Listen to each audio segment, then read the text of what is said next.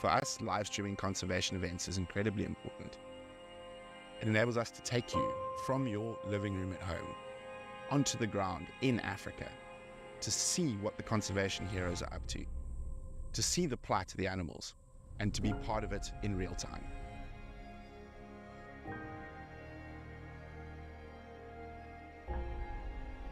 Hello, that one looks very bad, unfortunately. She's breathing a little bit faster than we would normally expect from the elephant, and that's almost certainly from the wound. Her body is fighting. By supporting Painted Dog TV's emergency fund, what it does is actually enable us to react with lightning speed to make sure the money gets to the people on the ground, and in doing so, help save the animals and get them out of danger as quickly as possible. This year has been an incredible example of that. We had 2 wild dog emergencies within a month, and if we didn't have access to those funds, it's almost certain that quite a few of those animals would have either been shot or poisoned. That's the reality of it, and that's conservation.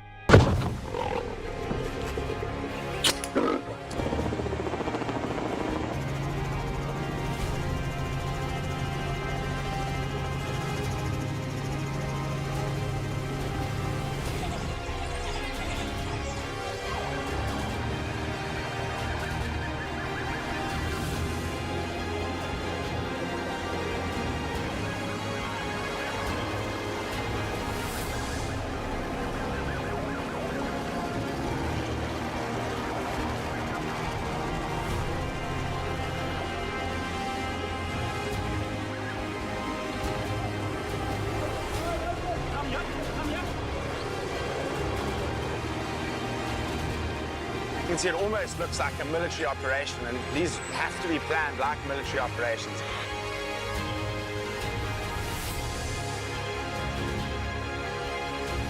Oh, it's mom and baby coming out first. Here we go.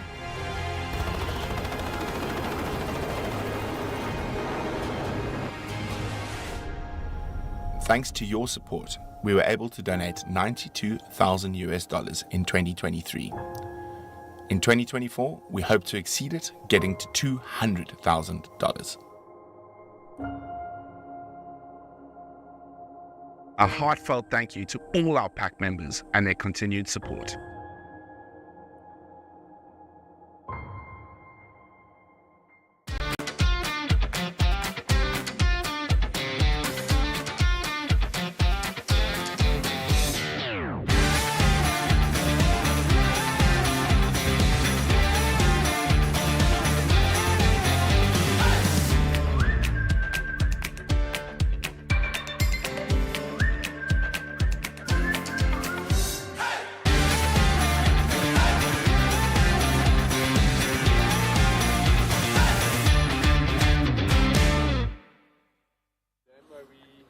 With a cruiser broke. Good morning! Welcome everyone, welcome to our pack members. Hello Carol, Sarah, Mary, Barbara, Miss Scotty. Am I missing anyone? I apologize. Rosemary, Barbara. Very exciting, it is day 3. We're on 36 animals so far, 20. We did 20 yesterday. 20 rhinos in a day. It was a long day, but it was a good day. And hopefully we can do the same again today. We're still at camp. We're about to get going. We're just waiting to find out exactly where we're going to start the morning. But I don't know where must I just go to that dam? I don't know how to get there on the road because I was in the chopper.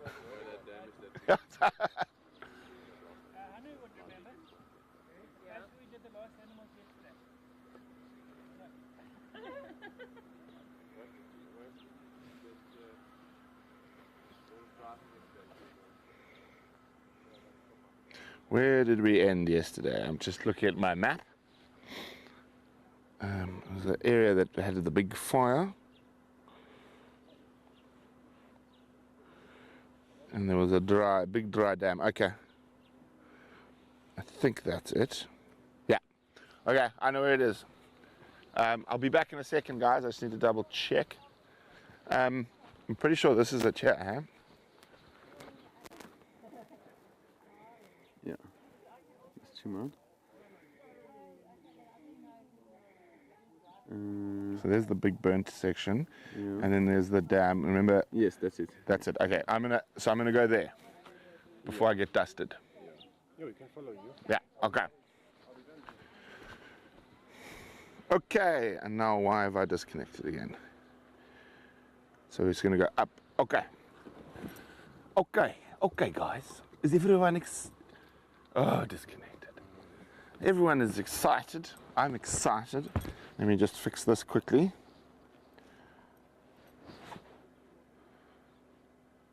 We have Brian on the back of the car with Basil. Hello, everybody. Okay, we're going. Let's move before we get dusted.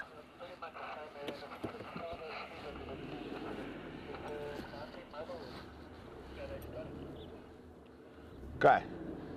Going back to that dam where we did the last animal yesterday. Yes. I'm going in front so I don't eat dust.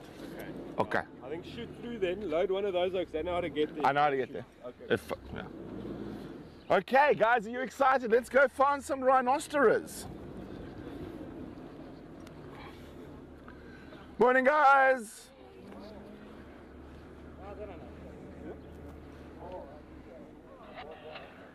All right, let me just. Okay, there we go. So we're gonna go straight up this road. We'll see you at the dam. Yeah, The one where we did the last rhino yesterday. Shop. So the last time yesterday when Gareth and I got out before everyone else down this road, just up ahead we actually saw a black rhino.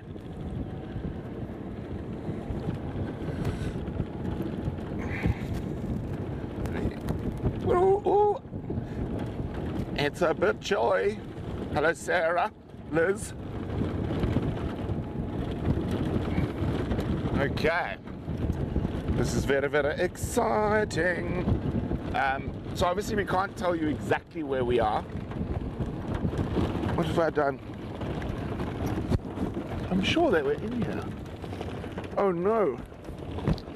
Did I take my gloves out and not put them back in my pocket? That wasn't very clever of me.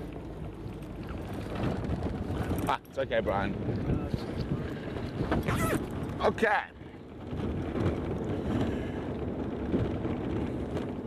Carol, it is not only white. So far we have done nine black rhinos as well. And you'll see if we do black rhinos today, it's quite different from doing the white rhinos. So when we wake up a white rhino, we're normally a couple of meters away. We watch them wake up, make sure they're safe.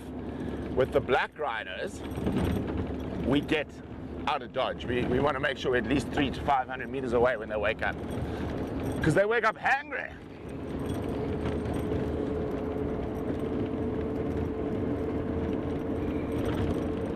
Very, very angry. So the chopper actually watches the black rhinos wake up. You can see we sort of, from a bushveld point of view, it's quite interesting. We're on the edge of the Kalahari. So there's quite a lot of Kalahari grasses and whatnot here. Also, from a species point of view, we've seen eland, red hartebeest, and gemsbok, or oryx. It's a good elephant population here. One of the highest leopard densities in Limpopo is also here. But you'll see the bush is quite thick. And the roads are very long and very, very straight. Can I get my monitor up there, Basil? Is that possible, please? Is it, Brian? Can I get my monitor up? Is that possible? Thank you. Just in case we see something on the way.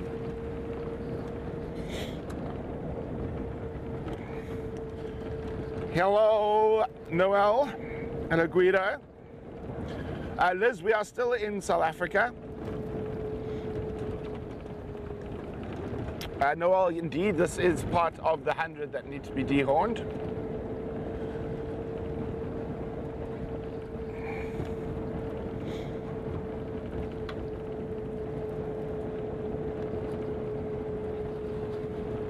It was actually around here where we saw that black rhino this morning, yesterday morning. So yeah, so we've already done 8 black rhinos, as I was saying, and then the rest white. First day we had a lot of black rhino in that area we were working. We did more black rhino than white rhino on the first day. We did 7 black rhino on the first day. We only did 1 black rhino yesterday.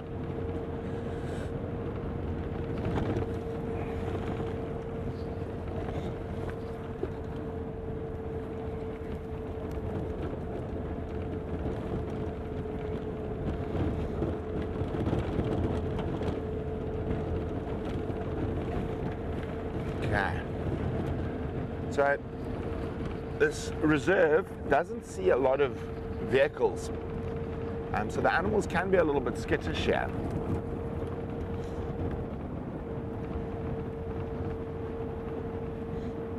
There was a big herd of elephants around here last night when I was on my way home. I was lucky I got to go home in the helicopter yesterday. Basil went on his first ever helicopter flight 2 days ago. Yana went for a little helicopter flight with Jerry this morning to go drop off Bruce, Jerry's twin brother.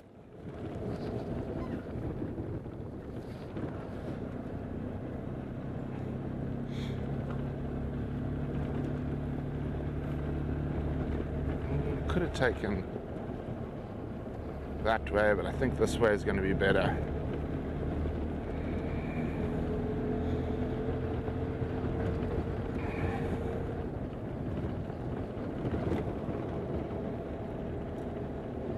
So obviously I just need to check the maps here. We're in a big reserve, over 50,000 acres.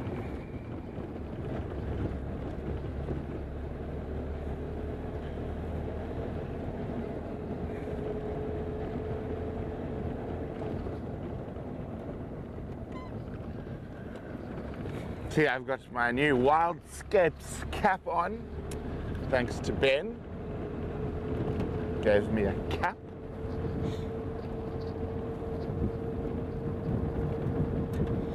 And most of you know I don't normally wear sunglasses too much while we're on our normal safaris.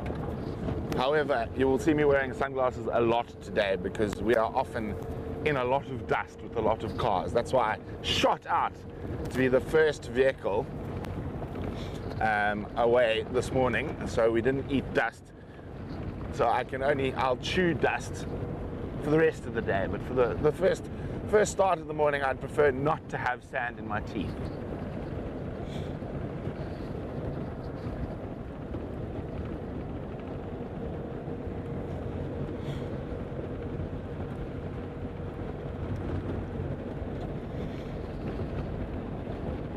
Ha! Mary says Brent, Brian, Basil, Killer Beat is 2.0. But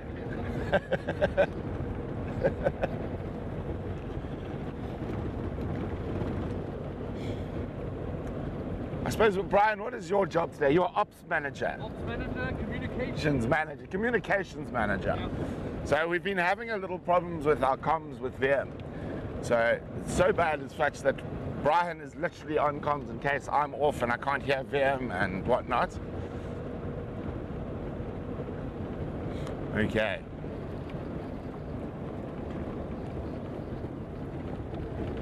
Check my map.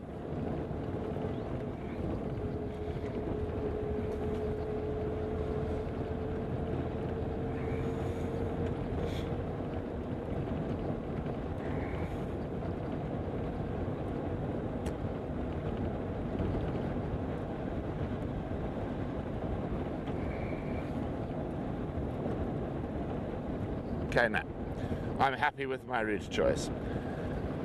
Getting to know the reserve quite well over the last couple of days, but as you can see, these big reserves with not a lot of people and not a lot of tourists that come to this area. It's very, very remote.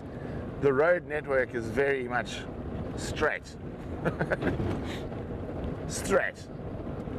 Okay, get ready. We might get lucky with some elephants, possibly some hartebeest, sesame, or eland.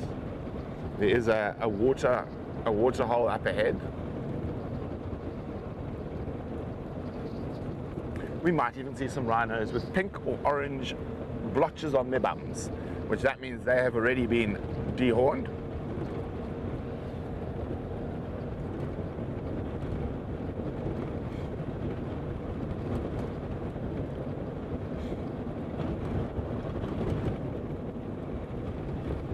Some fresh elephant dung. Lots of elephants here last night. Looks like the buffalo are here as well.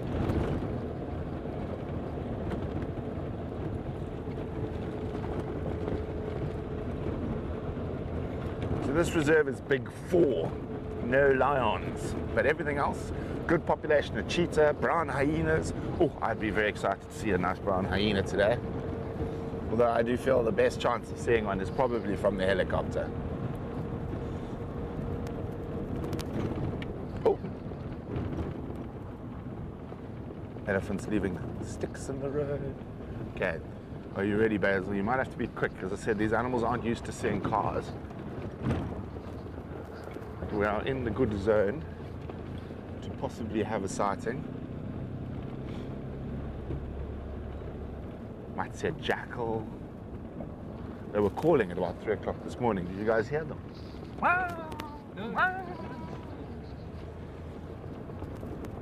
It's one of my favorite sounds when I'm out in the bush. Mournful wails of a black-bucked jackal. It's quite early, so might not be too much down at the water yet.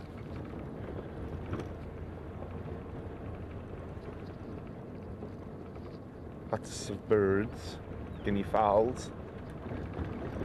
Unless we see something quite special, I'm not going to stop because we've got quite a distance to get to where we ended yesterday. Oh, I see the broken cruiser has not yet moved. Brown hyena tracks.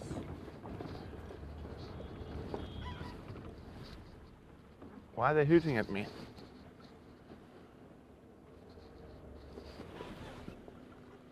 Big brown hyena track.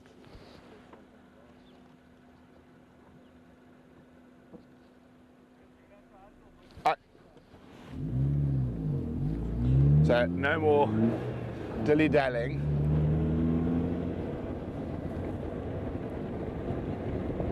We have been told we must hustle.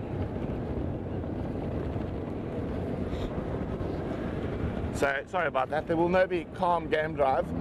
They want us to get there faster.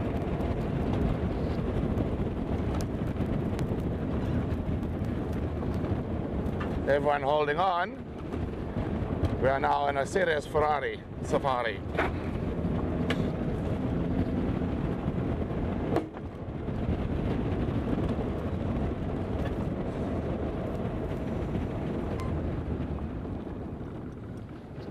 Big hole there.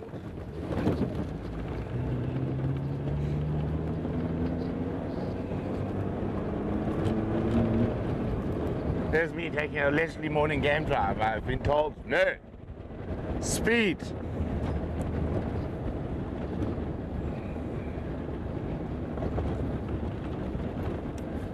No lions seems to be on purpose, Guido. They've also got quite a lot of sable and other quite valuable game species here.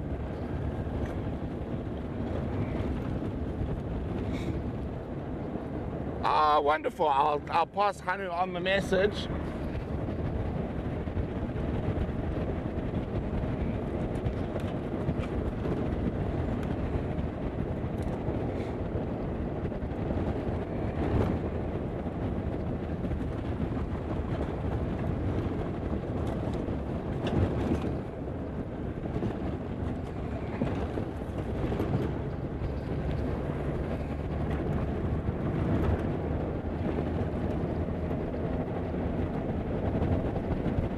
Okay, when your eyes start watering from the speed, it's time to put the glasses on.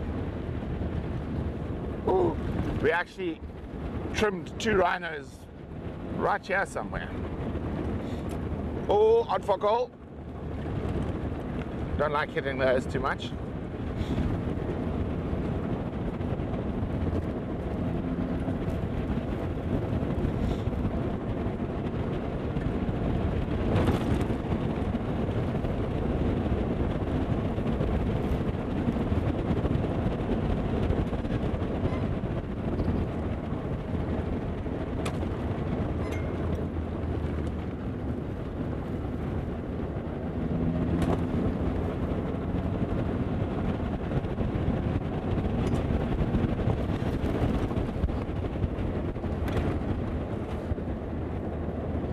So I'm not going to look at questions for the next little bit. I just need to concentrate on driving.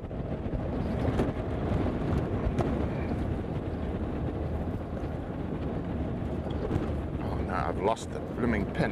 Okay.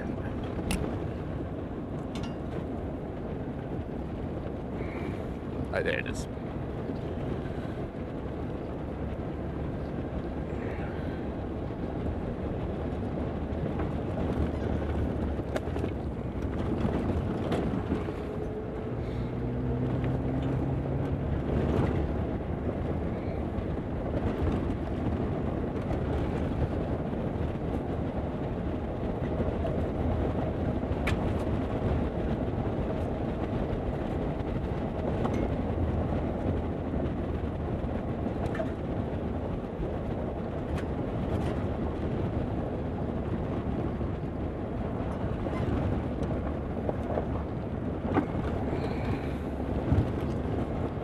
I just got to make sure we don't miss the turn. This one's a bit hard to miss this turn. Nice big road. Whoopa!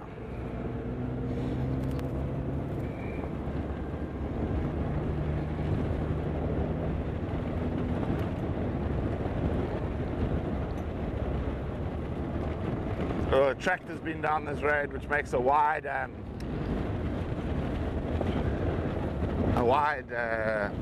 wheel spacing, which makes the little Jackal ski a little bit.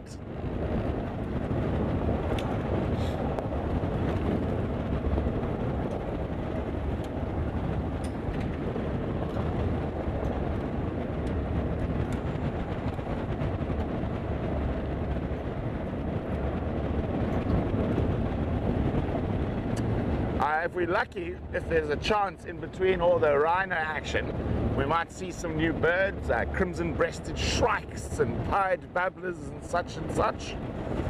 But right now, I'm just concentrating on getting there. The wider cars have made this a little bit unpleasant for our wee little Jackal.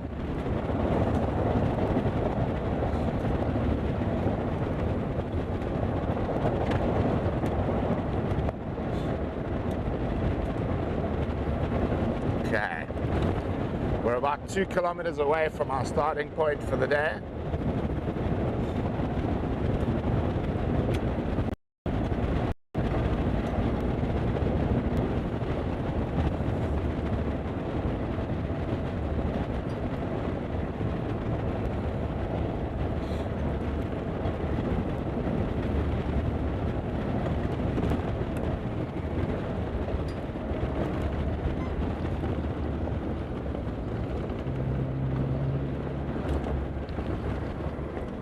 Make sure I can see the shit.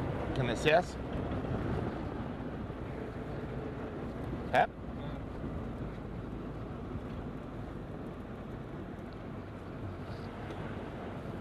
Did we lose them? Huh?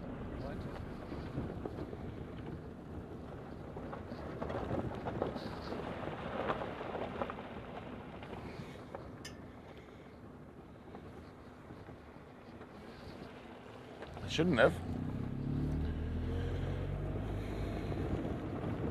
You see the fixed wing?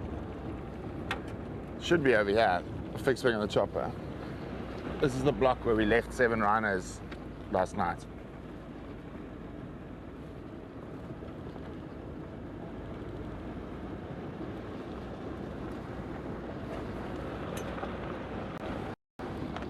Yeah.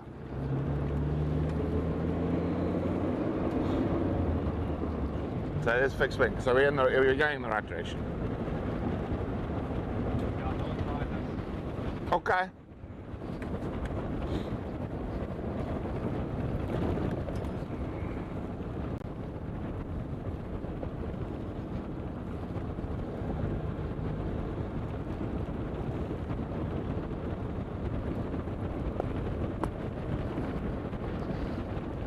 Big herd of wildebeest, but we can't really stop.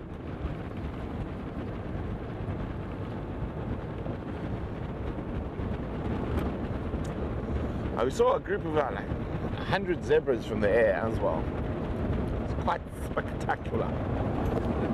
Okay. I was about to say, I am the navigator for all of us.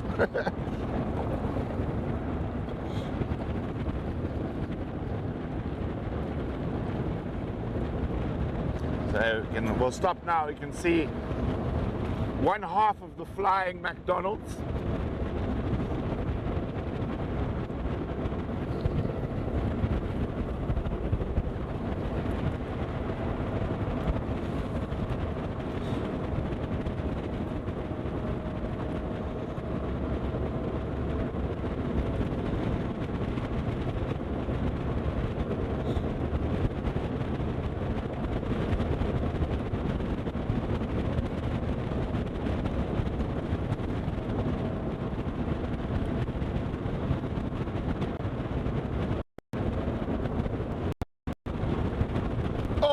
Grasshopper to the face.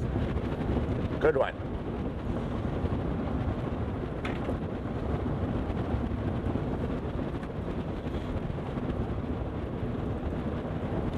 See all the horn shavings there. We did a rhino right on the road there. This is where we shall wait. To the dry waterhole. Hartebeest scale. Hartebeest skull. Okay, now let me see if you've got any questions.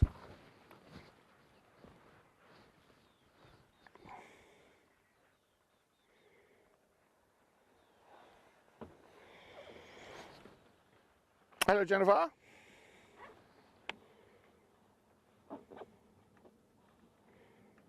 No, fortunately, no one fell out of the car.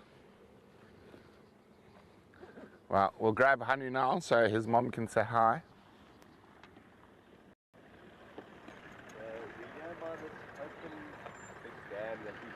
We're going to carry on north to that cut line and then head west, right?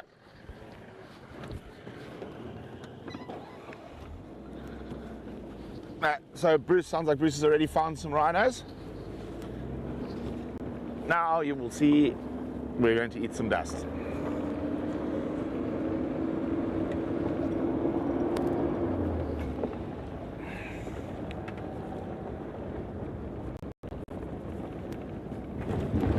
Oh, yeah! Yuck!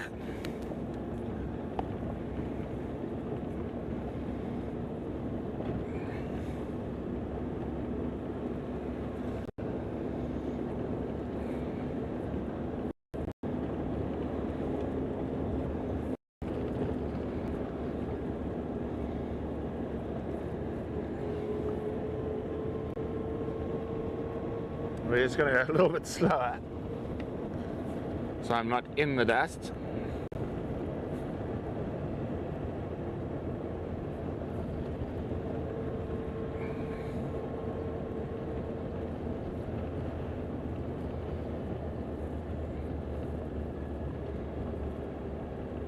Oh, what's happening here?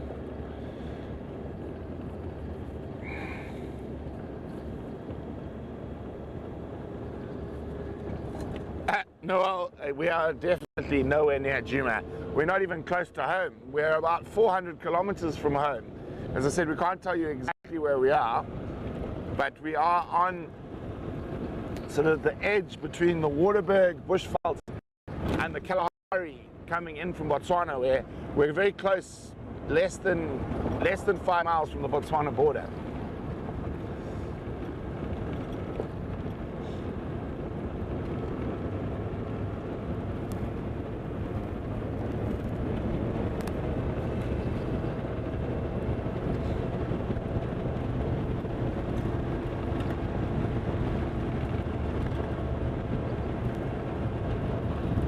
Okay. Should be heading left shortly. The fixed wing was down there. I can't see it right now. So what's happening is Bruce in the fixed wing is calling us into an area. We're then standing by. The chopper will then dart. And in this area, there have been big crashes, up to 5 together. And then Bruce will go off and find more rhinos. So it's just non-stop. There's barely even chance to have a snack.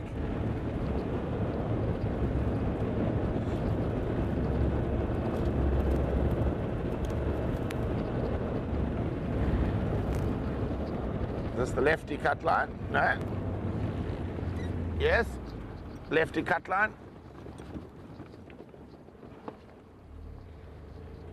We did a big rhino bull on this cut line as well.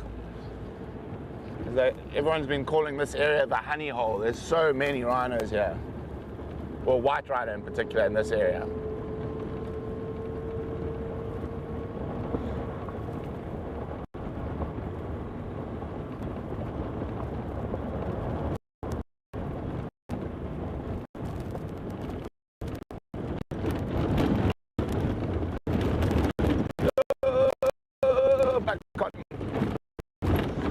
The buffalo and the elephants have made it very bouncy.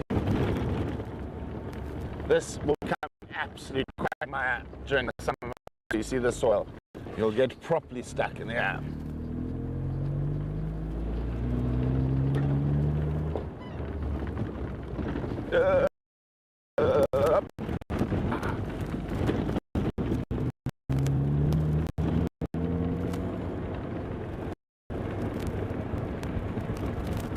Big fire break.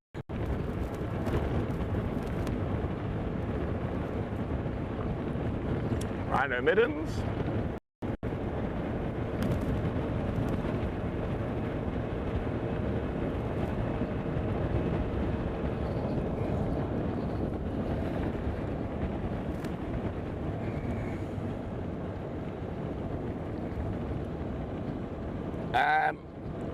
Carol, what do you mean by tagged? Oh, no. These rhinos, no, we're not tagging any of them. Not like we tried on reed spreads.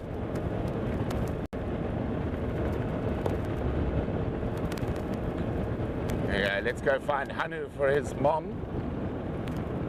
I see him. Hopefully, looking at his tires, I hope he doesn't have another flat tire.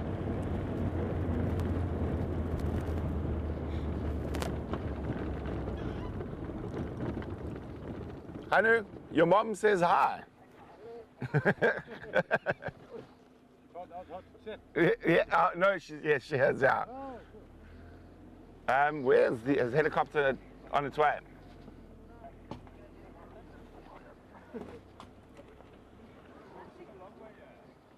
Huh?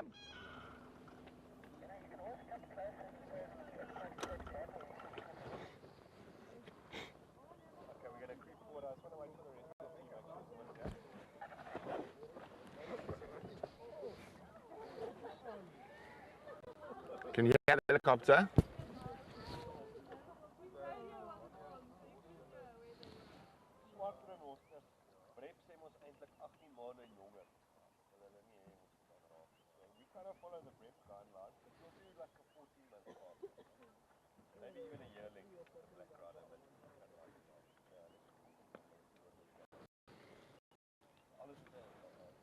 Just going to move the car a little bit so you can see the helicopter. No, we were at the dam. That's where we were, where I stopped. No, wrong dam. There's another dam. Everyone told me to go to the dam where we did the last rhino yesterday. Why? You took the drones around the whole farm to get them. Yeah. Sort it out tonight. Ah. Yes, Mr. Porcupine. Is there a dam? Okay, let me have a look. I even checked with Bart. And he showed me on the map. He showed me that exact spot. So let's see if we can. See, there's a big dam over there. So let's see if we can get a spot where we can see the chopper. You can hear it working over this area.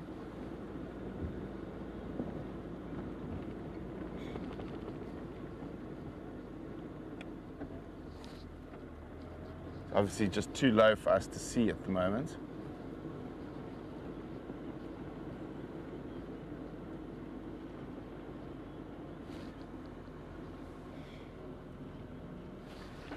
Oh, they're incoming.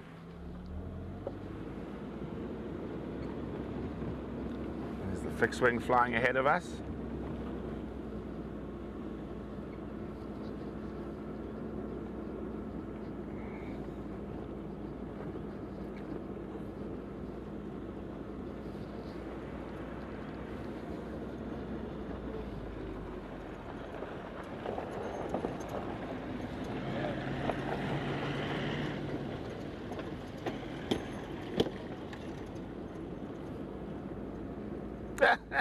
Dust.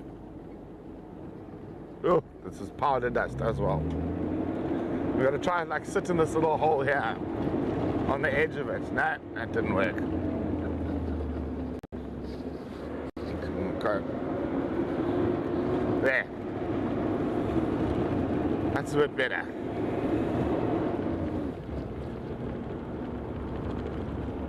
Chopper's sounding much closer now.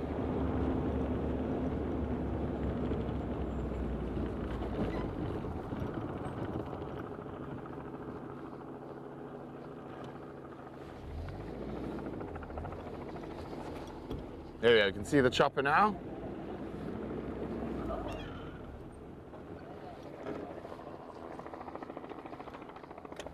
Is Dart in, Benno? Yes. Dart is in.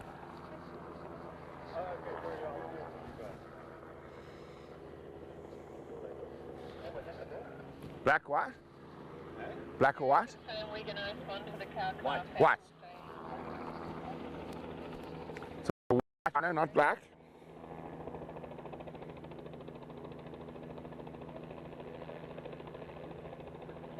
No, we're not collaring or tagging. There will be notching on animals that haven't been notched before, so people will be able to identify them from the reserve, and microchipping, and then obviously the horn trimming itself. Jennifer, there is a total number. We are trying to get to around 100. We're not 100% sure exactly how many animals, but we think there should be about 100 rhinos in this reserve. So get ready, there's a very good chance that there's going to be a rhino on the road. Jerry pushing. There we go. Big white rhino bull.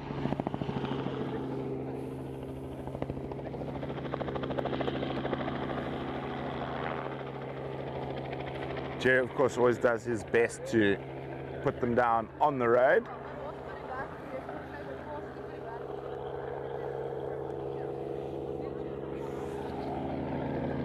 There he is, back on the road.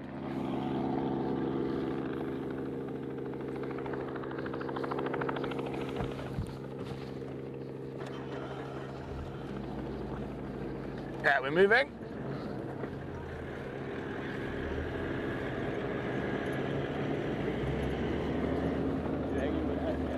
Yeah.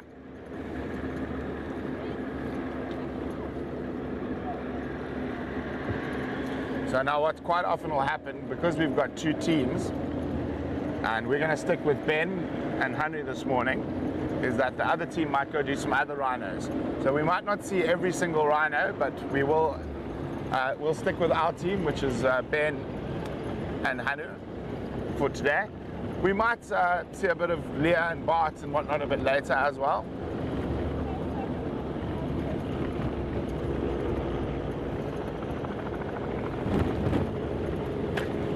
This is better than eating dust. There he is.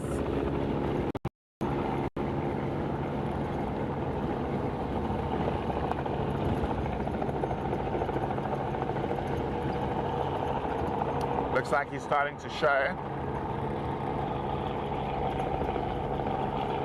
It's normally about 2.5 to 3 minutes.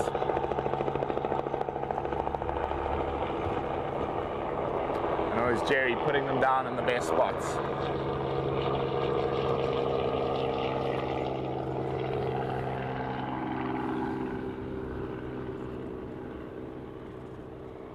Nice big boy.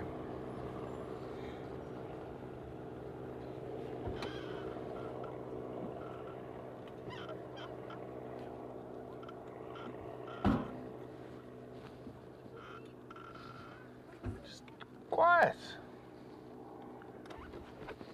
Okay, just stay there for now, Basil.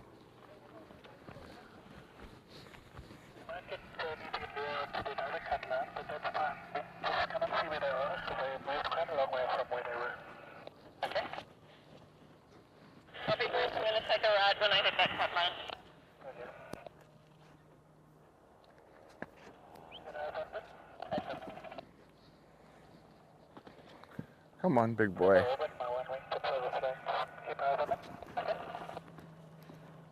Here you go, big boy. He's a big, big boy.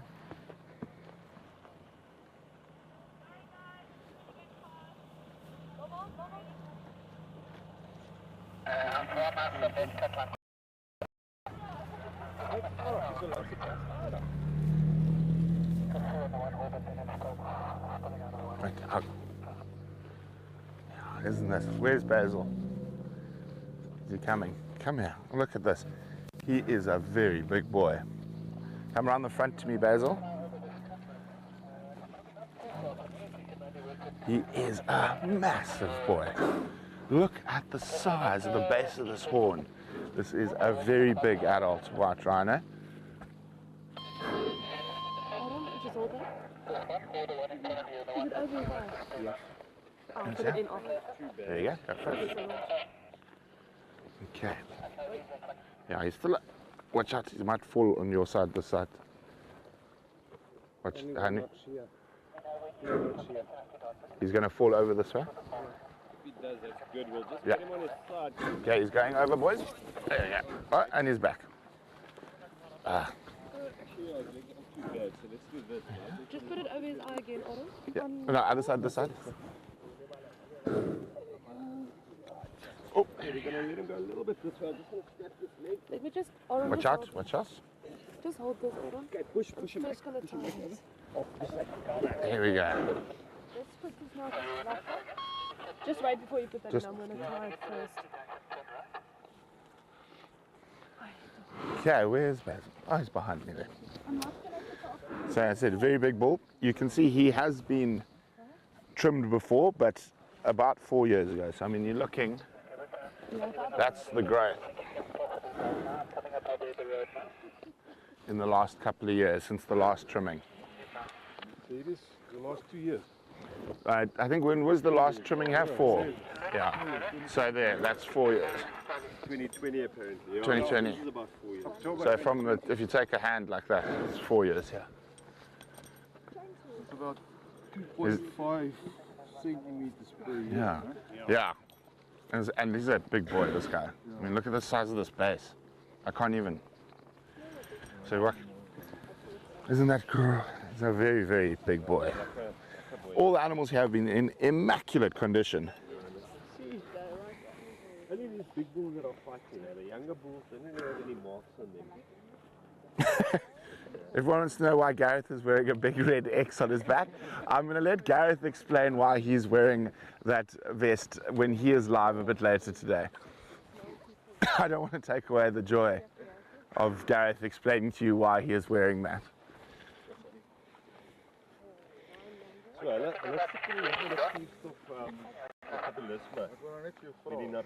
So you can see that we've got some oxygen going into his nose. Oh, he's a beautiful boy, this egg.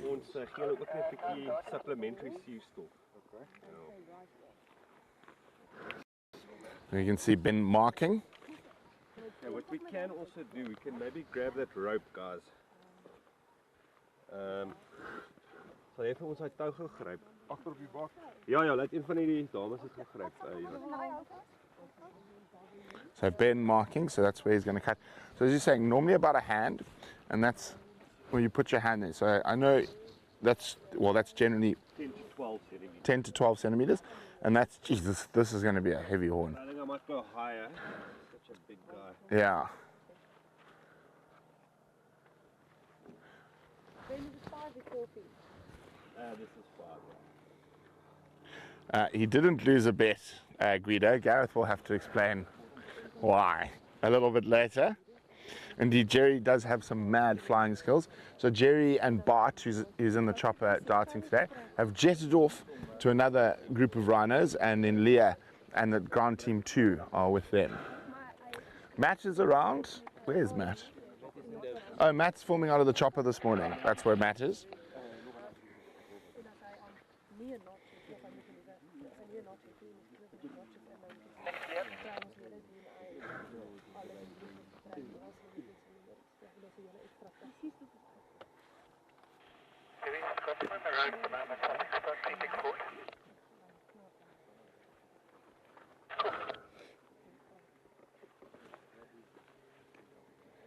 Okay. Yeah. Gonna pull now. Ja. Oh, when you're cutting, so tank. Ben, Yes. the breathing is only 2 per 30. No, it's good.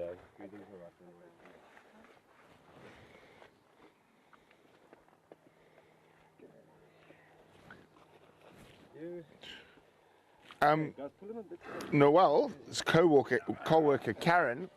Oh, he might stand.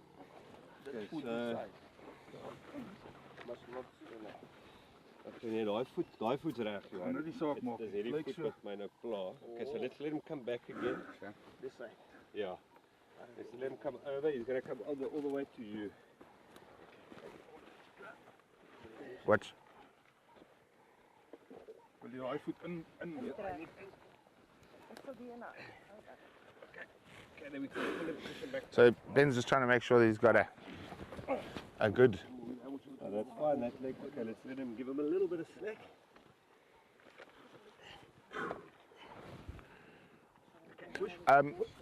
What happens if they fall on the dart? Nothing. I mean, these are such big animals. So the most dangerous thing about the dart is for human beings. I'll put. There you go. Oh. So Basil, you can come here.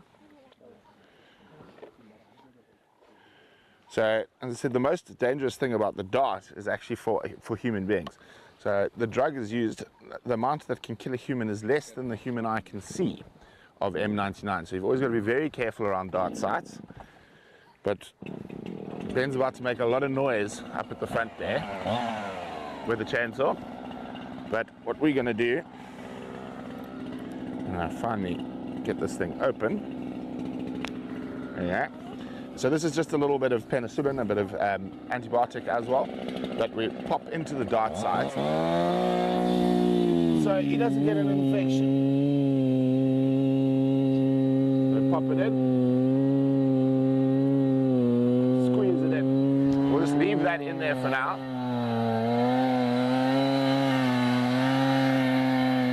And let's go around to the trimming.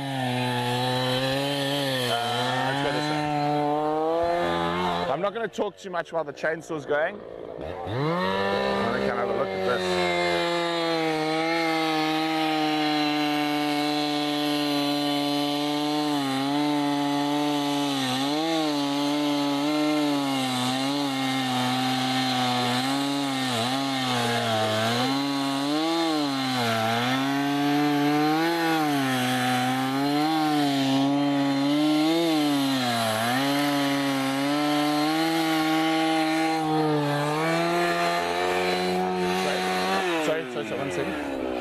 Sorry?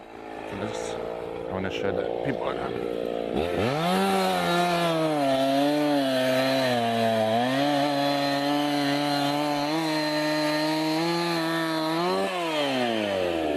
It's about 2.5 kgs. Huh? So about 2.5 kgs, $250,000 in the black market at the moment.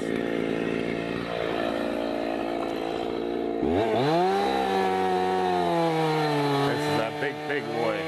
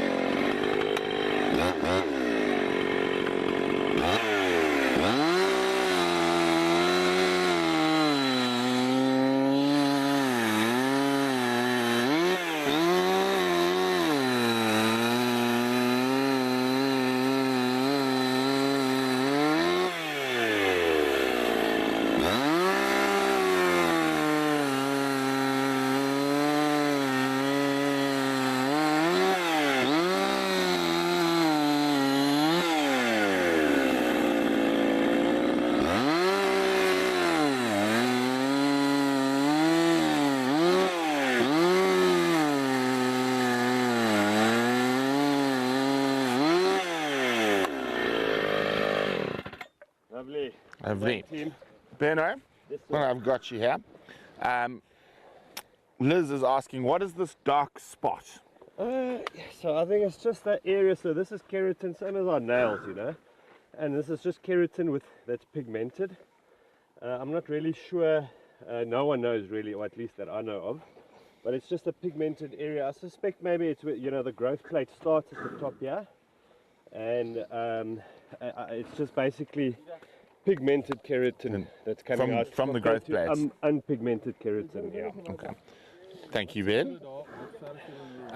Jennifer, the horns that are cut off are marked and then placed into a carrier bag, and they are sent to somewhere very safe, to a big safe, pretty much.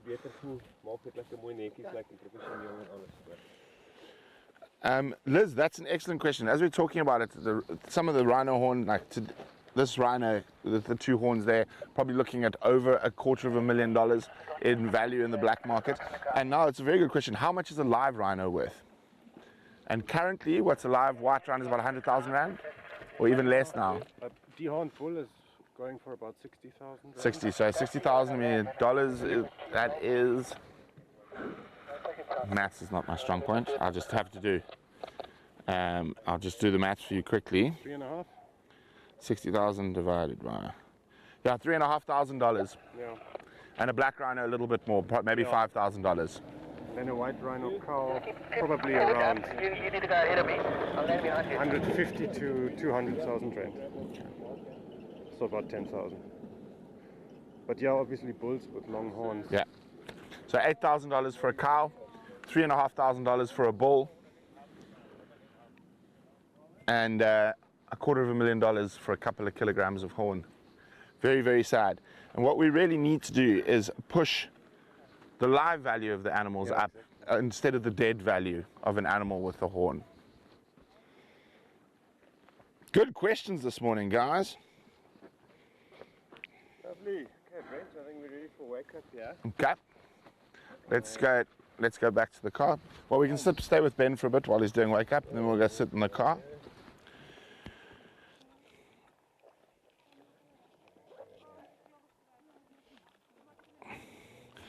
So the flow rate on the oxygen that's popped into the nostrils there, what's... We put it at about 4 liters per minute.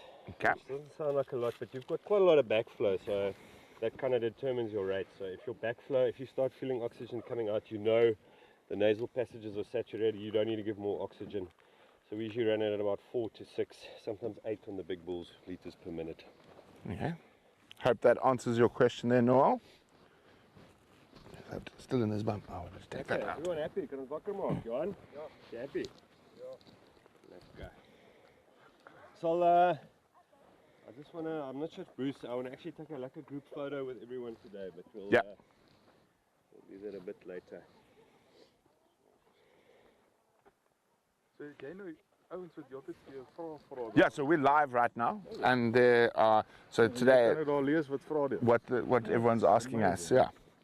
And we've developed it so we can do it almost anywhere, whereas a lot of other live places have to be sort of at their home base, and it's a big thing. Where my business partner, he's a tech genius. He's built all this equipment. He's built himself. Yeah. Okay, let's go. We're just gonna, and as I said, you'll see with white rhinos it's very relaxed waking them up. With black rhinos we'll be so far away you cannot even imagine. I'm just gonna go give this, just watch the rhino, I'm just gonna go give this to, who's got the dirt bin? Danke.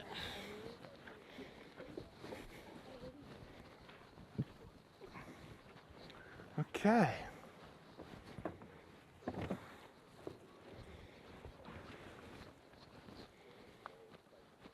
You can see the ears already starting to waggle, which is a good sign that he might be waking up soon.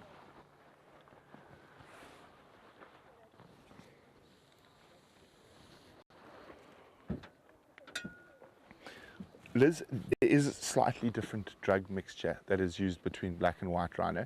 I'll get Ben to explain that a little later. And right now, it's time for me to lose a layer. It's getting warm already.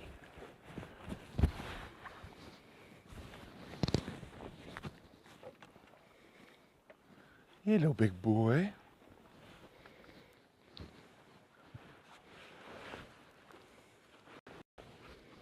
Miss Scotty, indeed. I say it's always quite exciting to be involved in something like this, but it is incredibly sad that we have to do this to protect these incredible animals.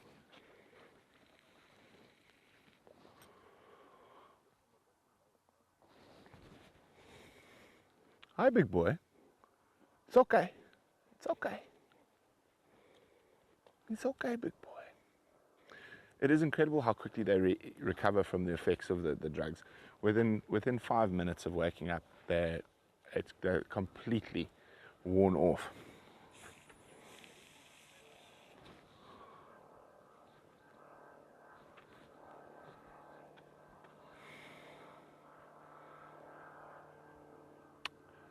You can go back to your lady friends, although we're probably looking for your lady friends right now.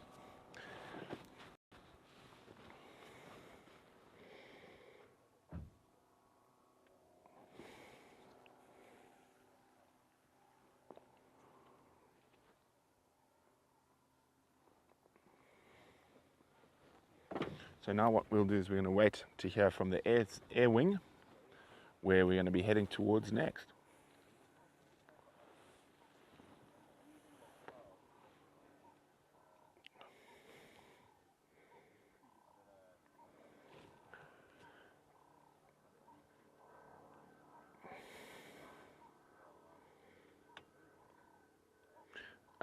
We don't need to grind. The guys are so good with the chainsaws, they can get low enough without a grinder. And they did put hoof oil on the horn to keep it supple.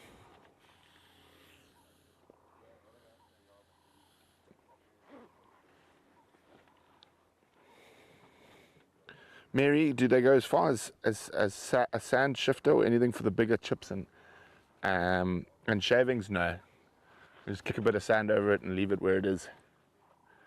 It'd be nearly impossible to find.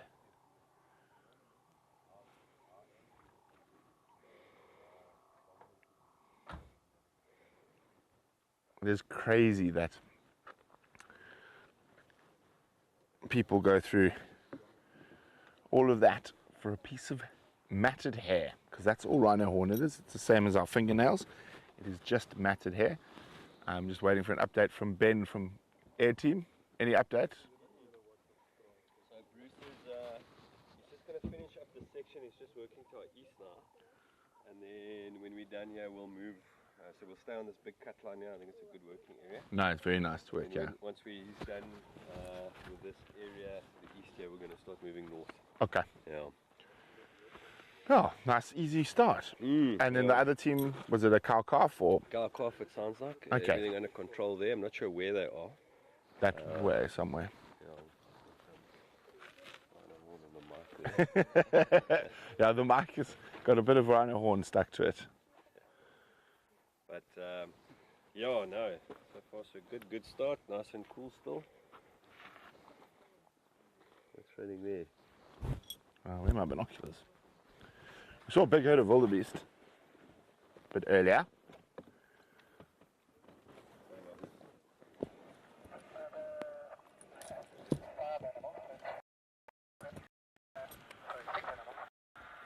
Oh.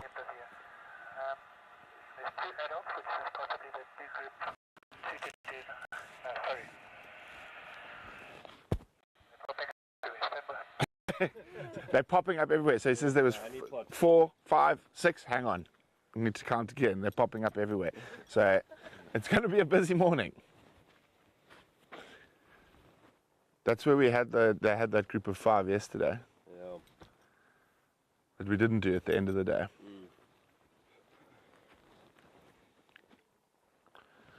Yeah, give these. the 5 we left maybe. Thanks, Bonner. They were on the seat, so luckily.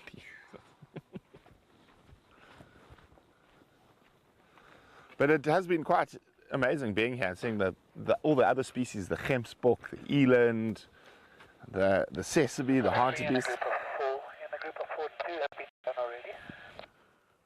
so that's 7, 2 have been done, 5. 5. Perfect, Okay. Chris. I think we're gonna slowly creep our way back east on this cut line. I can hear you, but I just can't see you again till we see you. Okay, we're on the move again, everyone.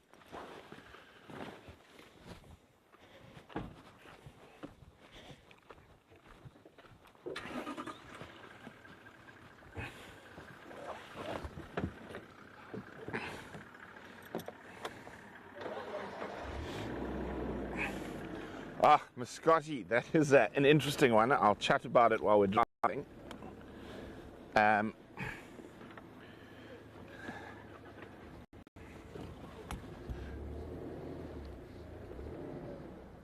Muscati says, why do some places inject dye rather than remove the horn?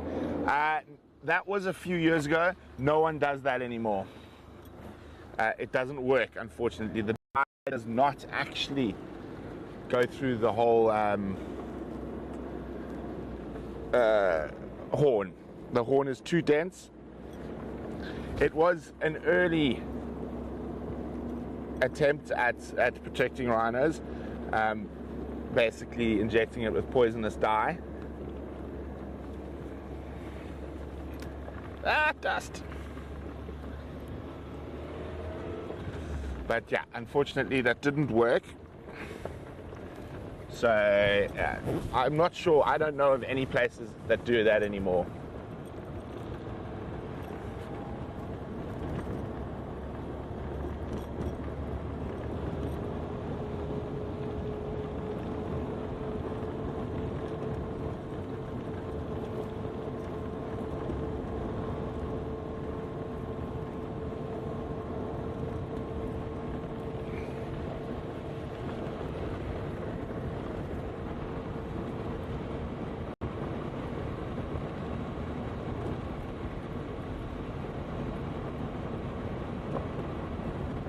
You can see what I'm talking about with the dust at the moment.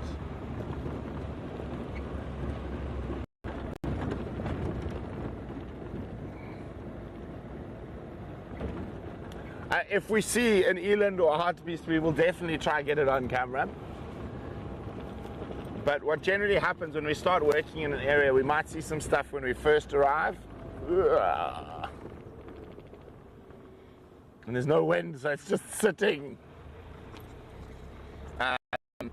But once the helicopter and the fixed-wing aeroplane have been flying around and around and around, quite often a lot of the other game will move out of the area.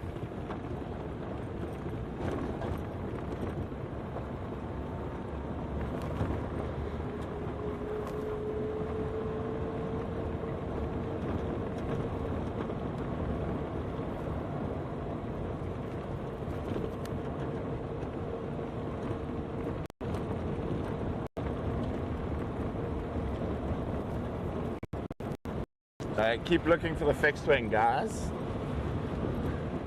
Brian and Basil are up at the back, a bit higher than me, so they might be able to see us a bit better. That's down at that dam where we stopped, more or less. Hartebeest skull.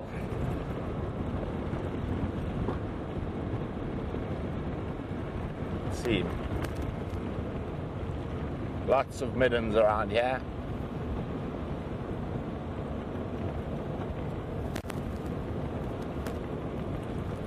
So a group of 7 rhinos, what we're heading towards. 2 have been done. So I think that was those 2 young bulls we did yesterday. And 5, in the group of 5 we didn't do yesterday. There was also a couple of cow calves in this area. I can see Bruce there.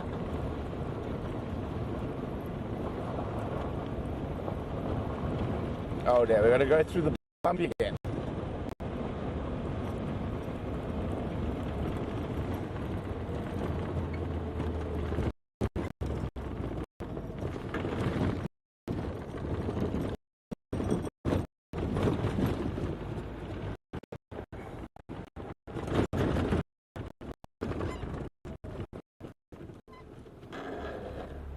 Hi, Sue. Hi, Wendy. Well, it's definitely not bad. It's not raining here. It would be quite difficult to do this work in rain.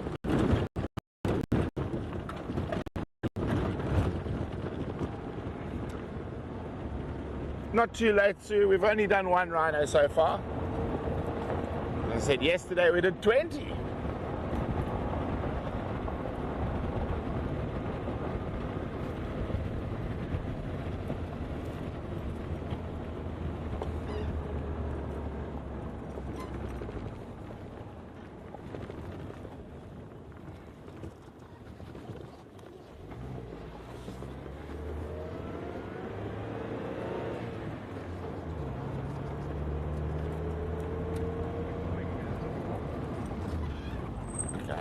As I said, I think that same area where I saw those rhinos from the helicopter yesterday.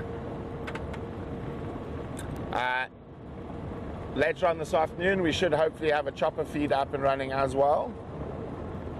Matt's doing non-live filming out of the chopper at the moment.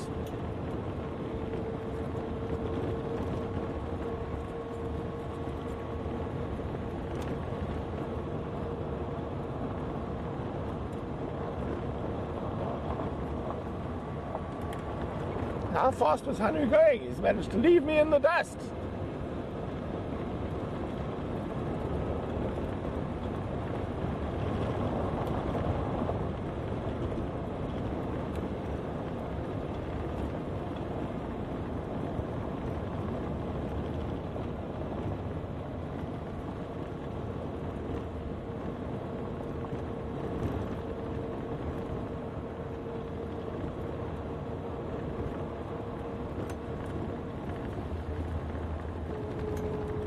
Here's the fixed wing.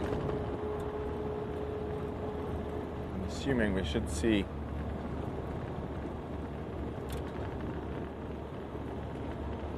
or did they go, do you think did they go straight?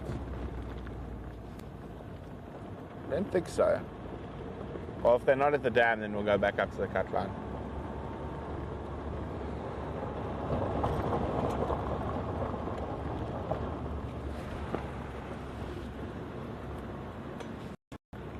Feeling we're getting, no, there's the fixed wing.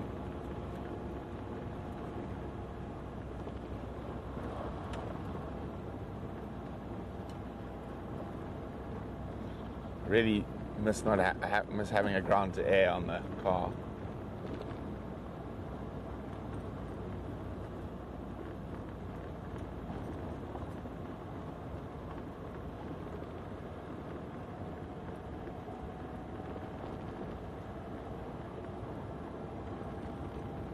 But if they're not here, they might be wanting Jerry to push that animals onto that bigger road. Oh, where'd it go? There was a crimson-breasted shrike. It was too quick.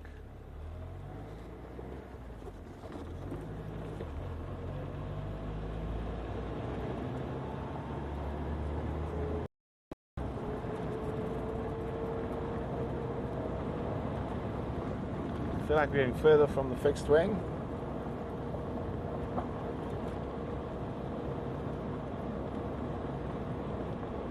The tracks, it did look like they turned right though. This dam's also a nice area to work in, nice and open.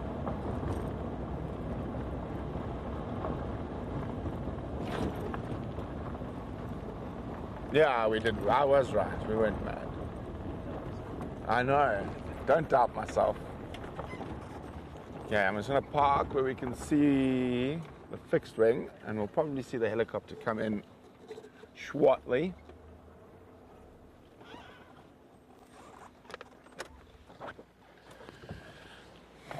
Here we go.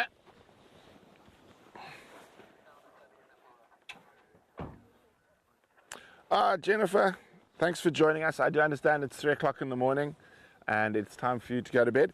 But when you wake up, we should still be going. We will definitely be going when you wake up.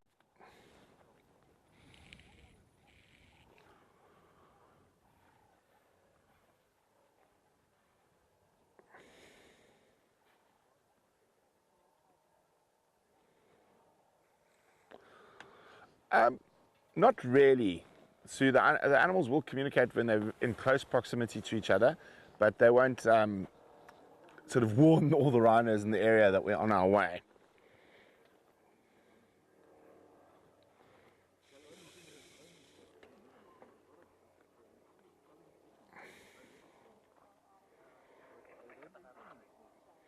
Noel, if there's a group of 7 and you dot one, won't the rest run?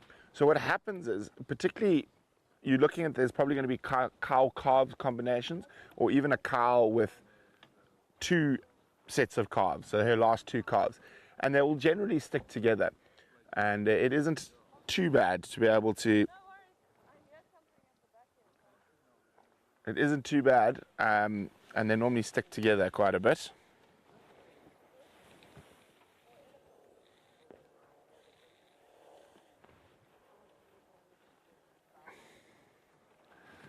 Sue, your son is also in the sky today. He's in the helicopter this morning.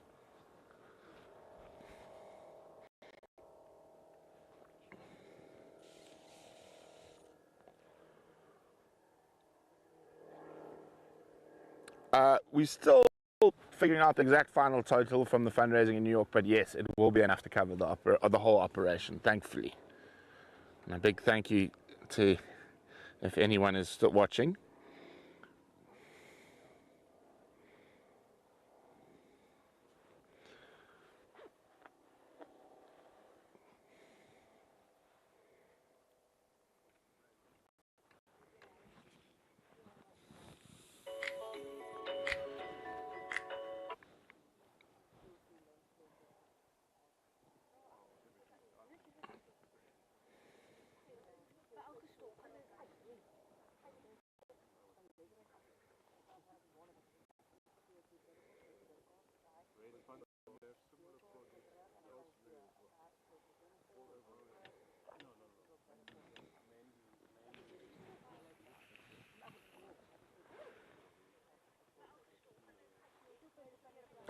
Lucky Matt.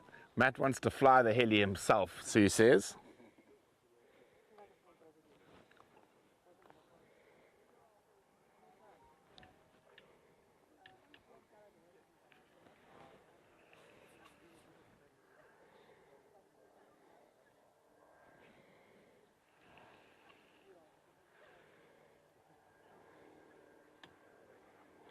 Lucky Matt.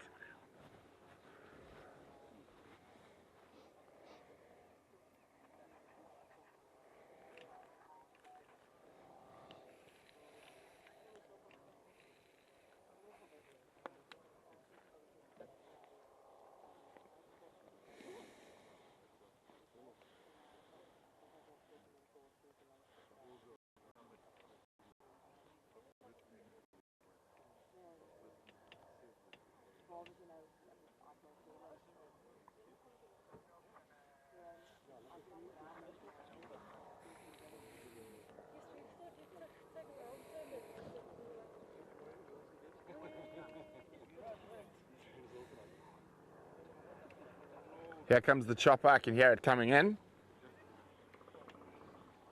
Coming in from behind us. Maybe we'll see Matty hanging out. Hopefully he's got his seatbelt on, Sue.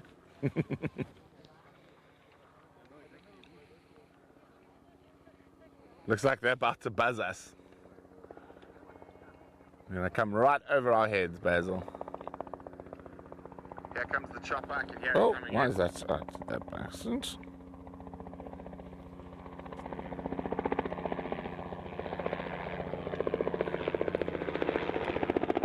There he goes. Vet Bart, Matthew and Jiri.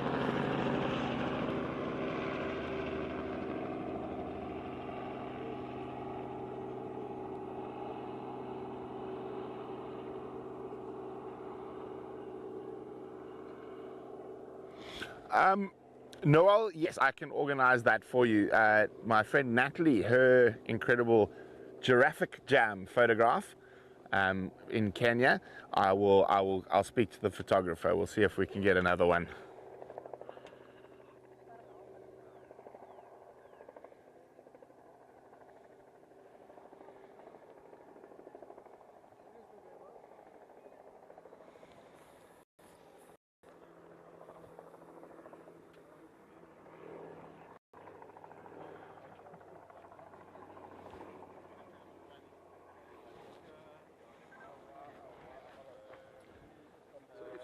wants to now follow your broadcast, what Yeah. must they do?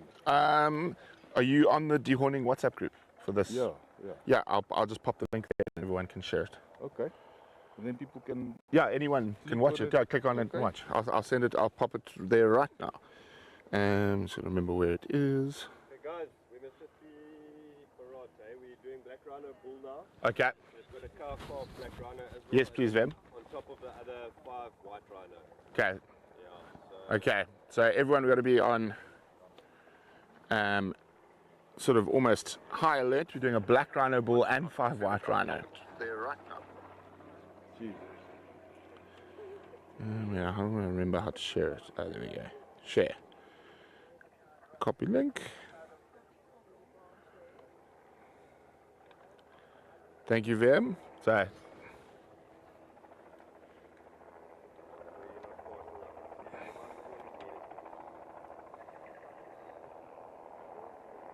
there we go. Okay, get ready in the cars.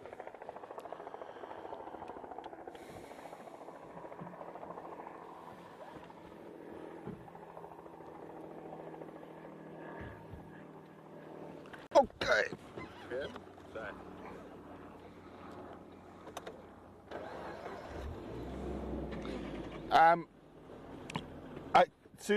I'm just going to have to remind someone to do that. Obviously, we're probably a little bit busy today to pop that pic onto the app.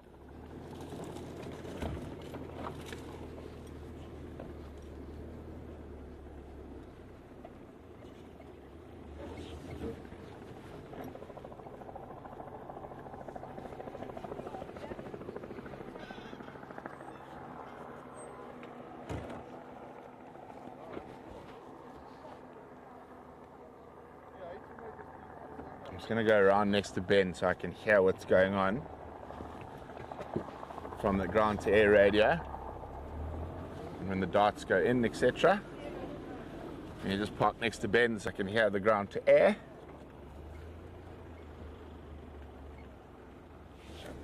Because I'm nosy like that.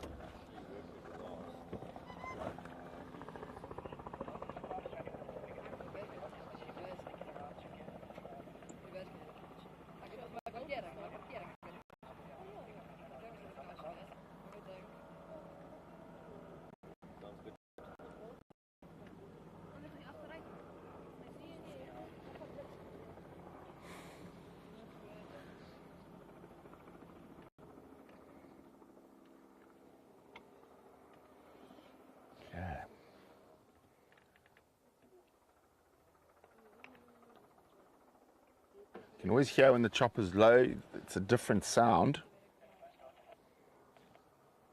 Dot in. Black or white? Black, the calf, yeah. Is it black cow and calf?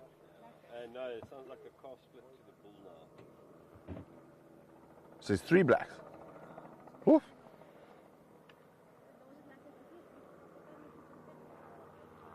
And you would have noticed we all sort of hang around outside the car when we're waiting for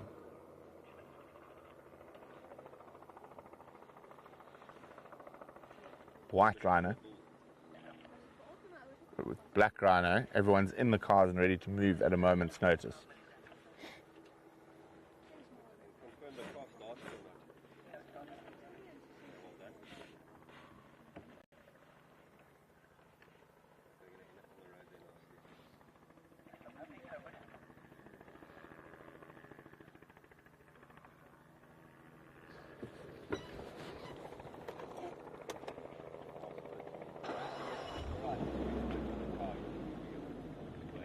They're very resident of orange, they always see them here. The blacks. So they'll find it.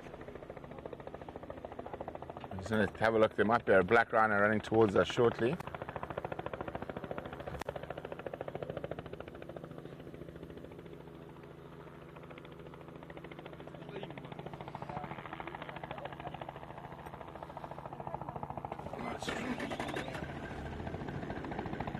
I'm just going to go back. Just black rhino might be coming down the road towards us.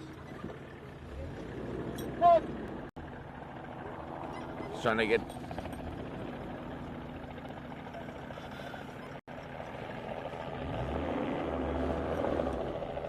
Really?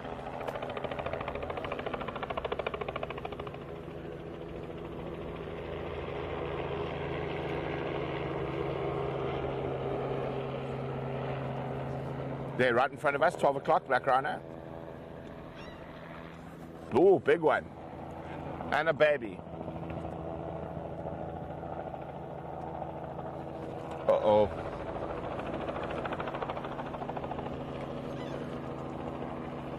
You can see the nerves are very different with these. Oh, shit. You got him?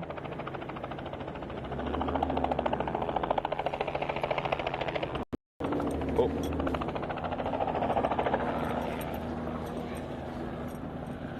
It's coming behind us.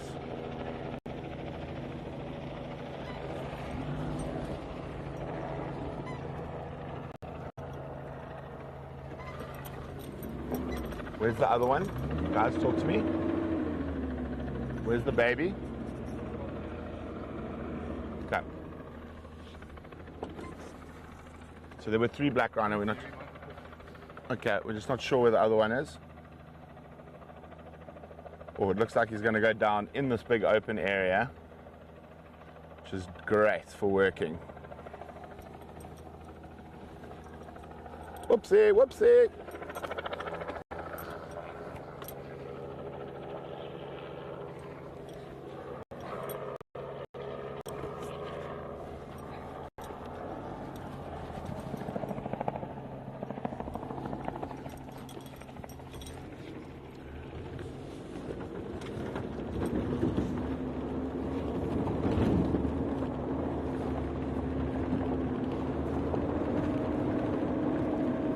Fallen a little bit badly, might have to roll him a bit. Just gonna wait here till Ben gives us the all clear. So with black rhinos, you always are extra cautious.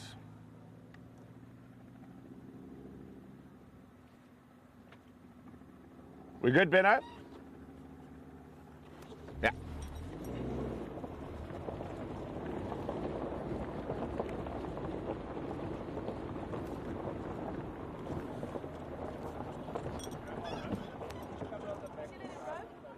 Don't.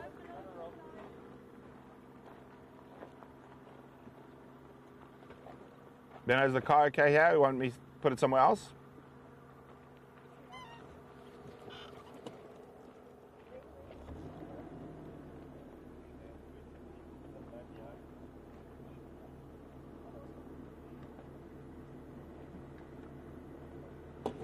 Fortunately, with black rhinos, they're not nearly as heavy as white.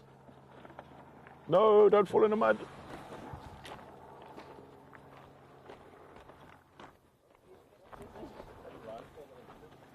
Blindfold? It's,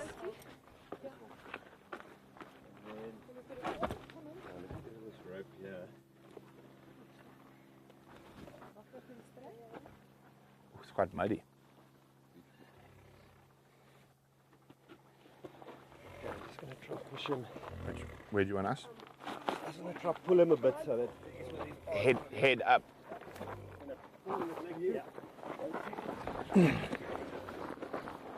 There we go. Okay.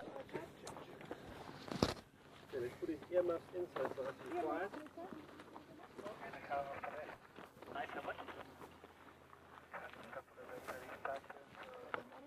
Flush the bottom eye.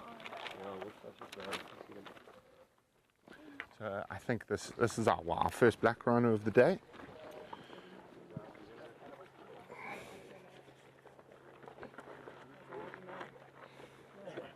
Watch if he doesn't run. Watch there. Azara. So Sue, if the animal hasn't been notched before or DNA samples taken, then they will take DNA and some hair samples, and they will notch the ears. It's a cow. It's a female. Ja, it's a little heifer. Maar klein Demi aan het. Ja, nee, that's So Ben, can you just explain quickly, if you've got a moment, the difference why we don't use oxygen on black rhinos? It's a slightly different drug combination. Yeah, and they also don't get what we call opioid-induced respiratory depression. So we don't need to use oxygen in them. Nee, dat is ook niet zwart. Nee, dat is hier waar. Ja, dat is jullie. Okay, girls. Girls, een van julle bring maar water. Kom ons was sy ore want ek wil nie my modder met die notching doen nie. Dan was ons net sy ore met daai julle kan daai handdoek ook gebruik. Jy net nie water in die oor kry nie. Okay.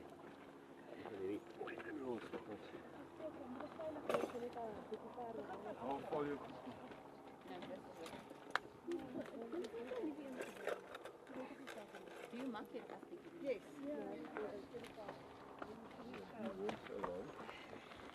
Okay. You can see how much smaller a black rhino is than a white rhino. We've got a really good chance here to look at her lip. Yeah.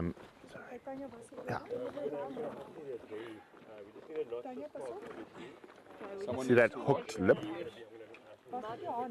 So, specially designed for grabbing those thorny trees and branches.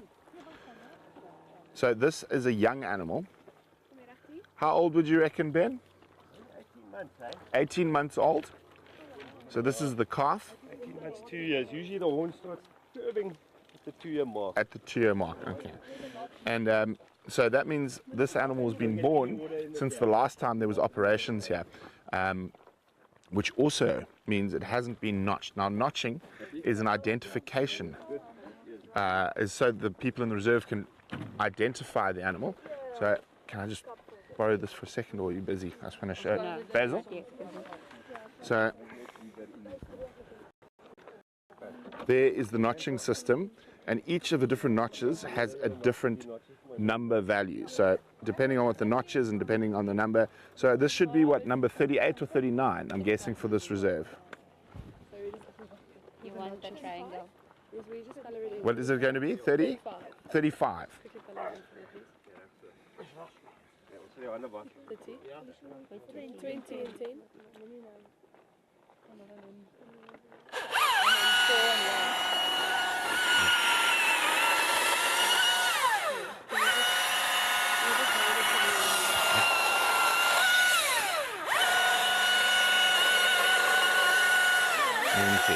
Young animal, not much horn compared to the last one. There we go.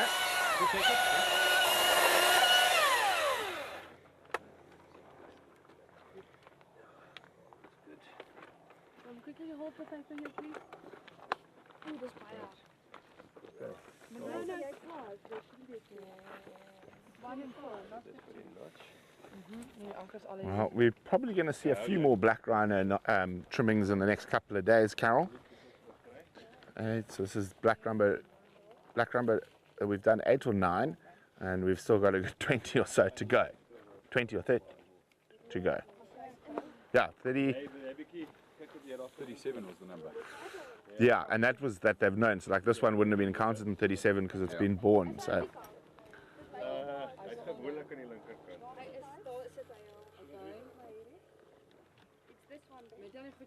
Yeah. Oh. Oh, that's definitely your job. That side it's 4 and 1. Yeah. Moenie voorvat nie, vat agter in die dam. I think someone should just definitely just nudge her into the big hole there. You need to really pull it, and just be careful, huh? Moenie laat hy jou steek. Okay, wait. Let me come. Twisted like Let me. Do you want me to do it? Ek dink ons gaan dit ook met 'n bietjie water moet was wat ons Ja. modder. I'm just trying to get that out. Ja, short Brent, if you can get it out.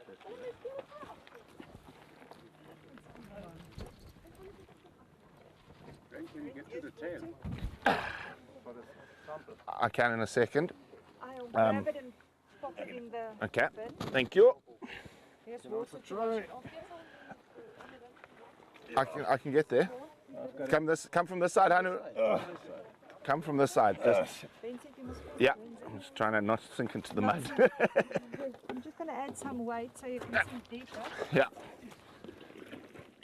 Yeah, no, you're better than Yeah. There's that dot sign. Oh yeah, I can't even see it now. I think we're gonna have to maybe try and walk them out. How much hair do you want, honey? Oh no, she hasn't been got yet. Just keeping an eye on her. Honey, is that enough? Just check. Yeah, that's enough. That mom will probably follow the trail and come out here, so we must just keep a good eye on her. Ja, dus As it should be. sommige zakken doen het. Okay, I'm just still trying to. Having fun, Brent? Yeah. He's. Okay, okay, got it. Yeah. Doe je het te laag? What's that? Hij moet heel onder. Heel onder. Ik vind het fijn. Ik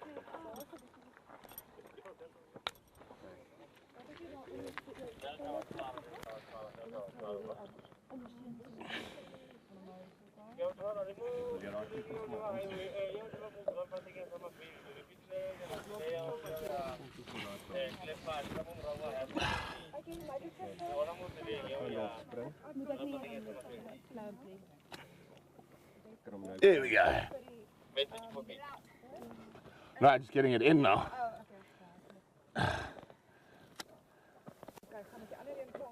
Okay. Lekker. Can I have a little bit of water for my hand, please? Genigtig. I hope I can pick it up.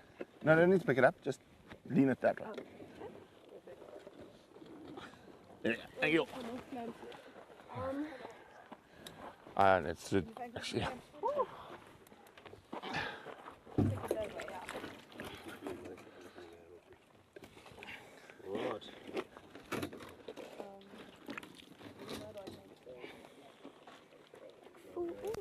You know what? They're dirty enough already. I'll just make them more dirty. Yeah, I've managed to get it in.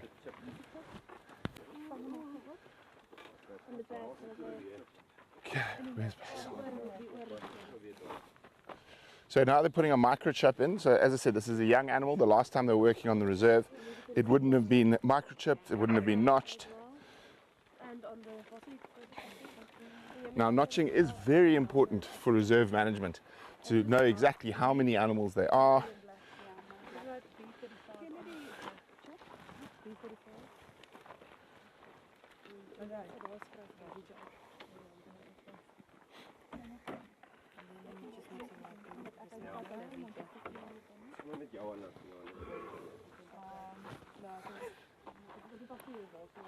Okay, let me see if there are any questions now.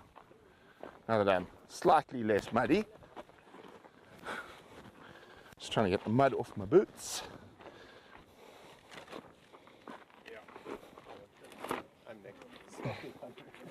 I was saying don't go that side. All part of the Nice job. and cool. Yeah, That side. Honey's poor shoes. Shoe. That one's not too Sue, which is more valuable, black or white rhino? In terms of the live cost of an animal, a black rhino is worth more than a white rhino. But in terms of horn value, it's the same. Actually quite smaller horns. Yeah. Thinner. So they're thinner, smaller horns, so they're theoretically worth less money if you sell them just because they weigh less, but price per kilogram will be exactly the same as a white rhino horn. No, they're generally softer than the white rhino.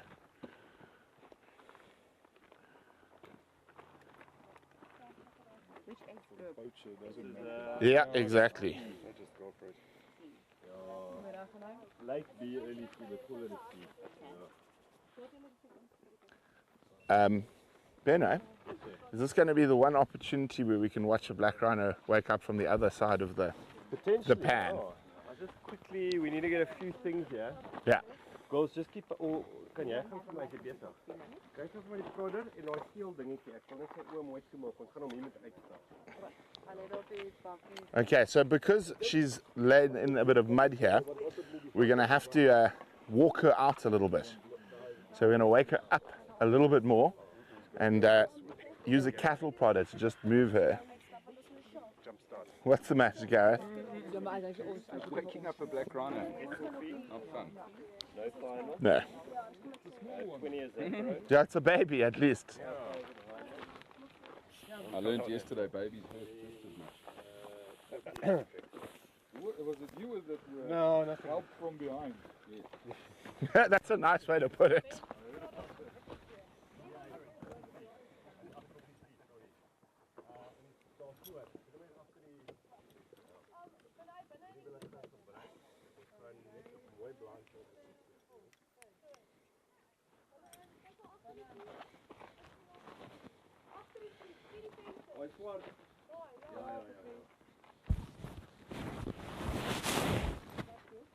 Het ons daai klemp dingetjie.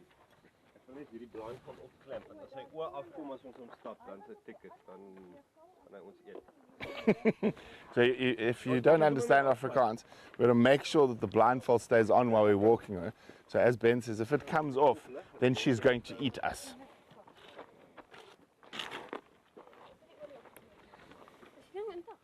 Who's going to take the blindfold off Ben. Ben. alone? Yes. I'll be over there on the opposite side, watching, filming for posterity. Okay, then let's put Brent. Are you gonna? Yeah, I'll help you. If you need to move the car, guys, just move it with Basil on it. Yeah, let's jump back on the car. You guys can move the car. Kind of between. Can I take the water? Julle almal gesien hulle lippe. Look, yeah. Look how different their lips are to the white rhino. You can even see the color. Kan ek oor die clamps af? Ja, ja. Dit kom afval. Kom sit net daai ore in. Net die knop uitval, Brent. Is daar kleiner ore? Oh, kleintjies? Kom sit kleiner ore in. So what do you want me to do? Just But we can just walk him. If he's gonna walk, he might want to walk. I'm not gonna give him butorphanol. we're not feeling that brave. Wait to awake then. We're gonna struggle. So Brian, I think just take the car around to where the other cars are.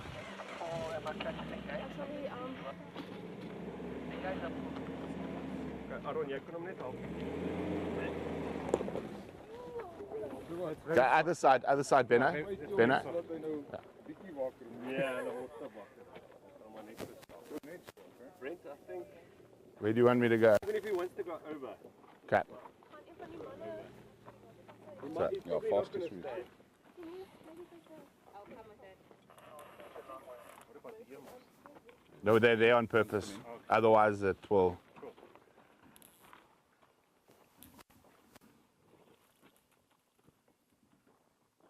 That rope can hold there. Yeah.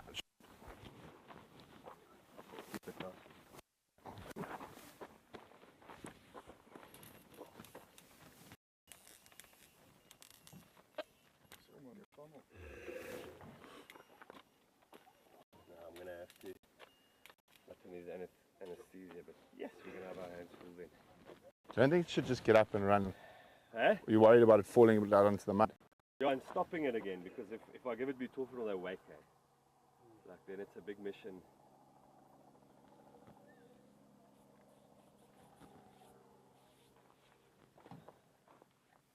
Should we not try just pull her out a bit? Yeah, maybe we should just try to pull it out. Get more hands on, just pull her out to this permanent stuff up here. So we got enough hands. So I don't feel like I wake black Kan rhino. jy nie ons gaan ons haar kan trek of kan Ja, Ja, ons lig hom maar net. not too heavy. Nee, dit was sterk wees. Dit gaan 'n bietjie But not keer here, wees. around the legs. Ja, exactly. So, let's come this side. And I reckon the Bottom leg. Just do the bottom leg, yeah. What there? No, here. The bottom, That's yeah. it. Just above the foot. Exactly, yeah. Okay, guys, and I reckon here the mud's a bit drier, but if you can get it up to here, it's going to be lelijk wees. Ek gaan 'n bietjie seer wees. Slope is op. Yeah. Good try, but I think what you do, honey, just hold it. Hold the head up. Yeah. You're ready. Yeah. You. 1, 2, 3.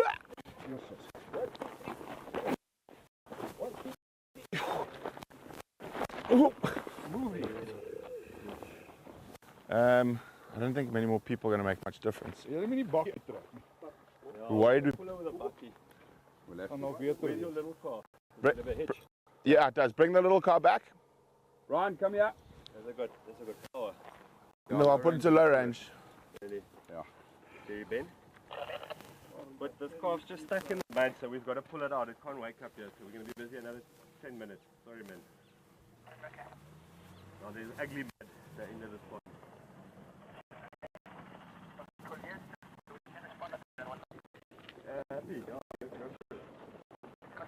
Just come in reverse and here.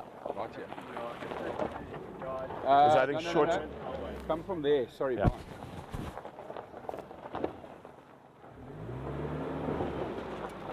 Please shock yourself with that thing, Jana. Okay, then just Please, Jana, shock yourself with that. Nothing, I'm just teasing. come. Okay. Okay, whoa. Whoop. Just be careful of, oh yeah, that's tag. Switch out. So it's got low range.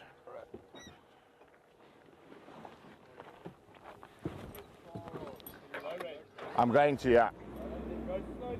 Very, very slowly, yeah.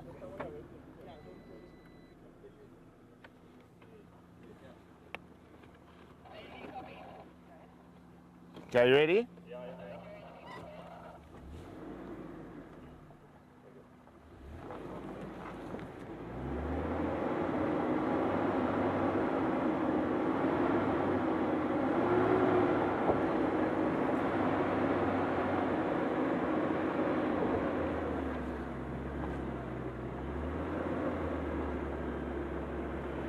Bit more?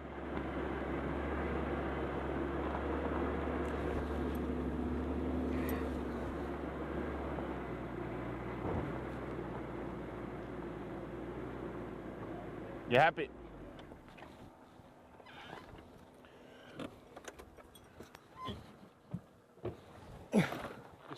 Next time you should have. Like it, Yeah. Yeah, you can take all the blindfolds off and Okay.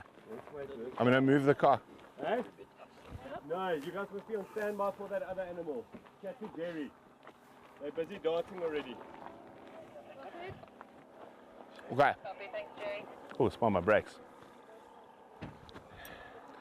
Okay, Benno, can I move the car to the other side for wake up? Guys, I think cars, I'm quite happy. You see that tree there? Yeah. You can park so that you can see Brent. The rest of the cars can park just behind there. Okay, perfect. Thanks, Benno.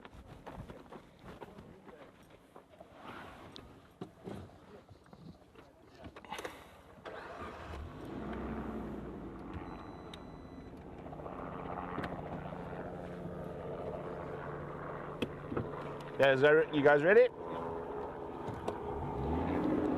Well, that was a first for the Jackal today. Helping move a black rhino out of the mud.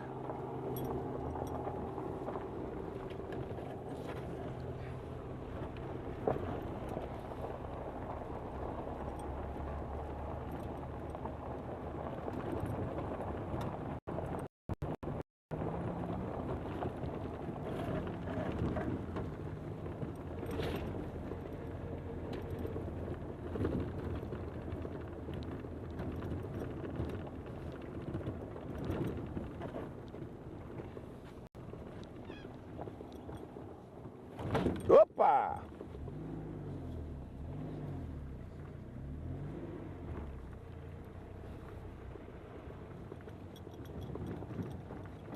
We should be in the shade here. We should not attract the anger of a waking up baby black rhino.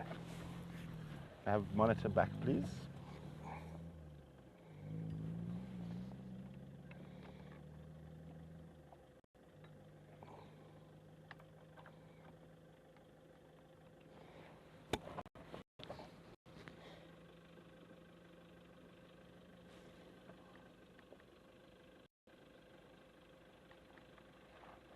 Where's Gareth going?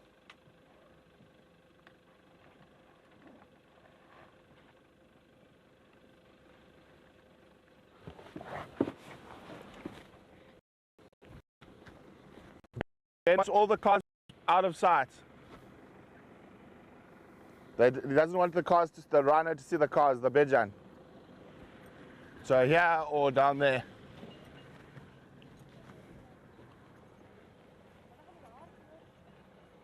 Yes, Jano is carrying the cattle prod, and generally on these operations there's always someone who ends up jabbing themselves with the cattle prod and waking up. Okay, like this? Yeah.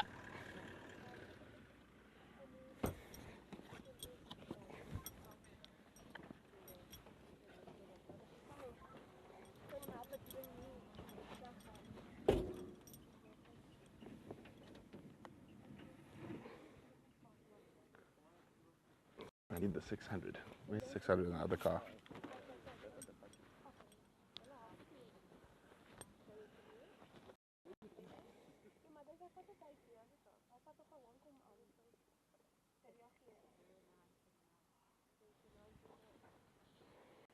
Okay.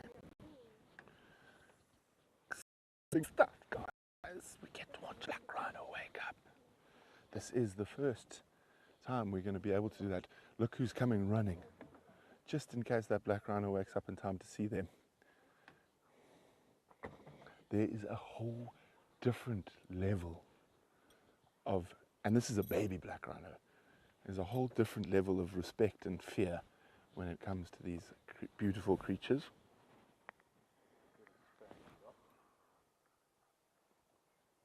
Watch the ears. When you see the ears start flicking,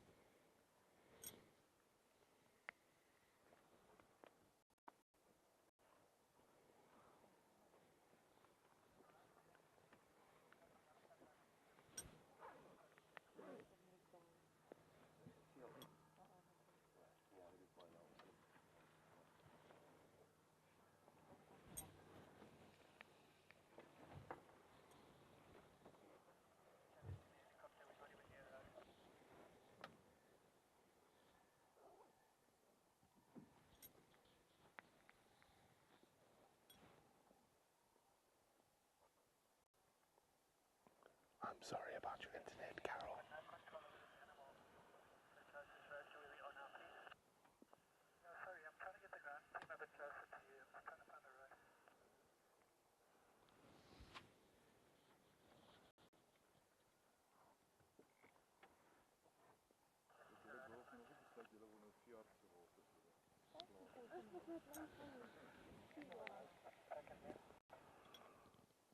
There we go.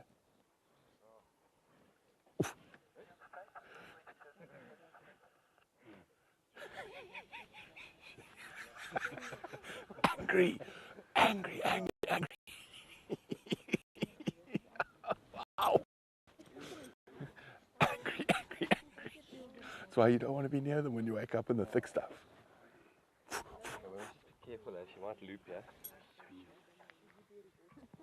Hopefully she snorts before she comes. Can still hear her snorting. Sound like she went that way. Thanks guys, that went well. I don't know, the mud was that. I didn't, and even, I thought it was dry as well. Me too. Thank goodness we didn't have the bull run straight in there, can you imagine that? What a nightmare. Is that what they've darted now? They've done the bull, they're busy with a cow. The background of cow? Yeah. Wasn't that exciting, guys? First Black Rhino for the day. So angry. And that was a baby. Imagine a full-blown big bull.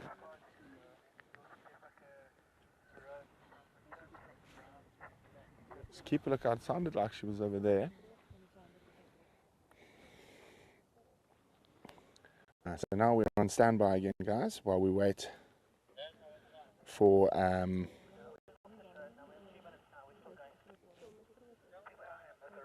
an update from the air.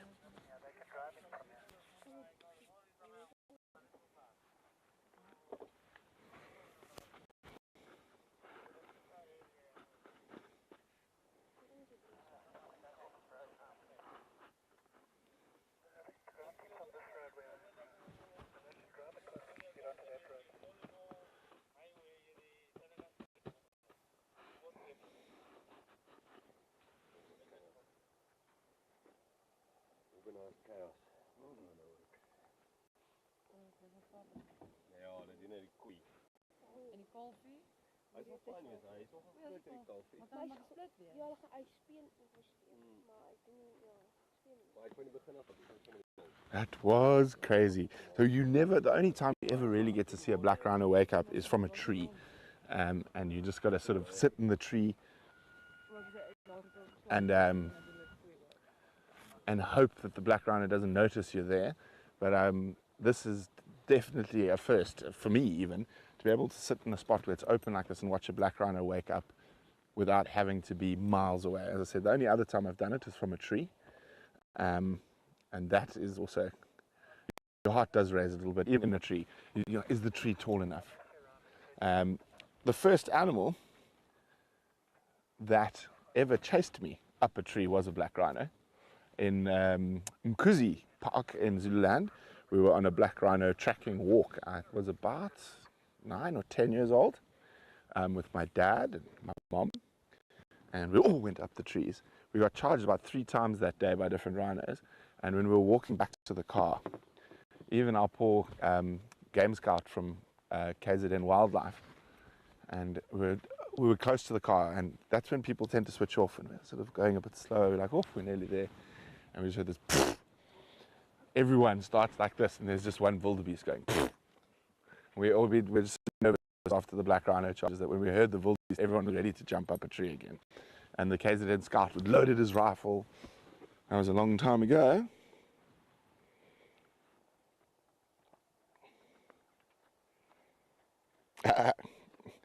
Gareth, I'm sure Gareth's got FOMO. Not that it's Gareth Nuttall Smith from Marmala.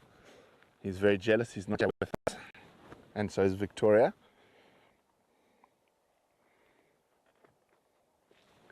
That was so exciting. It's always now the calm while we wait to be called to the next position. Hannah is just taking a chance to clean his shoes after standing in the mud. At least it didn't come off. At least you didn't lose your shoe. Yes, at least the shoe didn't get stuck in the mud permanently. The socks actually, that wasn't too bad. Yeah. But white wasn't a good choice this morning.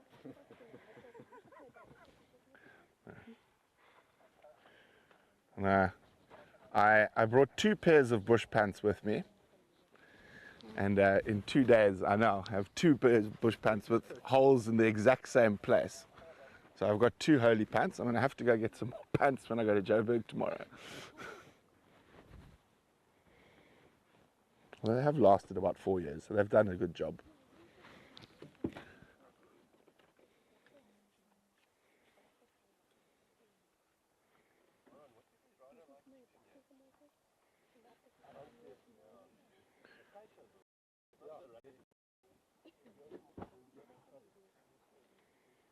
Okay.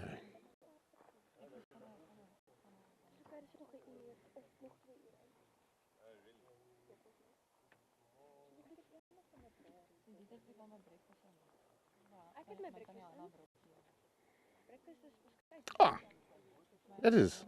What an excellent idea. It's time for breakfast. Where's my breakfast? There's my breakfast.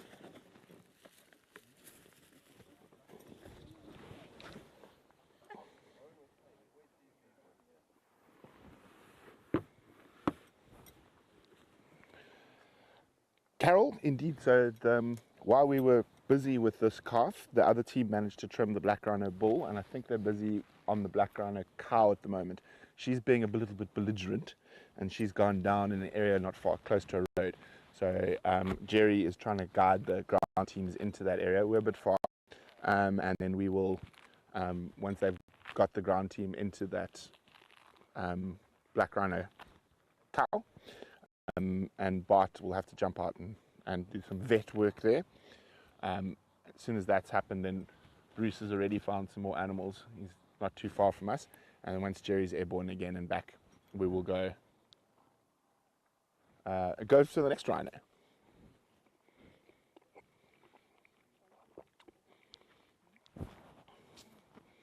Bye, Carol. Oh, Mary. So bye, Mary.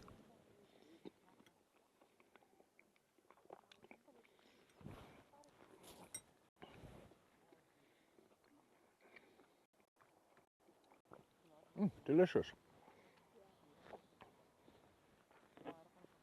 Why are black rhinos so aggro compared They're to just, whites? that's their temperament. It's genetics, huh? Yeah, black rhinos are just angry at life.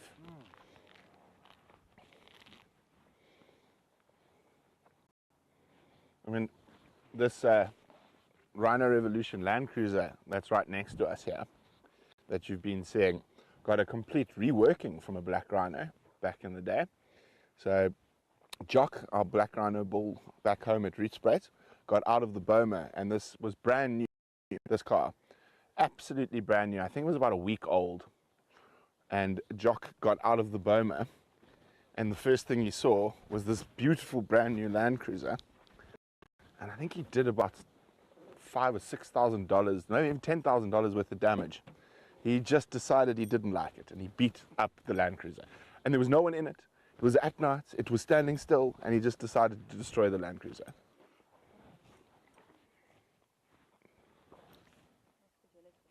Yeah. I haven't been charged by Jock yet either.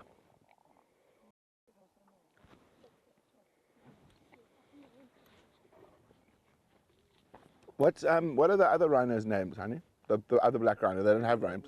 It's only Jock's got a name. Was named Mommy. Mommy. I'm going to stand next to honey.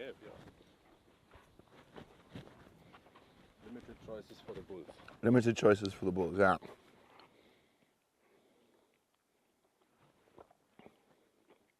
But she's quite old already. She's 24. 24. Yeah. We are hoping to get some more female black rhino in the not too distant future. Mary, you did really well to stay up this late. What is the time? Mary in Denver, it's 2 o'clock in the morning. Good night, Mary. You've earned your sleep. We'll see you tomorrow. We'll definitely still be going when you wake up. Noel, I am definitely not barefoot.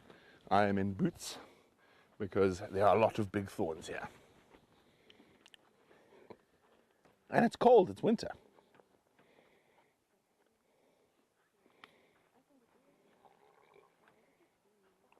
So the other team, I think, have done, we've two, the other team have done a white and a half, black rhino bull, and our black rhino cow.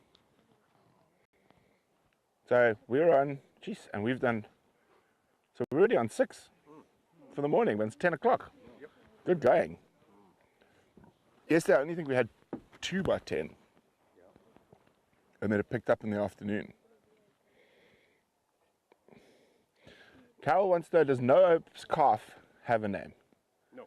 No, because everyone wants to name No Hope's calf. Okay, we can auction it off. Hannah says that we can auction off the naming rights to No Hope's calf. Just remind me when I get home and we'll set up something to do that. Yeah.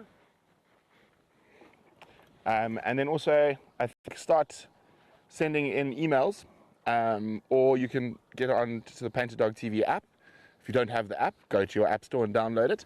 And so on the Painted Dog TV app, I will chat to Charles. Let's see if we'll put up a special section of the app where you guys can put forward some names, and then, well, just for fun, you can start chatting about what names, and then we can start a little auction to see who wants to name No Hope's calf. For those who don't know who No Hope is, No Hope was a white rhino that everyone said was barren, and I think we got her for free because she didn't breed. Now, how many calves has she had in a row? 4 females. 4 females in a row after everyone thought she was barren. She was called No Hope. She's just a No Hope rhino. Now she's had 4 babies. Noel, why don't you name the males? We do. So all of them actually have a notch number and stuff like that. With the rhinos at home, I think Jock just had a personality when he was in the Boma, so he got a nickname. And No Hope, I've told you the story. And I think those are the only, I suppose apart from the orphans. The orphans all have a name. I'm going to see if I can remember all their names. There's Masingita, which means miracle in Shangaan. There's Spoko, which is ghost, I think. Yeah. I can only remember 2 names. Nkonzo, Nkonzo, which is tracks. It's a weird one.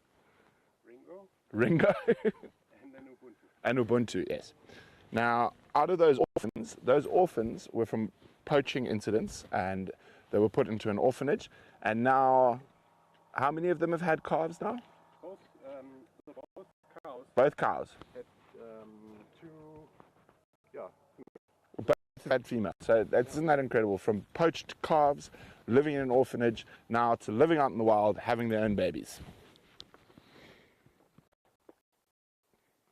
Hello, Gareth Nuttall Smith. Our count today is 6. It is 3 blacks, 3 whites so far.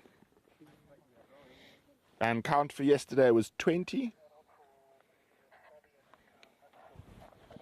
Thank you, Brian. Brian's put it on our crew group because I would have 1,000,000% forgotten to do that. Okay. 2 white rhino.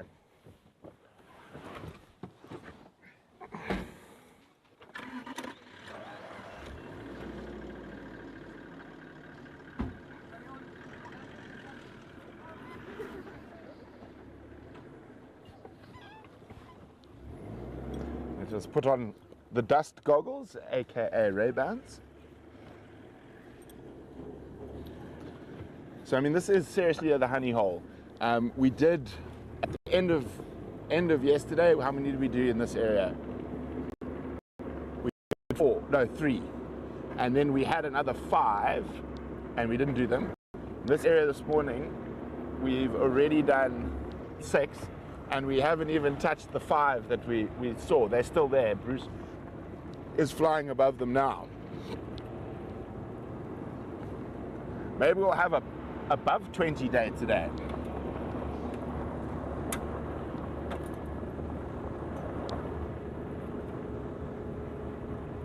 As I said, I'm still keeping a lookout for those red hartebeest and gemsbok and eland. If we do see one, we will stop. And also crimson-breasted shrike, pied babblers, but we don't get to see them felt too often. This is where that big herd of wildebeest was when we came through earlier this morning at high speed.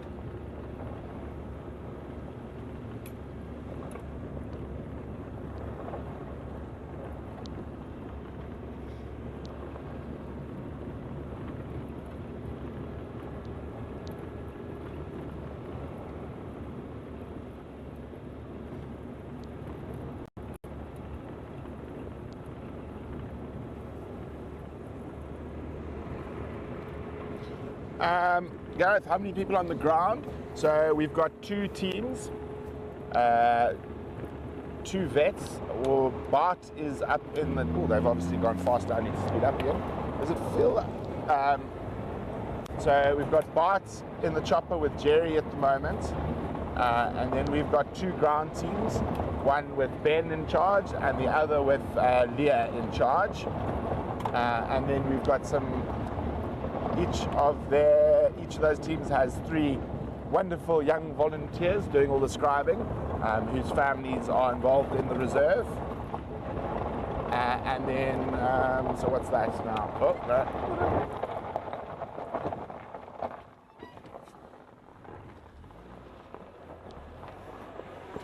Oh no, Rhino went the other way.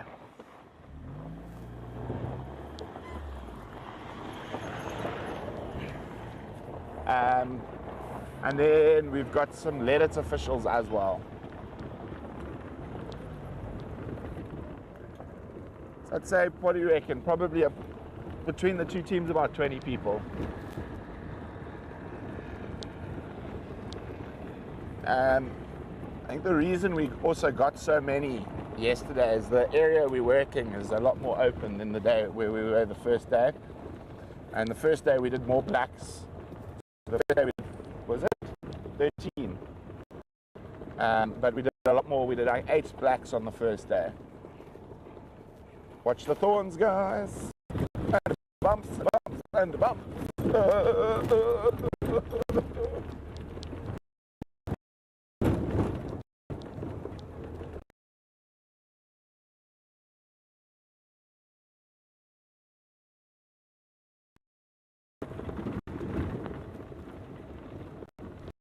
Oh, I can't see with all the dust on my phone.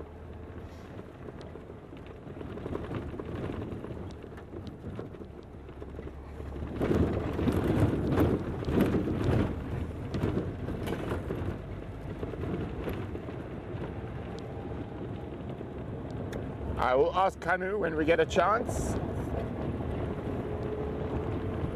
Sue, about that calf. I think you're thinking about the two young females that we brought in, and then it was killed by another rhino bull, or injured by a rhino bull, and then killed by the lions. Is that the rhino you're talking about?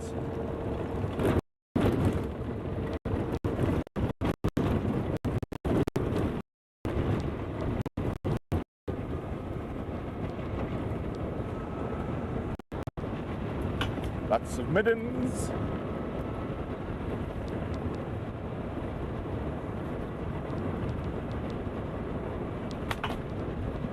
Hold on.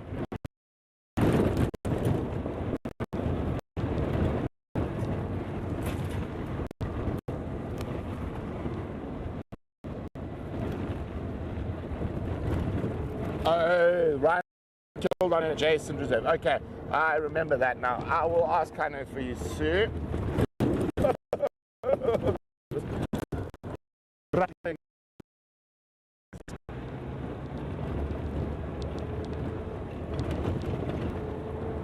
There's the chopper up ahead, low to the ground. More bone rattling, black cotton soils.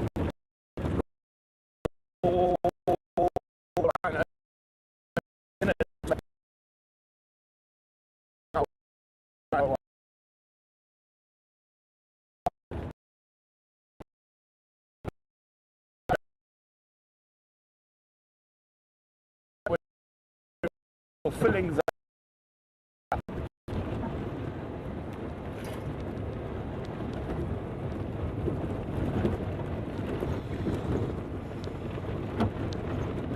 Oh dear, more rattles.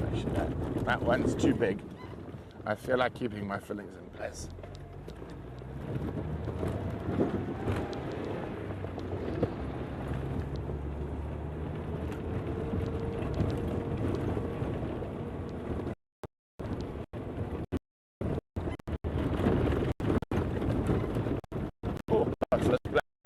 In this area.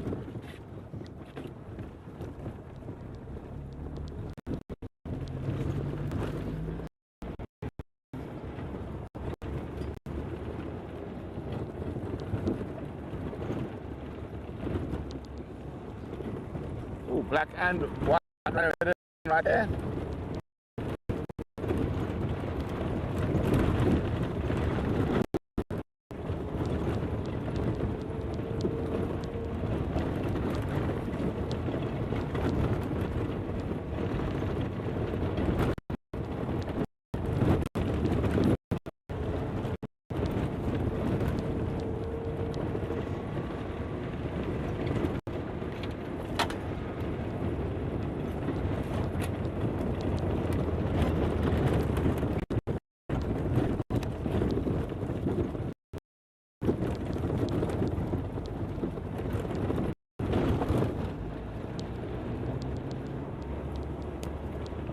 Quite close to where I saw the helicopter now.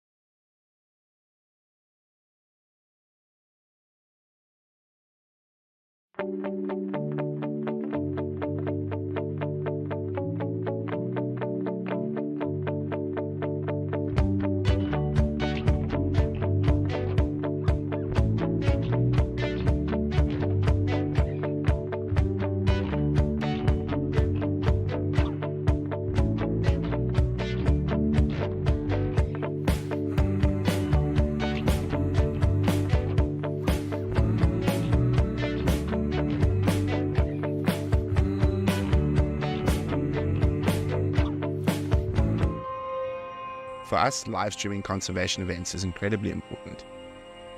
It enables us to take you from your living room at home onto the ground in Africa to see what the conservation heroes are up to see the plight of the animals, and to be part of it in real time.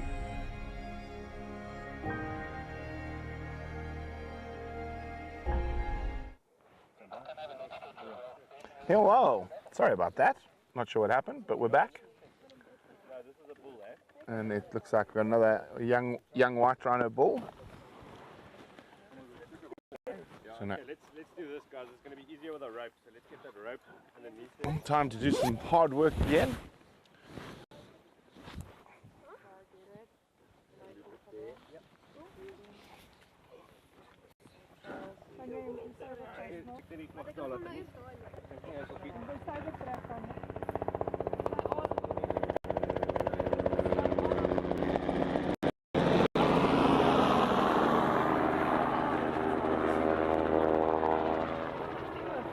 So let's get 3 or 4 strong guys to pull down.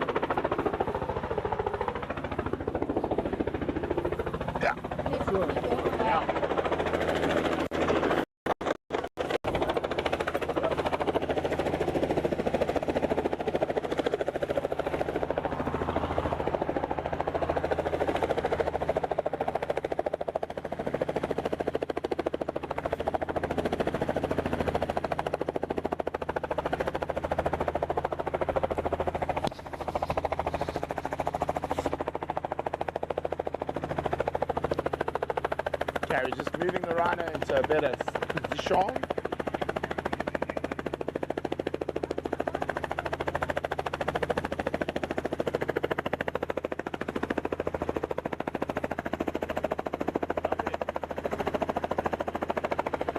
They're going to refuel, I guess.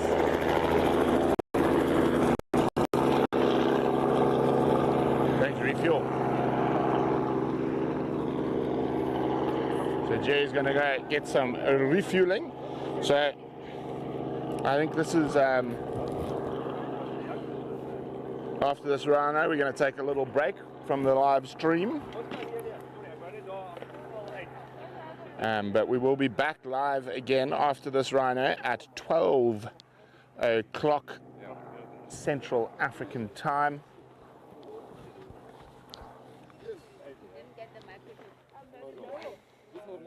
Ja, ja. Niet so los nie. Maar ek dalk 'n bietjie beklei die laaste. Maar dis raak, want hy's 'n jong. Sue, you'll be happy to know your son has safely landed out of the helicopter. He is back with us. He is not dead. He is alive. Young Matthew Gee.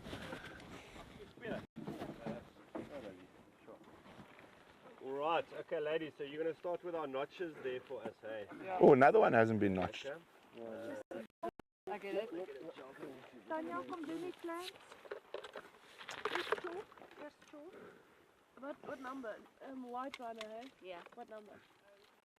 You didn't get, oh, it's a new one. New one? Okay, we're going to give it 53. Oh nee, wacht, We're going to give it 53. Okay, can you just tell me how I should mark it? Where's Honey? Honey, Sue, Matt's mom, is asking what happened to the calf that was from the BCC, I think, rhino that was killed by an elephant? Oh, it's at Hesk. It's at Hesk. Yeah. So it's at Hesk. There we go. Isn't it Peter? Wasn't it a young bull? I'm not sure. Yeah. I was away when it happened. Yeah.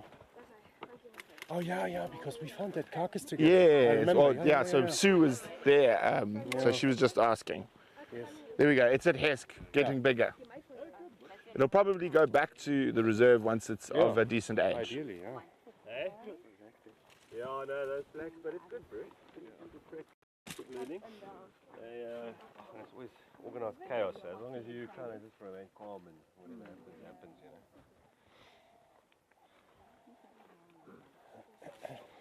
Yes. Okay, thanks, Carol. So, Carol, the next section will be from 12 and we'll stay live through till the end of day. We just need to give ourselves a bit of a break, mostly not ourselves and the people, because we are able to get off the vehicle like we are now. All the camera back, we need to charge up batteries and stuff like that to make sure we can last the whole day. So we nearly ran out of juice yesterday. So I want to make sure that especially towards the end, where it's nice and pretty and the light is going to be beautiful. We're able to get off the car and do what we need to do when we need to do it. Yeah, exciting. And also we'll hopefully have chopper feed as well then again. So we'll be able to see what the chopper is seeing, which will be great. Mika,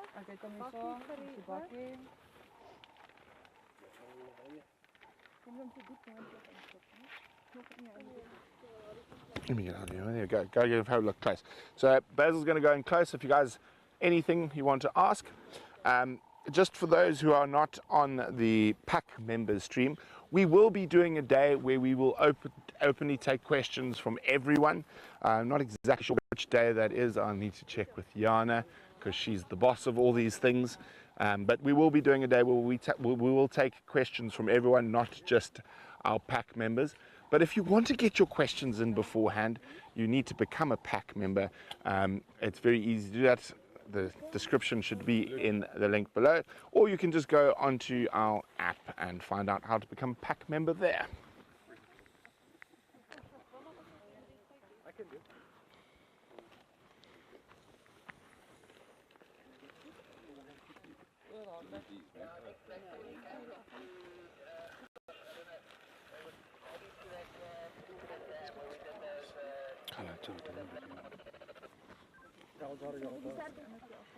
Basil, Brian wants to show you something quickly. Ja, ek sê gewoonlik net onder daai dat jy hom nie kon as hy soos daar is dan kon jy hom met daar, maar daar's eintlik fyn daar waar hy is, ja. Uh-oh, the thorns. Ja. Yes. Yeah.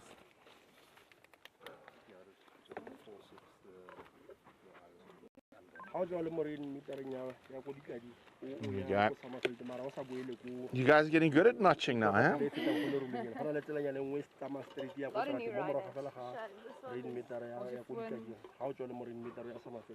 So, what's happening there is those are clamps being put on. So while the notching is happening, it's to stop excess blood from flowing. And it's again another unfortunate thing we have to do to know the individuals in the reserve. And then they'll pop a bit of potassium permanganate.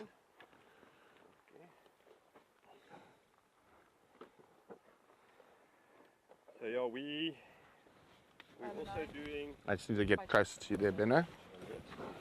So we also obviously sampling this animal. This animal, because we can assume because it hasn't had notches yet, it doesn't mean put on the veterinary genetics laboratory database. So we're collecting what's called a VGL kit. We've done a hair sample from the tail hairs. The ladies have collected a tissue sample from one of the notches, and then I'm just going to collect blood here out of the ear. And then basically this animal can go onto the database. And if in any way this animal's horns are picked up, then it can be linked back to the specific animal. And there's actually been very successful prosecutions based on DNA because of this. So, very important part of this procedure we're busy with today. Here we go. Okay, dan moet ek kyk in die dinge se, maar hoe is dit moontlik? Okay, maar ons behoort in die ander interview staan. Hy's op. What's it? Hy's in, ja, ek het hom gecheck ook, hy's in, ja. Die nommer, sy die stickers. Jy got die stickers uit? Ja, ek het. Okay, gaan in die dop behoort 'n ekstra spaar. Okay, ladies and gents, can we cut here? Yes, please. Well, yeah, it's sucky, great. Next one here. When you realize bloating and discomfort. These adverts.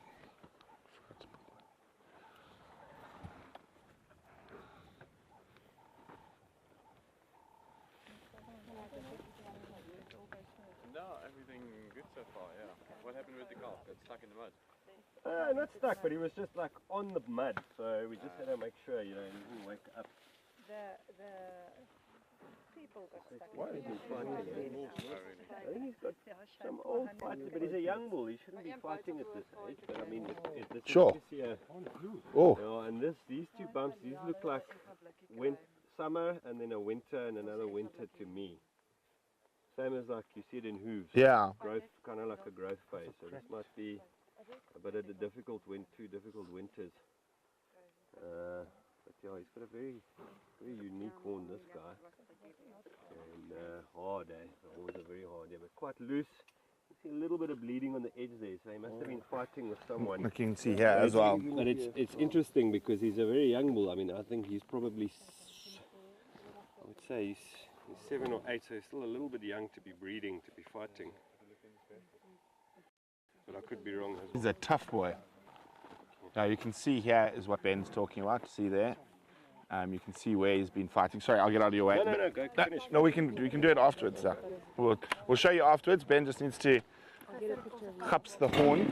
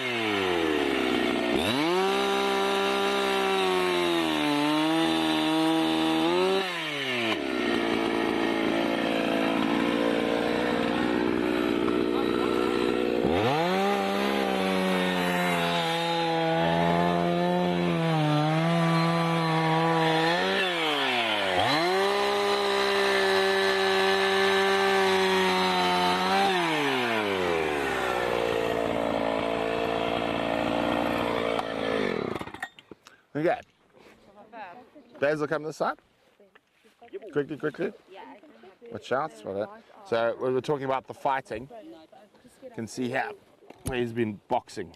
He's been fighting with another rhino. Now, what we're doing is putting hoof oil on. Keeps it nice and stable. And you can see this has got quite a hairy horn, this guy.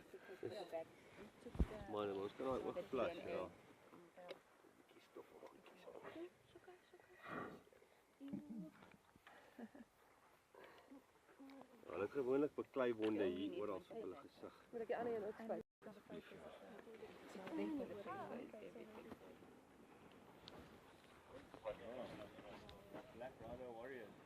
I thought we were about to, no, I thought we were being charged by a black rhino. No, I'm joking. Okay. Let's get. Now, and you saw the last time how that black rhino woke up angry, and the white rhinos woke up pretty chilled.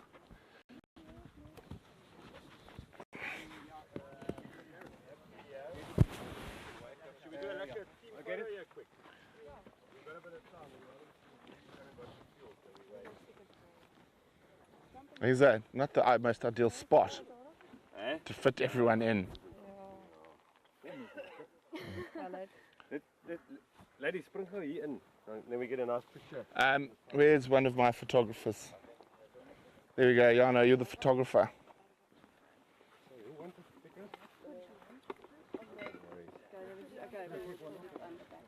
Okay. Anyone got a phone they want to take a picture with? I'll take and I'll pop it on the group. Watch your shadows. Then you need to be in the photo. Me? The rest of the crew, yeah. I don't like photos. Let me run in the back there. What?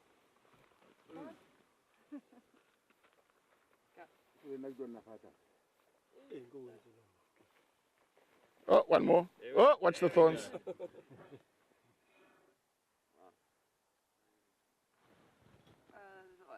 Very nice, guys. Yeah. Thanks, guys. Another nice rhino and we got a bit of time. We'll do another. Ja, dan maar so lank uithaal, langsam losmaak. Ja, alles klaar doen. How am I going to get the picture because I'm not in the group? Someone must be in the group. Okay. Otherwise, I'm done putting them. Ja, maar dat is dat yeah. Okay, where's the paper? Okay, we're going to move forward a little bit, guys. Matt, you hear me? We're going to move forward for the wake up. How do I get a thorn in my shirt?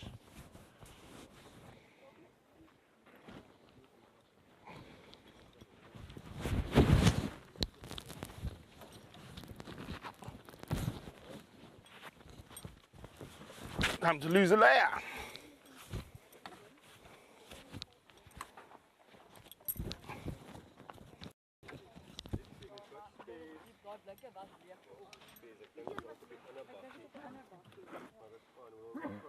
Okay.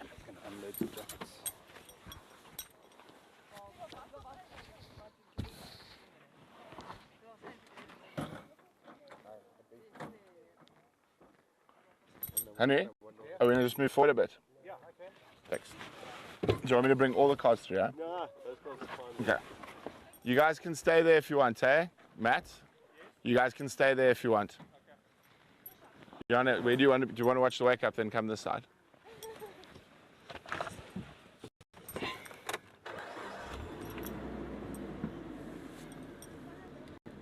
You can jump in. Everyone. Hello world.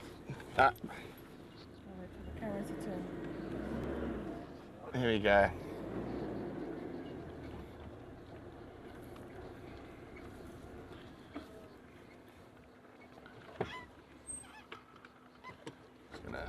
Where's he? He's there. Okay.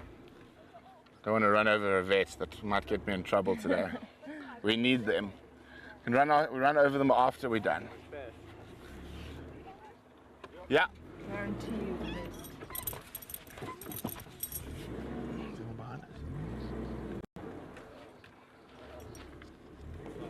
Come.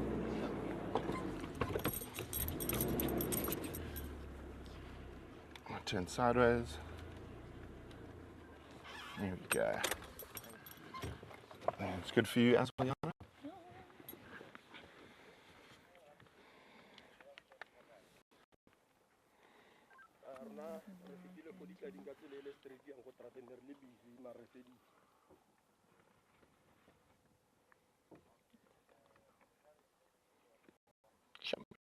Oh, you see those ears not flicking.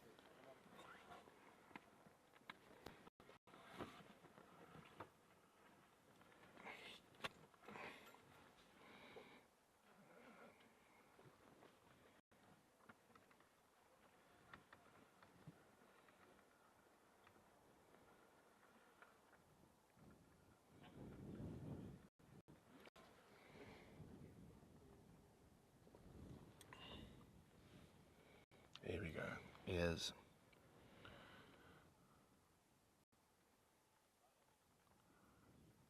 Hello, big boy. Oh dear. What just happened? Oh no. Was I having a nap? No, I'm awake. Where am I? Shame. I always look a little bemused. I mean, they look bemused at the best of times, but after waking up from anesthetic, I always just find it how incredible it is that how quickly they recover from the drug cocktails.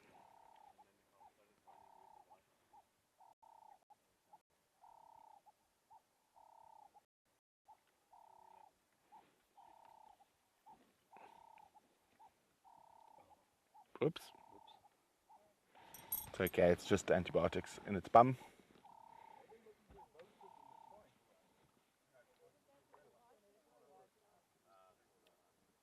No, it'll fall out. It's just the antibiotics.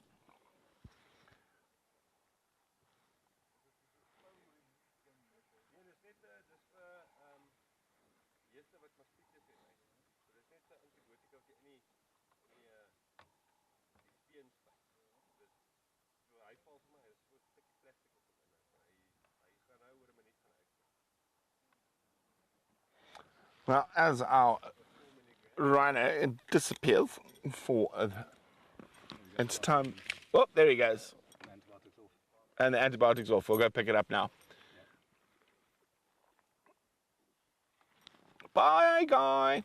And that is it for us for this morning.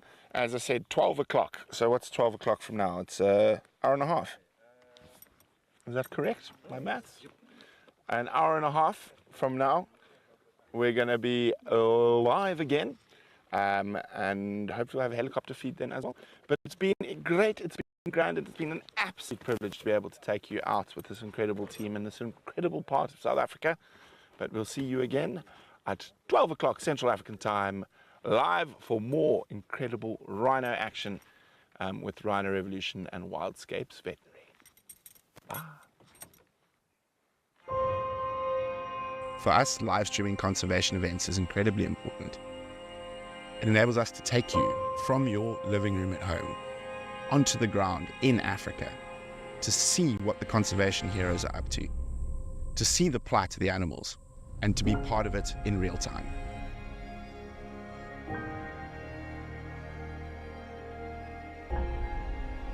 Hello, that one looks very bad, unfortunately. She's breathing a little bit faster than we would normally expect from the elephant, and that's almost certainly from the wound. Her body is fighting. By supporting Painted Dog TV's emergency fund, what it does is actually enable us to react with lightning speed to make sure the money gets to the people on the ground, and in doing so, help save the animals and get them out of danger as quickly as possible. This year has been an incredible example of that. We had 2 wild dog emergencies within a month, and if we didn't have access to those funds, it's almost certain that quite a few of those animals would have either been shot or poisoned. That's the reality of it, and that's conservation.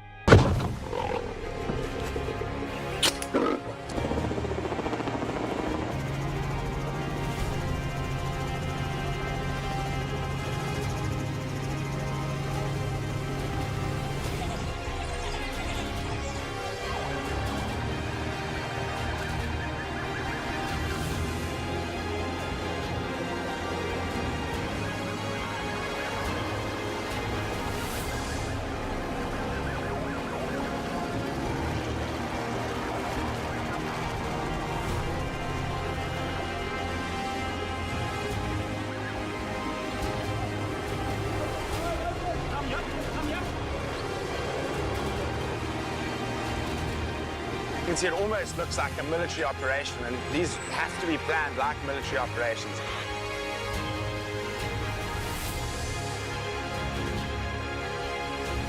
Oh, it's mom and baby coming out first. Here we go.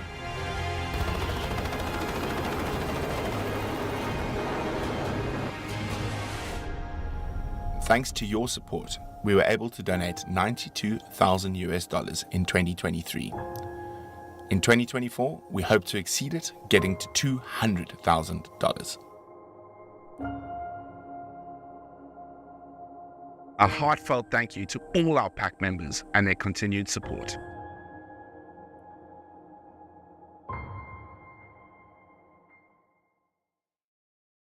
Good morning, everybody. A very warm welcome to all of you here in a very beautiful part of the Rietspraat Game Reserve. We are fortunate enough this morning to be having a discussion with Hanno and Kevin from Rhino Revolution, and very excited to chat everything about Rhino and all of the positive changes that have happened in the organization, and also with some of the positive objectives that we want to try and achieve in the future And so we've invited Hanno and Kevin to join us today just to discuss more about rhino conservation and, as I mentioned, the organisation. So Hanno, welcome. Kevin, Thank you, thanks Gary. for coming. Lovely to have you guys with us. Hanno, maybe you can just tell us in brief just a bit about the organisation, Rhino Revolution. Sure, yeah. So Rhino Revolution was founded back in 2012 by respected conservationists and reserve owners here from the area in Hoedspruit, and back then mainly focused on raising funds to pay for the costs that have skyrocketed as a consequence of the poaching crisis. So a lot of attention went into generating funding for anti-poaching units and keeping the boundaries secure of the reserves. And our mission back then was to rescue, rehabilitate and release also orphaned rhinos that were victims of poaching. And so for many years we were running an orphanage here in Hoedspruit on the reserve actually, and over the time we had 5 orphans coming in and successfully released them onto the reserve in 2017. And we are still custodians, obviously, of the animals. They're doing well and breeding. And recently, we shifted our focus more to a more proactive approach, which is now to reimagine, revalue, and restore. Yeah. And can you maybe tell us a bit more about those 3 things you've just mentioned there? So, like I said, we feel it's an urgent need to move to a more proactive approach and reimagine the conservation efforts that are underway at the moment and not showing the results we would like to see.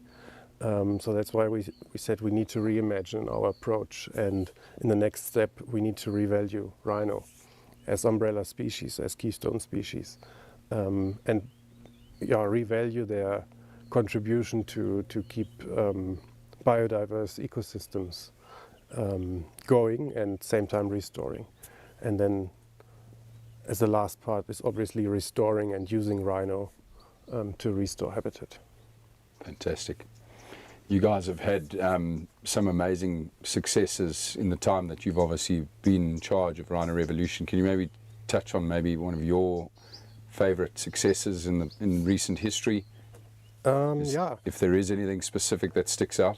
So I think we focused a lot also, I forgot that earlier, on horn trimming operations that have shown to be quite successful.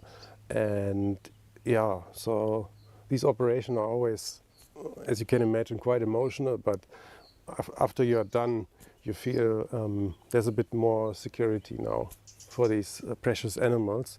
And so every operation is quite unique, and we feel privileged to be helping these animals in that way, which is currently the most effective tool in short-term saving these animals. Sure. And tell me, the work that you guys are doing, Rhino Revolution, is it purely based on Rhinos, or is it beyond our borders? We also offer, obviously, outside the Rhinos Game Reserve, help where help is needed, and where funding is needed. So our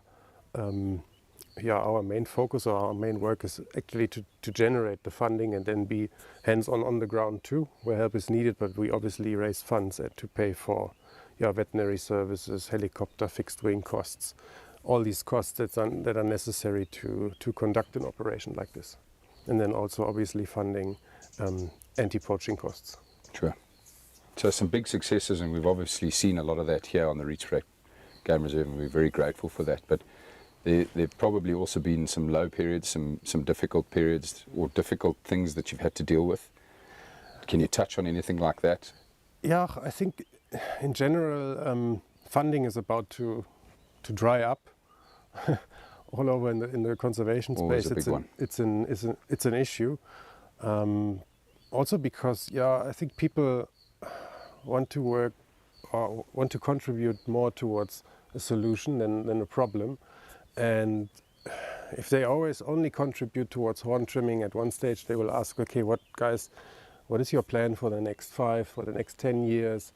Is that the future you only see for now for the rhino. So that's why we said, look, we need to implement a more holistic approach, and focus on the right audience that are with us on the solution side of things. Yeah. Kevin, can you maybe explain to us a bit more about your role in Rhino Revolution? I'm a non-executive director, so I'm there to bring to bear whatever expertise and knowledge and experience and ideas and so on that I've got. So but because Hannah and I live close to each other, we obviously talk quite a lot. But effectively, my role, you see, a lot of the conservation NGOs are often staffed by or led by non-conservation people, and also the concept of conservation isn't really quite well understood. The idea of saving Bambi is not conservation. Yeah. That's saving Bambi. Let's not confuse that for conservation. People have got an oversimplistic view. And one of the reasons why I was happy to join when Hannah asked me is because of the new mission, which actually aims to make Rhino Revolution obsolete. So I'm a resource economist at heart, although I have a BSc agriculture in animal science.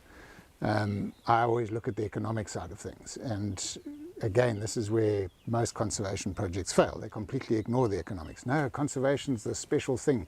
It's higher than the clouds. Nobody should even put money near it and all this thing. Well, the truth is you pay a fee to go into any park anywhere in the world.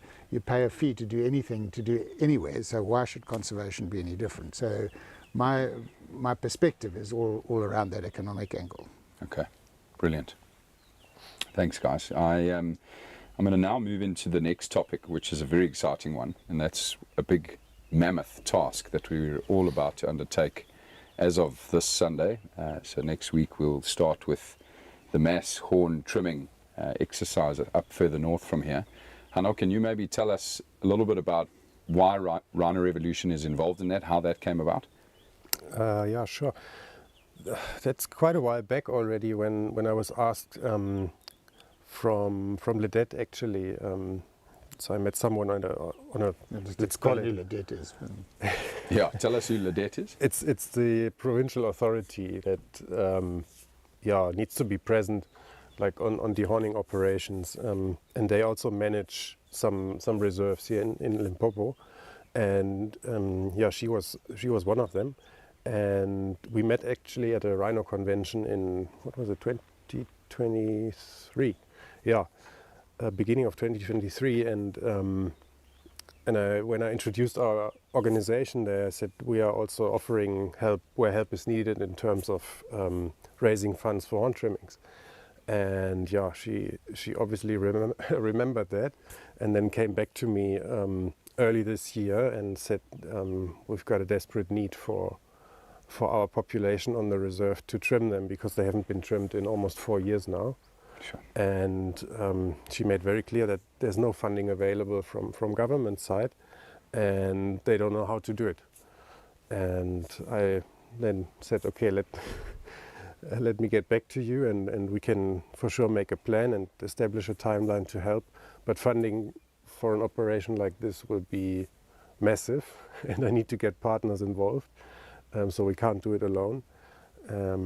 It's always better to collaborate, obviously, and get more organizations involved. That's why we are really grateful for Painted Dog, actually, who stepped in and organized and sourced the funding, so we can make this a great collaborative effort. 100%. So I assume the main reason then that these rhino haven't been trimmed is purely just that, financial reasons. Yeah. It is government's obligation or responsibility to trim them, but in the appointment letter they made very clear that they don't have the money for it, and they won't have the money for it in time. So that's why we set up a contract and then sorted all of that out, in order to be able to help these animals. The reserve is a combination. There's a few private owners, and then government's got the biggest chunk of the land. So it's got a few technicalities involved in sure. ownership and responsibility and so on. So Yeah. Quite a bit of red tape and loops and hoops to jump through there. well, it's not always agreement between the parties. Exactly. You always have some politics you need to deal with, but in the end, we now found a good solution, and everybody focused actually on what it's about, because it's about helping the animals, and then you can't put your own agenda in front of it. You follow the agenda for the rhino. Sure. Yeah. Tell me, have they had many incidents on that reserve of poaching, recent or in the past? They had incursions, and on neighboring reserves there were poaching incidents recently. That's why they are now it's an very immediate risk. grateful that it's happening. But I guess we will find out when we are there, and we get a picture from the fixed wing and from the chopper, because I mean it's a big reserve, and from the vegetation obviously quite thick as well. So I'm not sure how these rhinos are managed from the guys on the ground championing it as good as they can. So I think it will be a bit of a surprise. Okay. Yeah, it's interesting. Tell me, the team that's going up there, can you tell us more about who might be with us next week whilst we're up there? It's obviously you guys. Sure. And then from the veterinary side, we'll have Joel Alves, Ben Muller and Bart Geisendam. Yep. And 2 veterinary nurses coming to join, and then from Rhino Revolution side, it will be Andreas coming along, and Philip and myself. Okay. So we keep it as a small, effective team, so we can do as many animals as possible in the short time we have. Yeah. We are talking about, we don't know, so maybe 80 to 100 animals in about 10 days. So most likely only 9 days. We'll see. Yeah. But it's a very rough timeline. I see you forgot to mention Kevin's name on the team involved. Yeah. Kevin. Are you coming along? Not this time, Kev. I don't have 10 days available, I'm afraid. Fair enough. No. We need you for. Do we know more about, you mentioned it earlier, do we know more about the procedure every day, or are we just going to tackle it blind, basically? Obviously the team is well practiced in this procedure. I forgot obviously Bruce and Jerry in the sky, our can't angels forget in the them. sky. No, 100%. So do we have a plan going forward, or is it more just get there, assess, and then we'll move? Yeah, so the plan for Sunday evening, when everybody has arrived, is to do the briefing and schedule the days for the work, and also define the time slots. When are we starting, when are we finishing? But the first days are normally what we experience from the past. Most animals you get in the first days. And then they're obviously a bit under pressure from the chopper and from the fixed wing, so they will spread more out. And I assume over the days we're getting less animals than towards the end, and most to the beginning. But it should work out. And we also obviously need to see how the road network on the reserve is and how accessible the animals are. That's the first thing. That's the first thing I thought about when you were referring to the vegetation, is the ground team. Yes, exactly. So, but I think with Bruce and Jerry, we've got a great team. And Jerry, we saw it yesterday. I mean, he's brilliant in herding the animal to the right spot. So I'm not too worried. Any other specific risks you might be concerned about with this operation on that specific property, or is it the same? Definitely the quite substantial black rhino population. They are always challenging to work with. Also in terms of waking them up and everybody being safe on the vehicle in the right time. And then the normal risks, like the private landowner I spoke yesterday with, he said, please be cautious about mambas and puff otters. We've got quite a few snakes here on the reserve. And I said, it's fine. We're all bush people and we're used to it. I've heard some whispers from colleagues and friends of mine that apparently the elephant population is big there. Is big, and they're not as relaxed as other populations. So that, I suppose, is also something we're going to have to be very careful of as well. That's why we are doing also the security briefing on Sunday, before we actually start working Monday. Yeah. In terms of the rhinos, you know, you've touched on it now that obviously it'll start with high numbers. What is high? What are we expecting to try and achieve in days maybe 1, 2, and 3? We know it'll slow down after that, but what do you think is possible within the first couple of days? It's really difficult to say now without having seen the population and how the crashes are. But yeah, I mean, if we can get 15 in the first day, that would be great. Yeah. And then slow down from there. And obviously we can't, there's no way we can trim all animals. Some cows will have small calves. Yeah. Some animals we might not be able to find in the thick vegetation. Some black rhinos, possibly not. So we're just doing our best. Okay. On that point, are there plans for a follow-up if we don't achieve the numbers that we were hoping to achieve? If there's still a bulk of the population that we know still need to be trimmed? I think we can do that. Okay. And we should decide after we are done. Yeah. And let's see, just in terms of numbers, what we have achieved, and then conclude with the landowners and Ledet if they are happy, or if we need to do a bit more extra work. Obviously, then on a different date, because everybody else is pretty much scheduled after the operation. So we literally have to leave on the 10th, all of us to be back. What are you doing about the horn security? Is that just going straight to Ledet, or?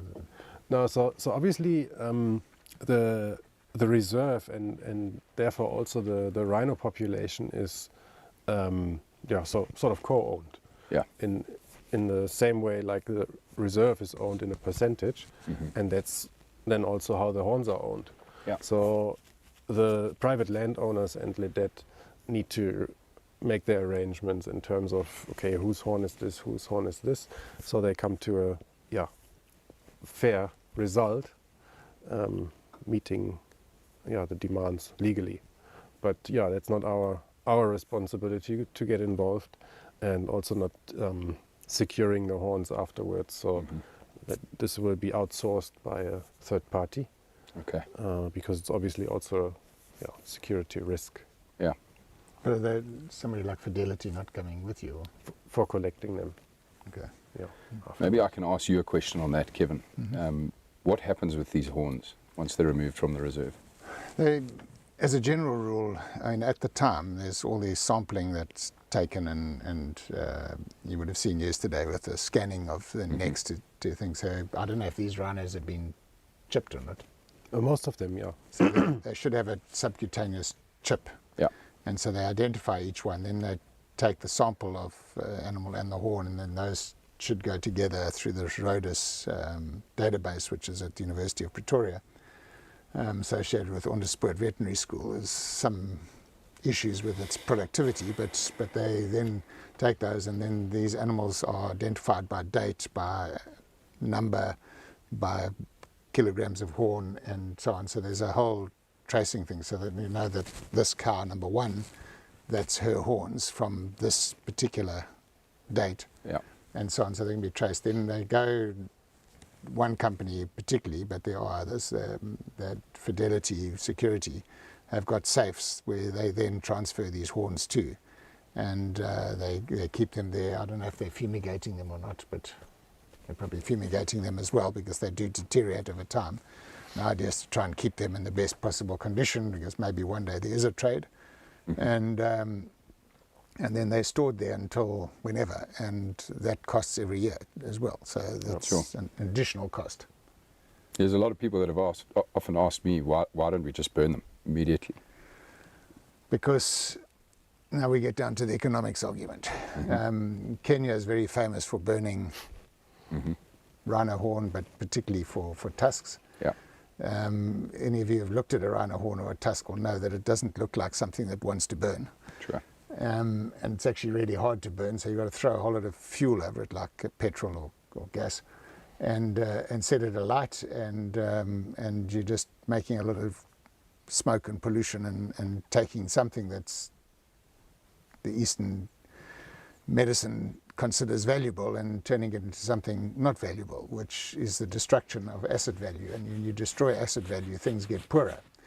So rhinos get poorer, the land that rhinos live on get cheaper, the owners of that land get poorer, and so generally speaking what you're doing is you're taking a problem and making it worse, not making it better.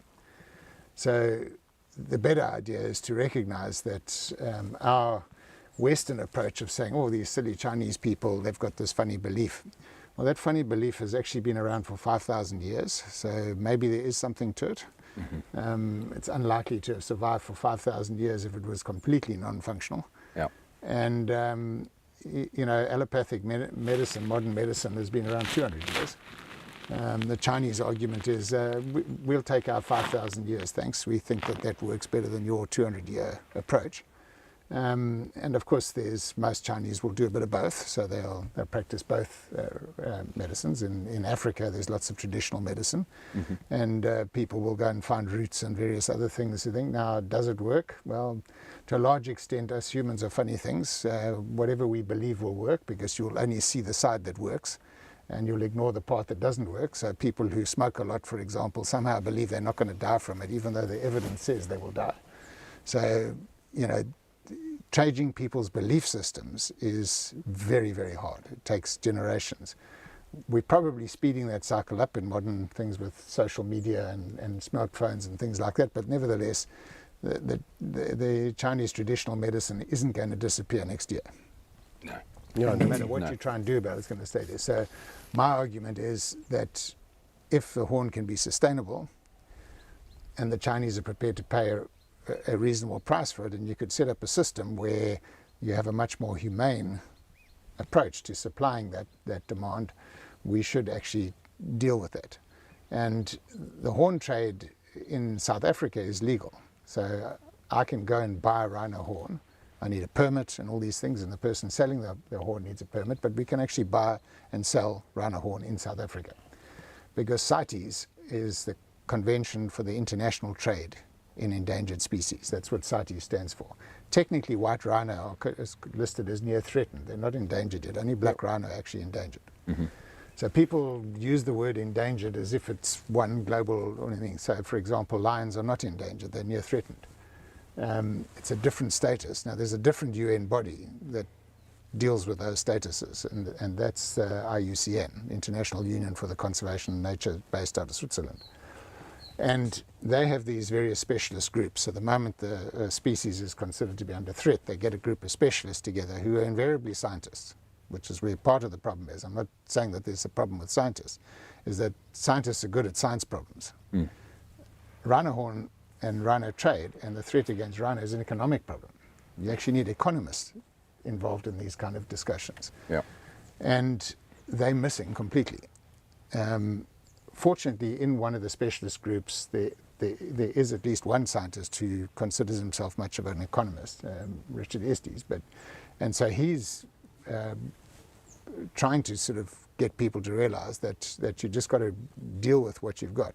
So we spoke about, Rhino spoke about keystone species earlier on. Now, keystone is a scientific concept, generally speaking. And so your main keystone species are big transformative species. So, for example, whales in the sea, or lions or elephants, or in the Okavango Delta, hippo. They transform the environments, and where the hippos decide to walk, the water tends to follow. And so you change the channels, and over a period of time, a channel that was flowing strongly this year is now suddenly going the other way in the Okavango. Elephants and how they push over trees and modify things like that. Lions in terms of what they catch and eat, and control populations of both predators and prey species. But rhino have traditionally not been considered a keystone species from a scientific point of view, but they actually are, because, and this is again my background as an animal scientist agriculturalist, we look at production, where scientists don't look at production generally speaking, they just look at diversity and so on. And grassland production is greatly influenced by the presence of bulk grazers like rhino and buffalo and so on and so forth. And they are keystone species because they help maintain grasslands. I'm talking specifically white rhino now. So they are, in my view, a keystone species scientifically, but they're much more important keystone species economically, because rhino have a high value for photographic. Just they're nice animals to see. They're easy to see. They're impressive, and you can see them often in areas they. And again, that's white rhino. Black rhino we know a bit more challenging, but they're a keystone species from that point of view. And secondly, there is a demand for hunting. It is a declining demand, but there are people who like when you shoot them, and they pay really big prices for that. And then thirdly, if you allow this, the value of their horns. Now you can harvest 1 to 2 kilograms every 18 months to 2 years, depending on a male or female or whatever the case may be. And if we take the value, there's some work that's done that shows that the black market value in a port like Maputo for rhino horn, which is primarily coming out of South Africa, is between sort of $3,000 and $5,000 per kilogram. If you just take that as a base price, that means that an average rhino every 2 years, let's just assume that they produce 2 kilograms every 2 years, is producing $10,000. Now, the average horn trimming costs about 15,000 Rand, which is less than $1,000. Per animal. Per animal. Yeah. Mm-hmm. So straight off, it pays for the horn trimming and it pays more. And if we just take the stock of rhino horn, that's sitting in stocks now, well over 100 tons, increasing at 9 tons per year, round figures, that's enough to pretty much pay for most conservation work that takes place in South Africa today. Not just for rhino. All of it. All of it. It would more than cover our costs for the Reed Spruit Game Reserve. Yeah. Now, that's the reason why you don't want to burn it. Mm-hmm. 100%.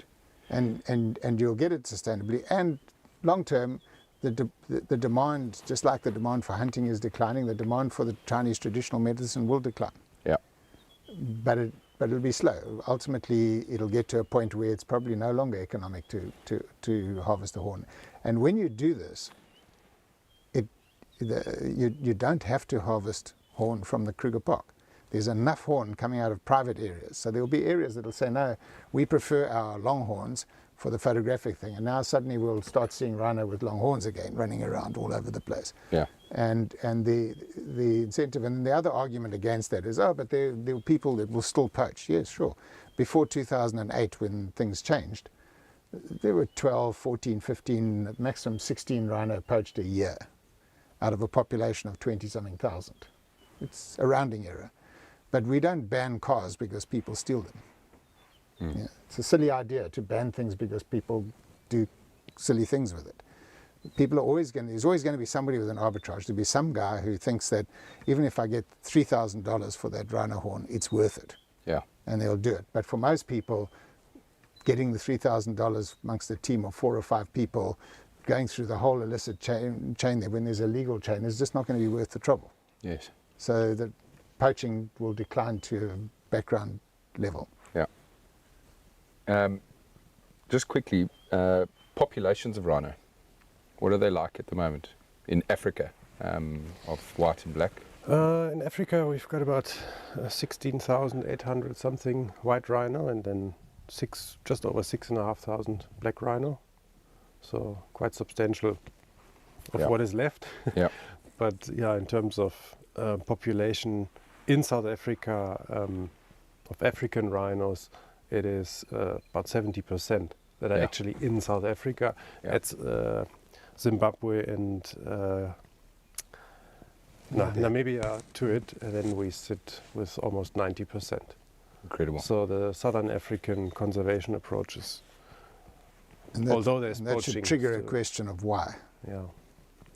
Mm. Why are all these rhino in Southern Africa? And before the poaching crisis started, it was even more skewed. South Africa probably had 85% of all the rhino. Yeah. And the answer is because we know what a rhino is worth alive in South Africa. Mm. Every other place, other than Zimbabwe and to a lesser extent Botswana and Namibia, rhino only have a value dead and illegal. So if you want to value dead animals and let that value exceed the live value, don't be surprised if you end up with more dead animals. It's just pure economics. 100%. Can you maybe tell us, Kevin, there was a poaching crisis, what was it, 30, 40 years ago here in South Africa. And not in South Africa so much. Funny enough, we didn't really have it, but north of us. Yes. Just north of us. Yeah. But I know that South Africa at that point was vital in bringing back the populations of rhino and saving, well, just strengthening the population. It's quite a complicated story. So I'll start at the beginning. So there were hundreds of thousands of rhino in Africa in the 1800s, and they were everywhere. Yeah. Black, white, multiple species, and that's the other important thing is amongst the black rhino, there's 4 subspecies. Yeah. Whereas in the white rhino, practically speaking, there's 2 southern white rhino left, and the rest are all northern white rhino. There's only the rest are all southern white rhino. Yeah. So the 2 species of white rhino, one's functionally extinct. Yeah. It technically exists, but practically it doesn't. Yeah.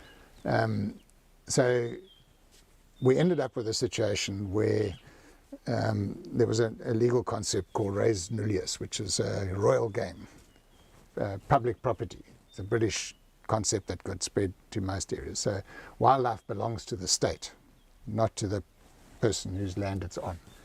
And as a consequence, hunting them really had no consequence for individuals. Okay. So white rhino in particular, because they were much easier to hunt, were being shot out for fun, largely. There was no real big trade. I'm sure there was some trade in the horn, but it was background. It was just like, oh, I can shoot some rhino. Boom, you know, Teddy Roosevelt, I don't know how many he shot. Yeah. 50, 100, I don't know, in a hunt, in one hunting trip. And we ended up with a situation where there were about 50 left at the early 1900s, and they were all in KwaZulu-Natal in what was now the Shishlu-Mfolozi area. And from those 50, they kind of bred up to saturate that Shishlu-Mfolozi. It was about 100,000 hectares. I can't remember what the numbers got up to, but they were getting to the point where there were too many. And a thing called Operation Rhino was brought into being. And this was in the 1950s, early 1960s. Ian Player is one of the more famous people on that, but there was a whole big team. Sure. Dr. Hatoan was the pioneer of developing drugs to dart them, and M99 being one of them, and that was the key to doing it. And that was a real risky operation. They used to ride after rhino initially before they worked out the drugs, and throw lassos over them and try and pull them off with horses and all sorts of things. I mean, it used to be really, really seriously dangerous. Yeah. And then they found them tranquilized. Then they used to ride after them with the horses and then try and get the vehicles there, which weren't all four-wheel drive. They used to have the Land Rovers, but they couldn't. The trucks were not four-wheel drive, and have to try and get them to where the rhinos were, and all that kind of stuff. And then they worked out how antidotes worked, and etc. So there was a whole range of things that went on in the 1950s and 60s, and eventually catching rhino became quite easy, relatively speaking. It's not without risk, but it is a very low risk situation right now. Yeah.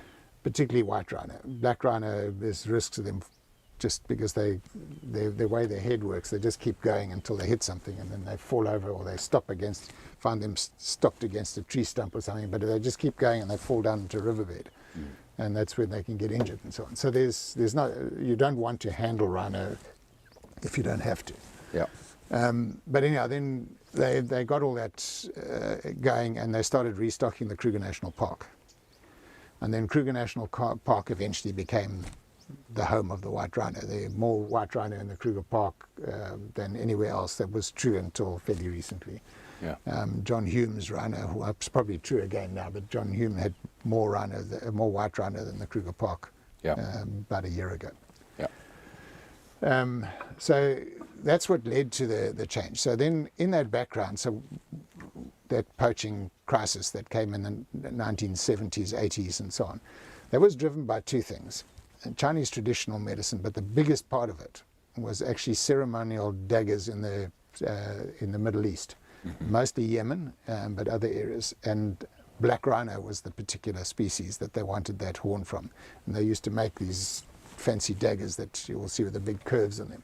Yeah. And that was one of the areas where the market managed to change people. They managed to convince them that using synthetics would give you a more durable handle and a better one, and so on and so forth, and they shifted that market.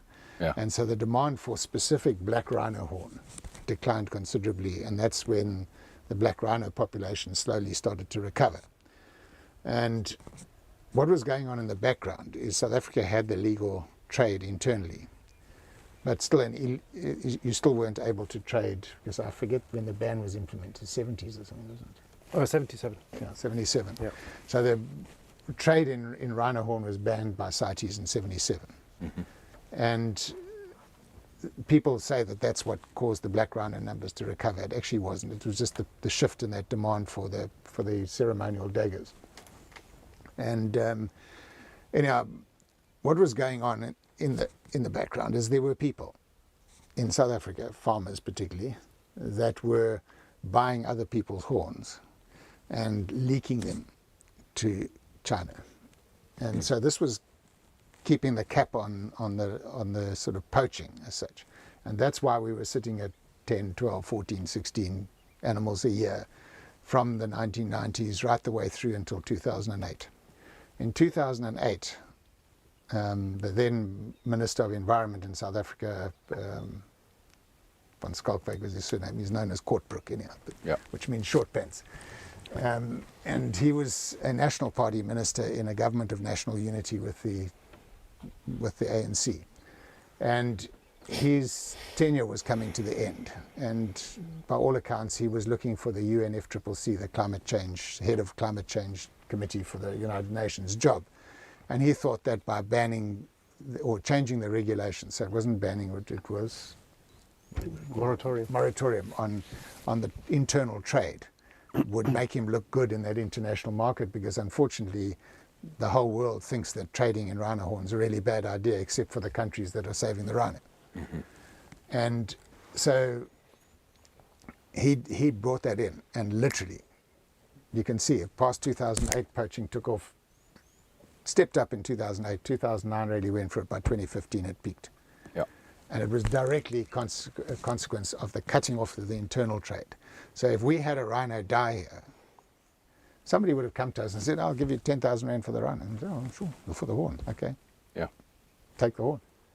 And we didn't really worry about where it went, but it went there. And there were all sorts of pseudo hunts and things like that. So if you put it behind it, you can link economics to this problem all the way through, bar the situation when rhino weren't valued because they were public goods back in the 1800s and people were just shooting for fun. It's incredible. Hanno, maybe you can tell us a bit more about the technology. There's a lot of new technology that we've been using, that I've seen you using now, with the rhinos that we've worked on recently. Can you tell us a bit more about that? You mean the tracking devices? Yeah. Yeah, there's various technologies on the market, from foot collars to ear collars. The most established ones are now solar powered, obviously, and using AI technology as well. Problem with most of the units is they're quite expensive. Mm-hmm. And put that onto the costs of protecting rhino, it's not really a model that many reserves will be able to implement in terms of cost pressure. So that's why we were curious about a technology that is literally a fraction of the current costs in other devices. It's also solar powered and AI, but it works on a different on a different tech base. And maybe Kevin can explain a bit more about what it is without telling too much. Yeah, but basically, all the collars and any smart tag, your normal tag just with a number on it isn't smart. You've got to have a look at it and see what it is. Yeah. Is based on some sort of radio system, and there's various radio systems that can drive them. So the initial collars were all VHF radio. Now, those of you who are old enough will remember VHF radio. It was that and the sort of the Voice of America and the BBC World Service and all those things, and you used to have to sit there, and depending on the ionosphere and what was happening, it would either be clear or not clear, and it would go from clear to not clear every couple of seconds and all those kind of things. And that was VHF or shortwave radio. And most of you will have seen these Yagi aerials, these aerials with lots of little wings on them, and you see people going around like this looking for collars. Now we do that with some of our collars still use it. It's still quite commonly used.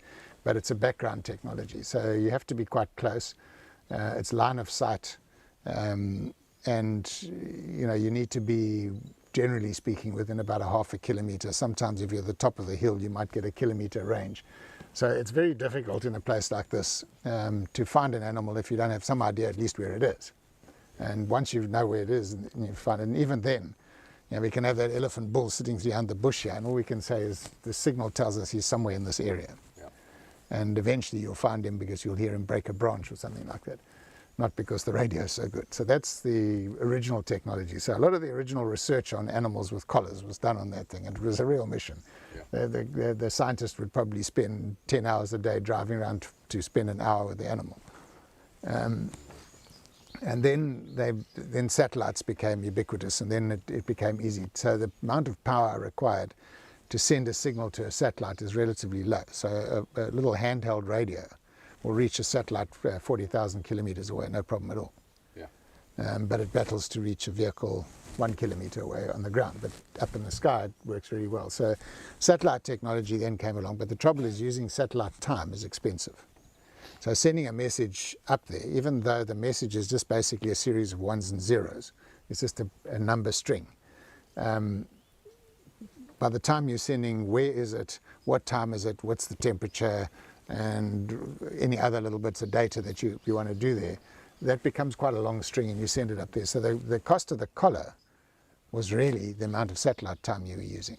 So your collar battery would last for, say, an elephant, 2 to 3 years, depending on the frequency. The VHF would last the same time, so that one when you're close.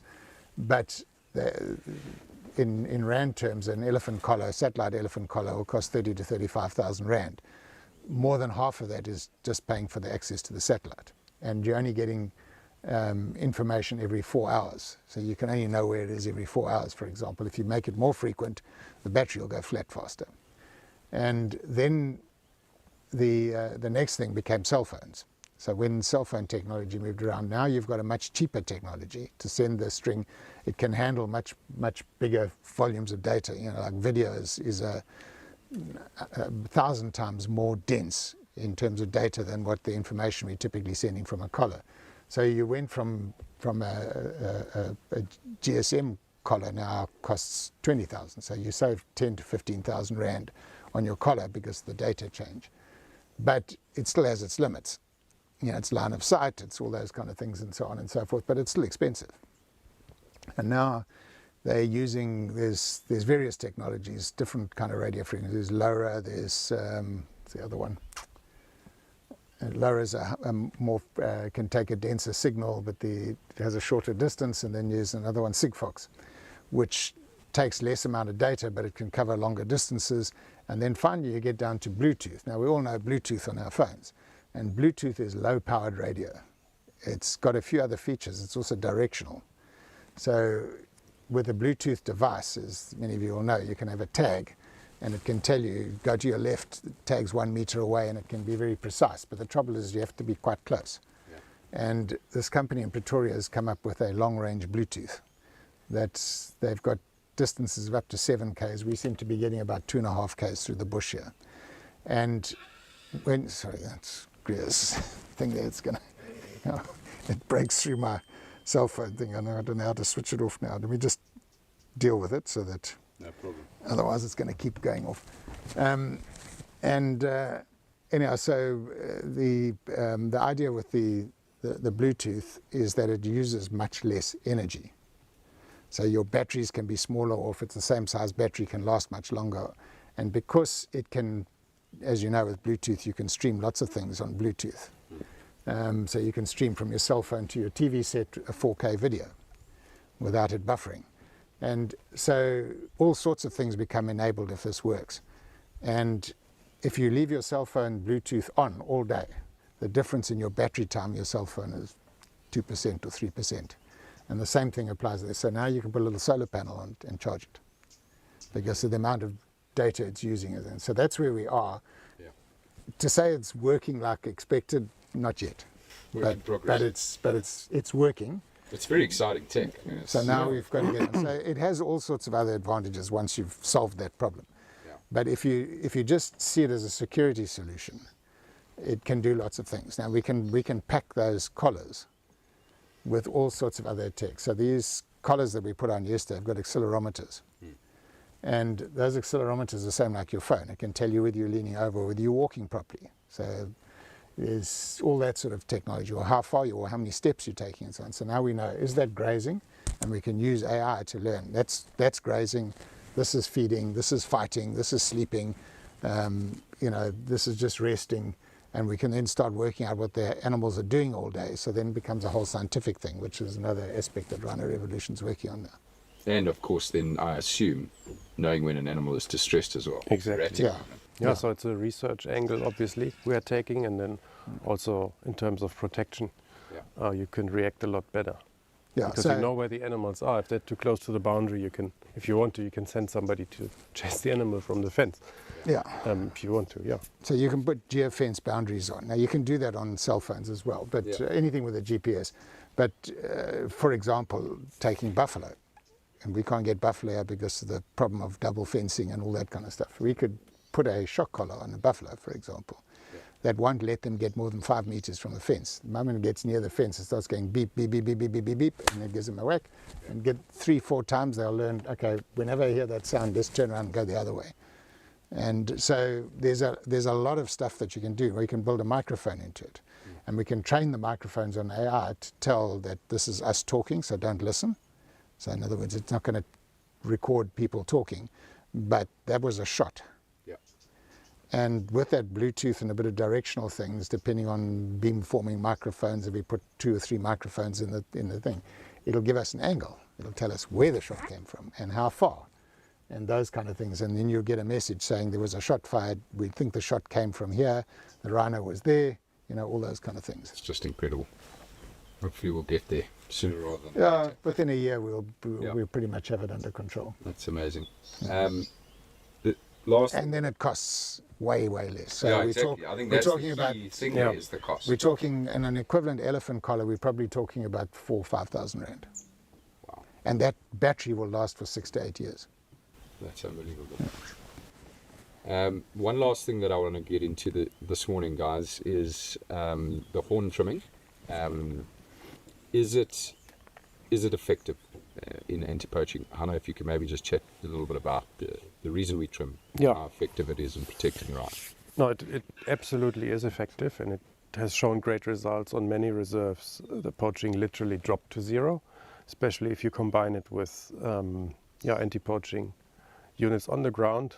So the results are the evidence, especially here in our area and in the Greater Kruger.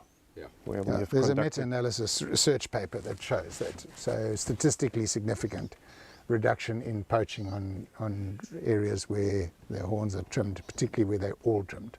Yeah, I mean, it's the most effective deterrent. If you think about it, take away the threat and then combine it with anti-poaching units, then the risk-reward is disturbed at a maximum. Yeah. Well, if you take the Kruger Park, which didn't horn trim, the Greater Kruger Park didn't horn trim. Up until very recently. Yeah, and they filled that place with technology and people and aeroplanes and helicopters and whatever else like that. K9 units. And they couldn't get it down. They started horn trimming, declined immediately. Dropped immediately, yeah. So Hanno, what does rhino horn consist of? And I've noticed that when we are trimming the rhino's horns, we're very careful about exactly where we start the trimming. Yeah. The reason behind that. Yeah, so we basically avoid to go too low to the base, because then what could happen is you cut into the living tissue and then it actually hurts the animal. But if you trim it at the correct level, which is about 3 to 4 fingers from the growth plate as a rough measurement, then it doesn't hurt the animal at all. It's literally like trimming your nails. Yeah. And you're just taking something off that grows afterwards straight again. Exactly. So that's one very important message actually to get out and people to understand that. And it starts with a simple thing like using the correct term, which is horn trimming and not dehorning. Yeah. Because dehorning otherwise sort of implements that it's a once-off thing and you do it once and then the animal is dehorn. Yeah, poachers actually dehorn because they take out the complete horn and as a result the animal dies. But if you trim it at the correct level, it grows back, and therefore unfortunately you have to do it every 18 to 24 months. But yeah, it consists of basically, most people say it's keratin, but yeah, it's like more like the stuff that your hair is made of. So it's condensed material, but it's very hard. So our vet Pete Rogers yesterday just explained, if you use a chainsaw on a rhino horn, you need to change the blade like after 3 or 4 horns. That's just how tough the material is. Yeah, and that's how condensed it is. But the same chain you could use on trees many more times without it being not effective anymore. And Hanno, you mentioned it earlier, the cost per rhino for a trimming. Am I right in saying it's about 15,000 Rand? Yeah, it depends. It depends obviously on the area, how much time you need to find the specific animal, and how many animals are in the area. But I think that's a number that has been established over the years between 10,000 and 20,000 Rand if you include the veterinary costs, ground team, fixed wing, chopper, But that's not the true cost, because you're not charging vehicles and people's time and so on. So the reserve managers are all thrown in for free in that exercise, and the vehicles and so on. So you're only paying for third-party time, planes and pilots and vets and veterinary teams. Yeah, there's many people obviously voluntary involved, and like Kevin said, giving their time away for free. So it's a bit difficult to measure, to be honest. Sure. But it's a big scale, and amazing. So your cash cost's about 15,000 Rand, but your true cost is probably double that. Yeah, for sure. All right, gentlemen, thank you. We really appreciate your time and appreciate Rhino Revolution, and look forward to working with you guys on future projects. Thank you, guys.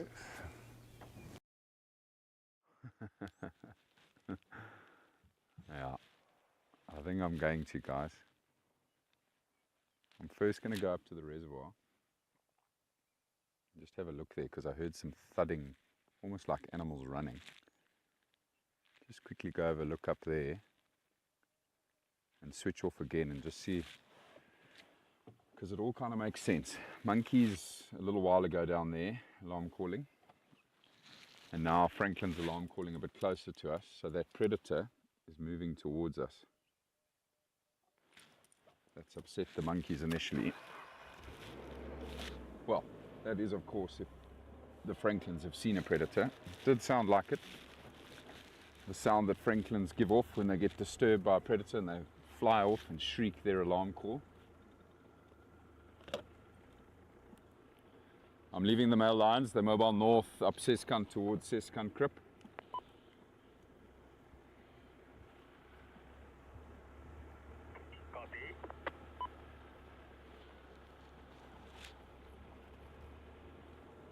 It could just be their brother, trailing behind them. But the Franklins weren't close to the road here, the Franklins were in the block. Which makes more sense if it's a leopard.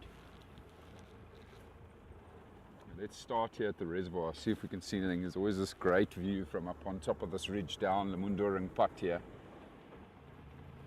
Scan down towards where I heard the monkeys.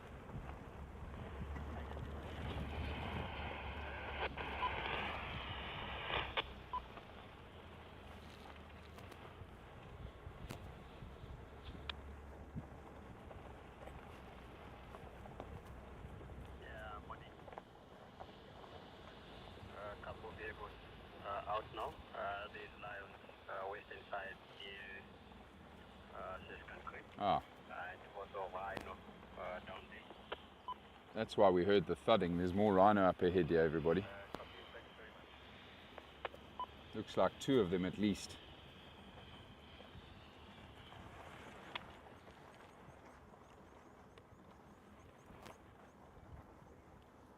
I wouldn't be surprised if that bull we had now doesn't come across these rhino here. It might be whose scent he's following.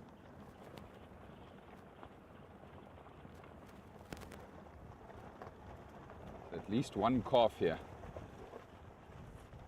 I wonder if this is not the same 3 you all saw yesterday.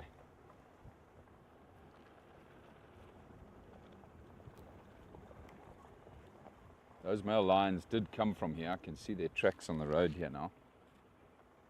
So they came from Kudu Krip up to where we bumped into them here now.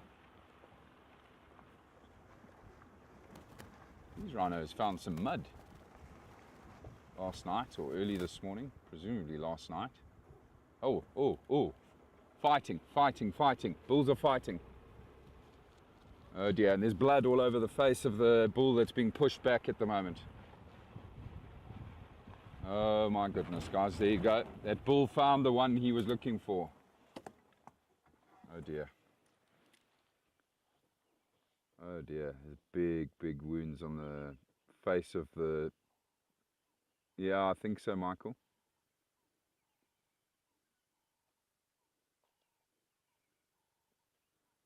Oh my goodness, we just spoke about their fighting and how vicious it can be. Look at that. Oof. And it'll be even more vigorous because there's a cow here. At least 2 cows here.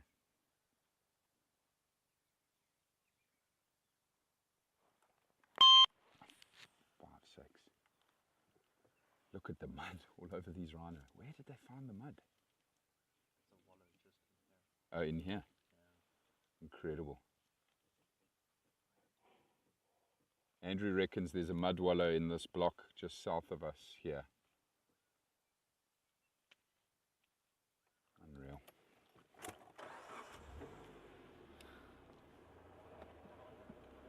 These must be the 3 you saw last night, yeah.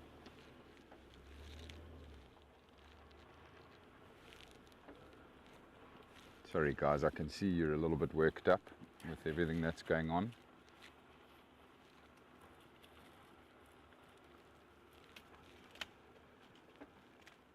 Yeah, it's a cow with her calf and then another sub-adult. Her calf there I think is a bull, and it might even, no, they're too closely together in age. The other one's a cow. The one at the back now is a cow. Okay, let's get back to this fight, everybody. It's insane. I'm watching it out of the corner of my eye here. It's just dust everywhere. Kevin for Gareth. Yeah, I'll go ahead. There's 2 bulls now having a full-blown fight here on Lemundering, just east of the reservoir.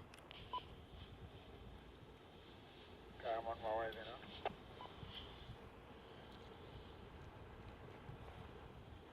Now this was all to be expected, everybody. We knew this was coming.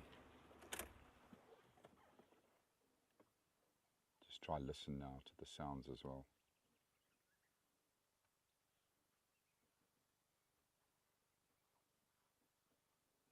Now you must remember, everybody, they do pick up a lot of injuries in these fights, but very seldomly do they actually kill one another. It does happen, but it's rare. And of course, with the trimmed horn, it's even more rare for them to kill one another, which is the one positive byproduct of removing their horns. You can't even see the rhino, there's so much dust. Happy birthday, Charles.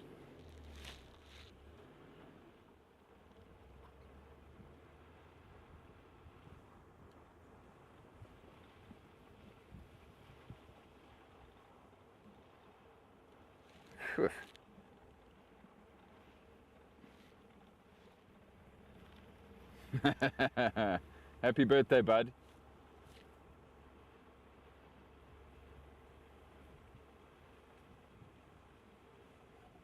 Yeah.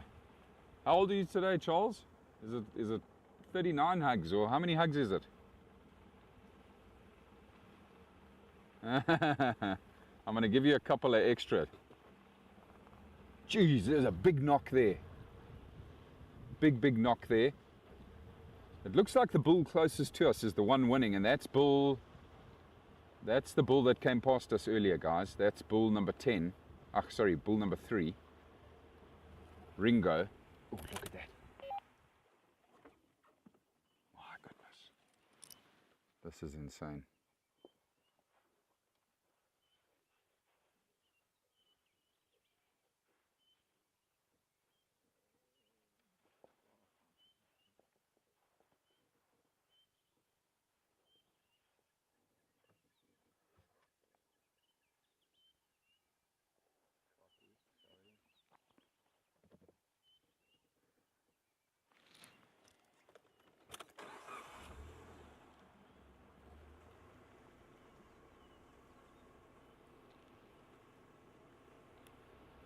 Kevin, they've now pushed each other towards Sunsloot, Putt, Junction, Lemundering.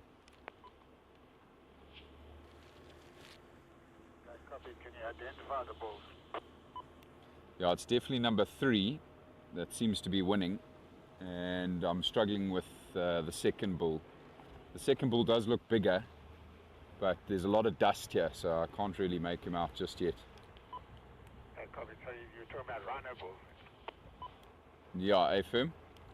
Sorry, no, we've got an issue with elephants. I thought it was elephant bulls. Okay, thanks.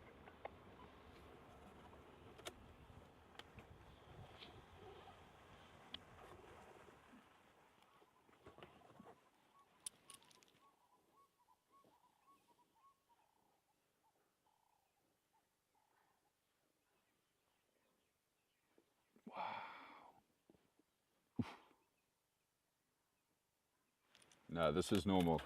They haven't changed the way they fight because they don't have a horn. The fighting is the exact same. And it's basically just almost like a pushing match to see who's got more strength. But every now and then they will try go blow for blow and try hit each other on the flank to actually hurt one another, to try and force the other one into submission.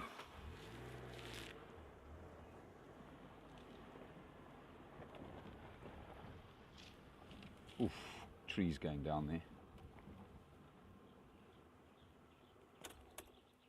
This is insane. Been a long time since I've seen rhinos fight.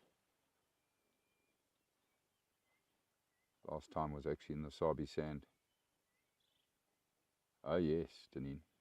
Sometimes, unfortunately, they puncture each other with those long sharp horns.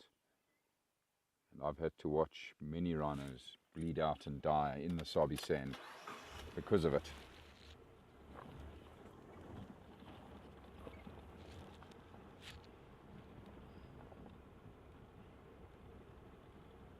So I'm pretty certain it's bull number 3, as I was saying, closest to us, and he's pushing this guy all the way now, approaching Kudu Krip.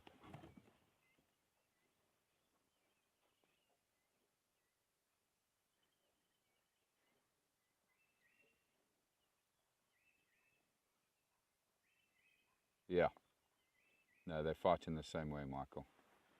Yeah, exact same.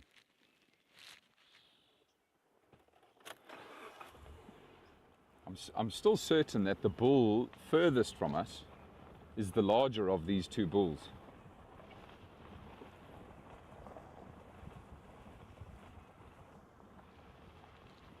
But yet he's the one being pushed back.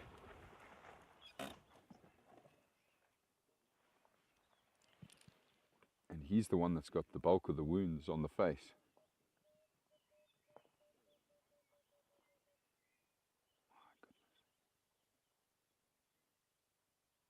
Yeah, just right there, you can see that.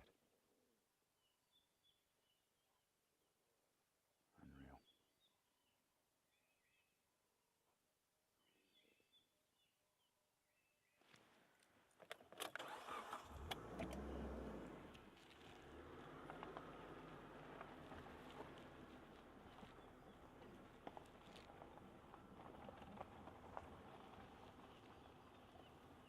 Exactly, as long as he doesn't leave any scent behind, and he's submissive to the other bulls. So it's not just about scent.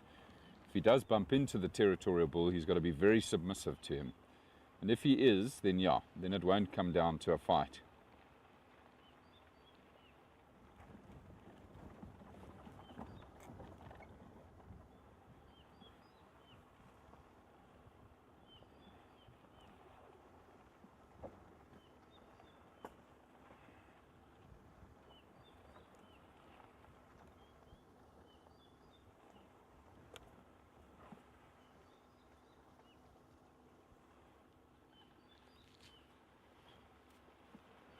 Amazing. Pushing now straight to the Krip. Kudu Krip is just here. They've just pushed each other through a midden as well, which is interesting.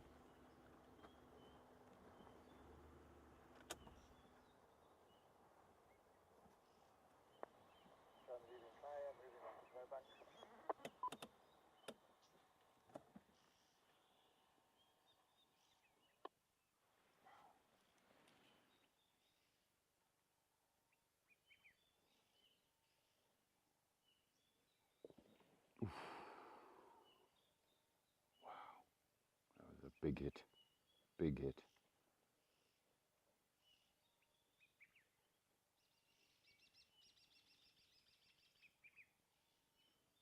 Just thinking now, the last time I saw rhinos fighting here on Rietspruit must be 7 or 8 years ago, and it was right here as well. This next junction where these rhino are headed.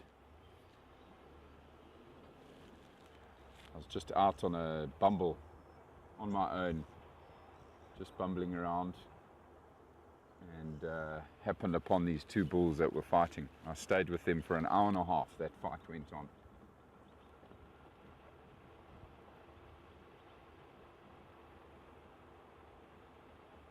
These fights can go on for hours, everybody, until eventually one of them gives in.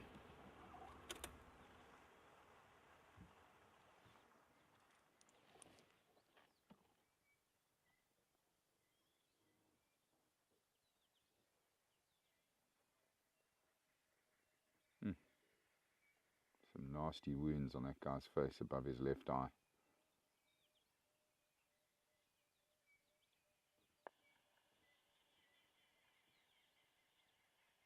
Bull number 20, Raptors corner with Definitely.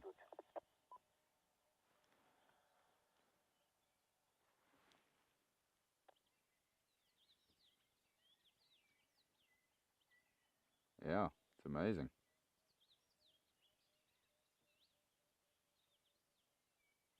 Just been hitting the gym.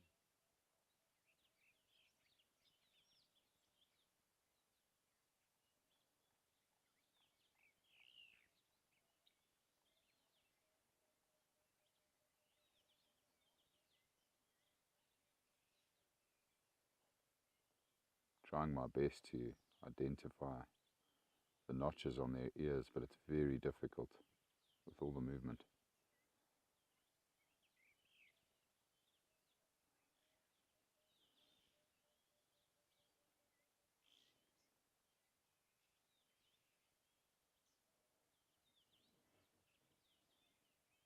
Slowed down a bit.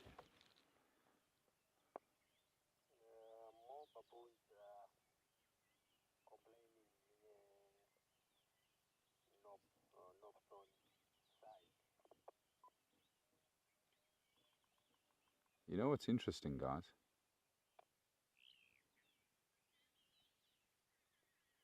The bull that's taken the pounding on the right is the one that came past our vehicle with the lions. So he's picked up all of those injuries just in the couple minutes before we got to this fight.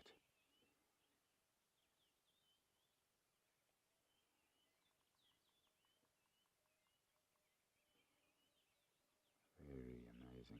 Gee whiz, look at that. Just gauging each other.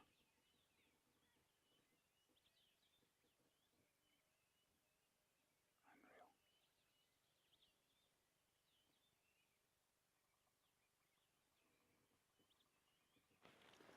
Wow. Blue bank.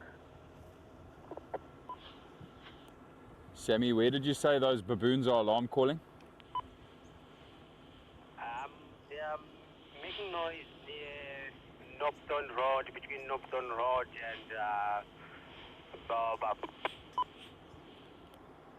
Copy that.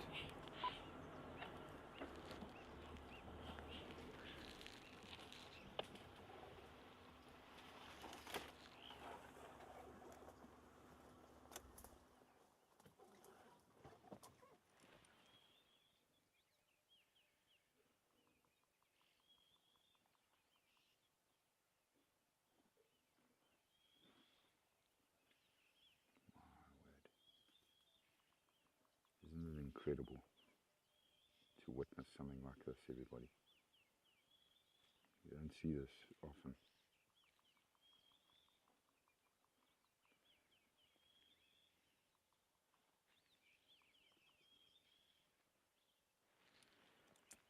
That bull there looks like he's only got one cut in his right ear at the top. Oh, he's just got to be careful. We don't want to be too close to these guys, because if they go at it again, they could very quickly come crashing your way.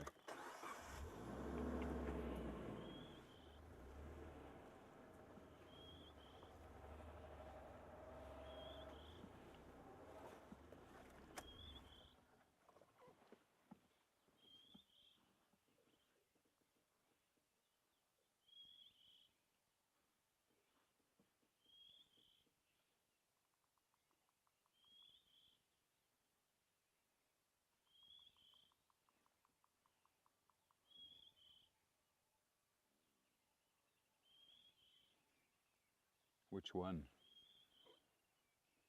There's... Oh, that...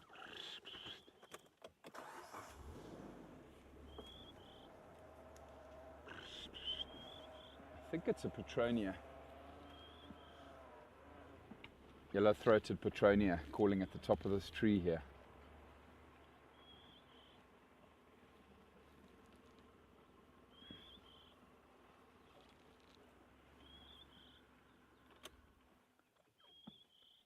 Can't see him though.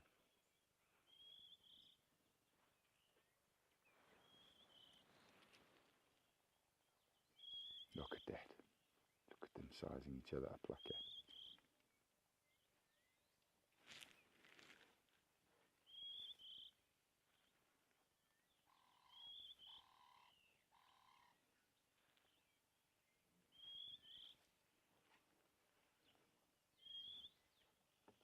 Yeah.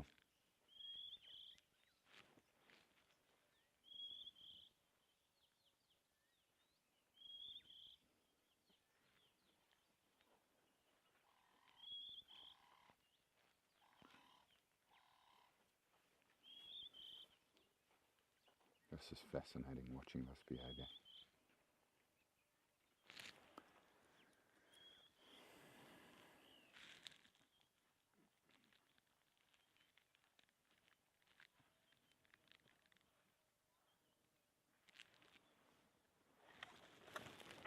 I will definitely send, yeah, I will definitely send this footage, Michael. They'll be interested to know who's fighting with who, so we'll definitely send this footage. They're backtracking towards us here again.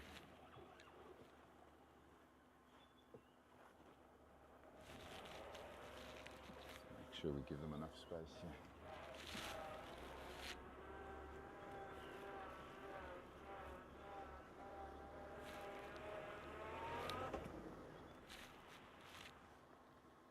Yeah, that too. Yeah.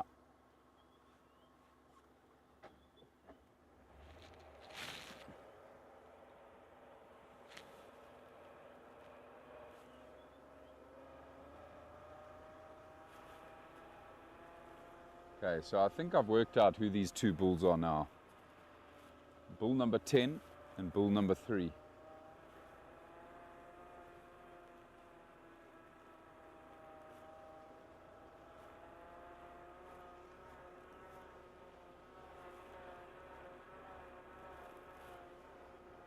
Yeah, and it's still the smaller bull that's leading the fight here.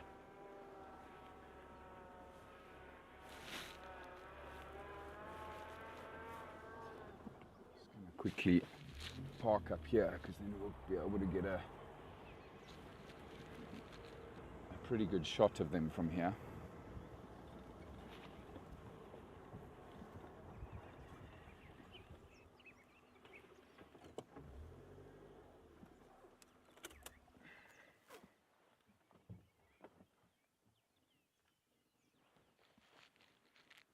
Kevin for Gareth.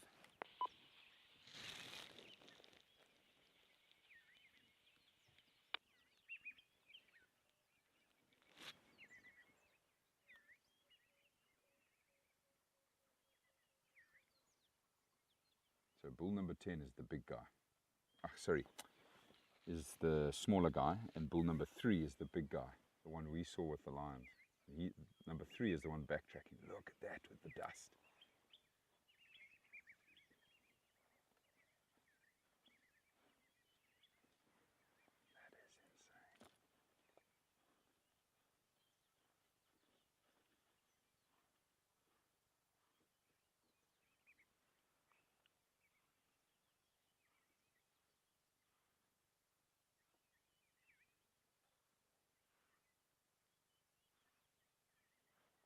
No, I think it's just like an involuntary action that you'll see from rhino. They do it all the time. When they feel nervous, when they're pumped up and aggressive, they'll always curl that tail up. So it's just like an involuntary sort of muscle reaction to being, you know, a heightened state of adrenaline.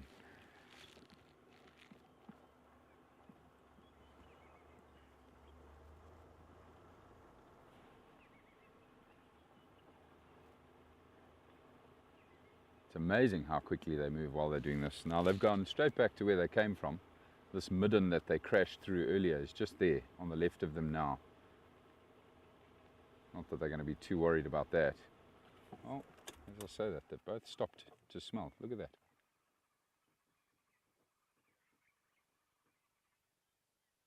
Look there.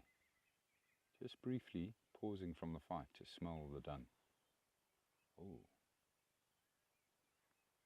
But interestingly enough, there hasn't been a big knock now in about 10 minutes. No connection. What did you want to say?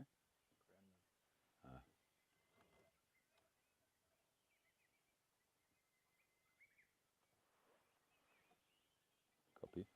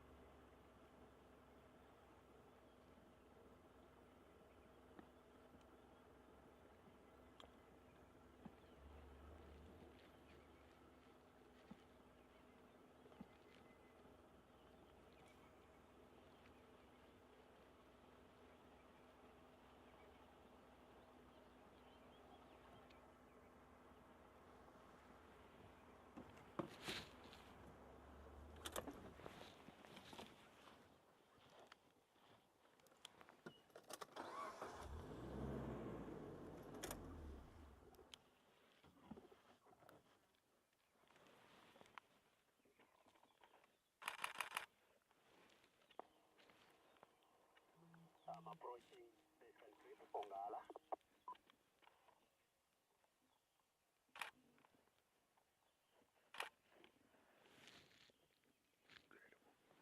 Still sizing each other up, but not connecting, not hitting one another.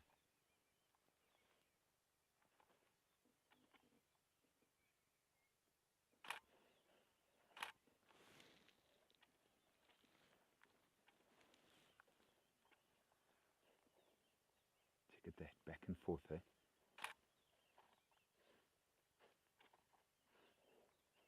Scent marking again by dragging his snout on the ground.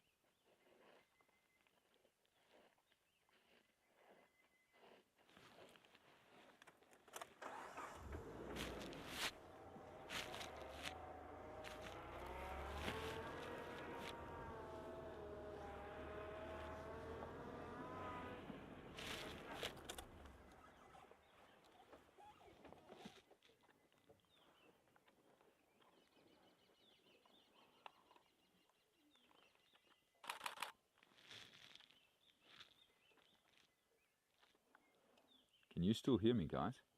Ah. Oh no. What's happening?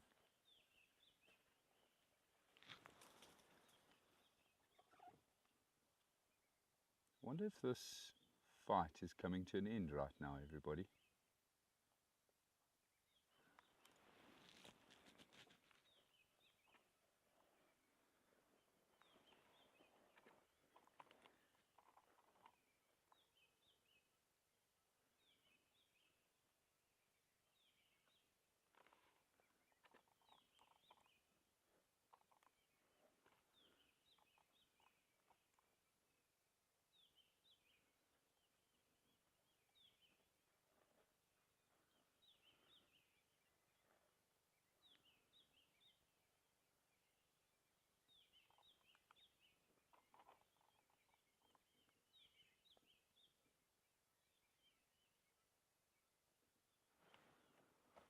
It's definitely slowed down a lot.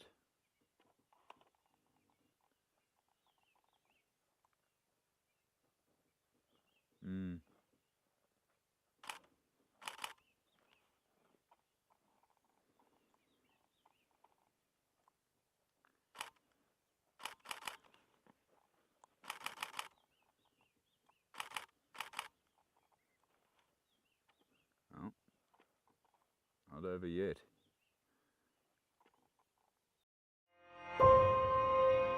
For us, live streaming conservation events is incredibly important. It enables us to take you from your living room at home onto the ground in Africa to see what the conservation heroes are up to see the plight of the animals, and to be part of it in real time.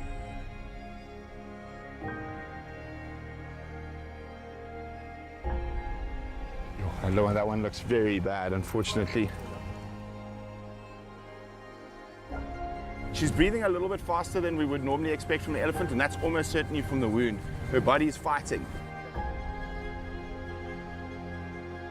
By supporting Painted Dog TV's emergency fund, what it does is actually enable us to react with lightning speed to make sure the money gets to the people on the ground, and in doing so, help save the animals and get them out of danger as quickly as possible.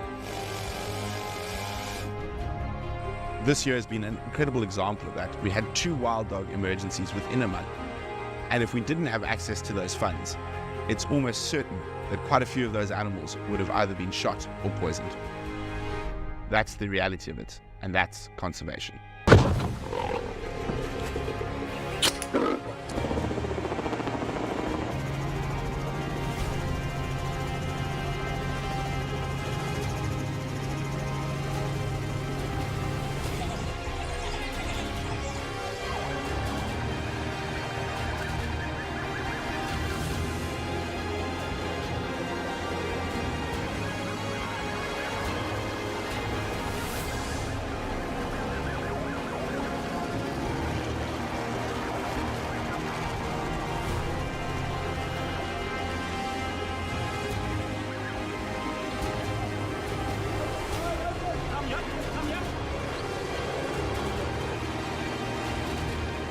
You can see it almost looks like a military operation, and these have to be planned like military operations.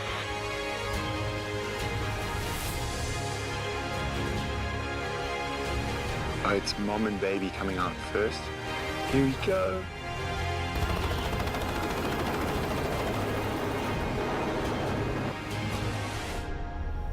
Thanks to your support, we were able to donate $92,000 in 2023. In 2024, we hope to exceed it, getting to $200,000. A heartfelt thank you to all our pack members and their continued support.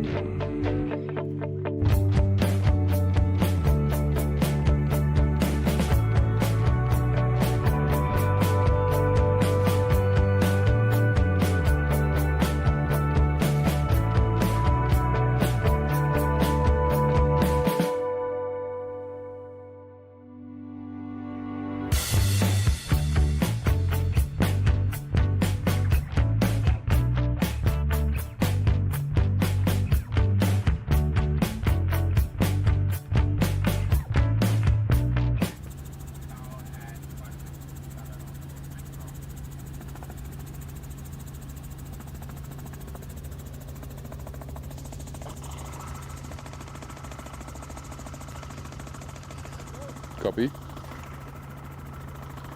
Welcome back, everybody. Good afternoon. I believe that everybody is currently getting pictures from the chopper. Now, Brent is up in the chopper, folks. He's just left us. I think they're moving on to the next animal. The ground team are here at the moment with what looks like a white rhino bull, a big one, which is just about to go down. So Ben has run in He's just busy making sure that everything's safe before he calls us in. But welcome, folks. It's good to be here with you. Obviously, Brent and I have swapped seats. As mentioned, Brent is obviously now up in the chopper, trying to provide you all with some awesome footage from up there. Myself, Brian, Basil are going to go in shortly towards this next animal. What number are we on now, guys? Is this number 11 or number 10? I think it's 10, eh? I'll find out. I think it might be 10.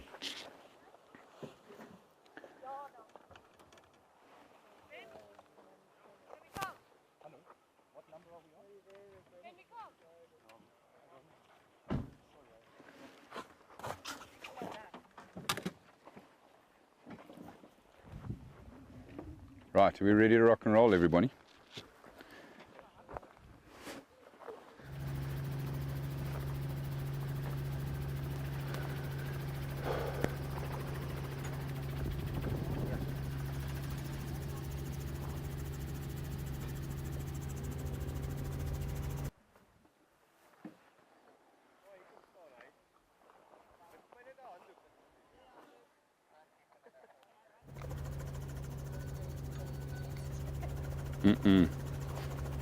Put that thing away.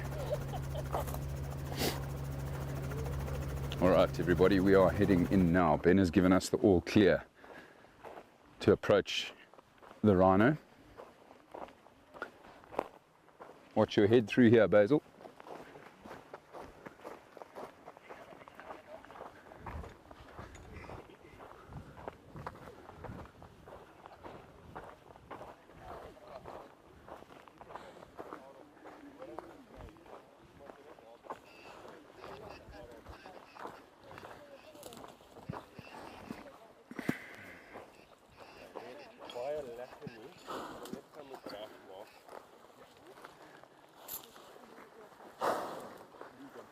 Ja, wat maak jy daar? Ja, spyt vir daai oor, dan sal ons nou sy hy net sy regter agter weer. Ja, kyk net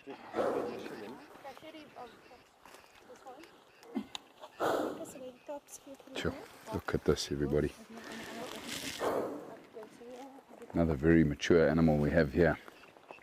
Okay guys, let's quickly, we're going to need all our strong hands. So Which side do you want us, Ben? I think let's go that side. Okay. So he's just lying, not great, on his back, right leg. I see that here now, yeah. So what we're going to do is we're going to just push him over onto his right, and then we'll push him back. Okay, I'm just going to stay this side. Johan, gryp jy die horing daar so?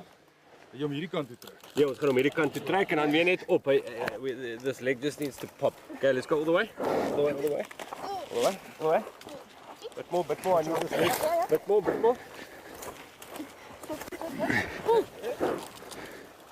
Okay, a little bit more, guys. Okay. He's going to have to go all the way. Watch out. If he falls on there, it's quite terrible. Okay. Let him go all the way. Yes. Go. Oh, he doesn't want to go down there. Look my wire net. Yeah. 1, 2, 3. Just going to see that the legs popped out. Not yet. No, not yet. Yeah, it's kind of... That's good. Yeah. Feisty one. Yeah. Yes, it's locked. Good work there, Brian. Oh, thanks. Huh? Good effort. A bit of water on him. It's behind Not just a beautiful face, eh? It's a laaggie was hy rug, yeah. Sure. So you can see, everybody, this animal was running through thick bush. This is a notch or what? Okay, yes it is. No, that. Let me just see. Quite a lot of fresh wounds along its left flank here from running. But all just superficial, fortunately.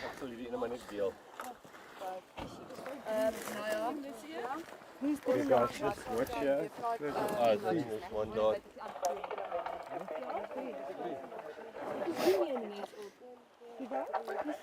So Ben's just removing one of the darts. I think I saw two back there.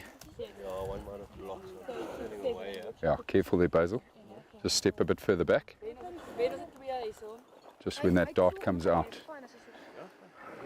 Can I put the other? Yeah, you can go. Yeah, you're fine there. Ben, met die stof? Zuurstof. Ja.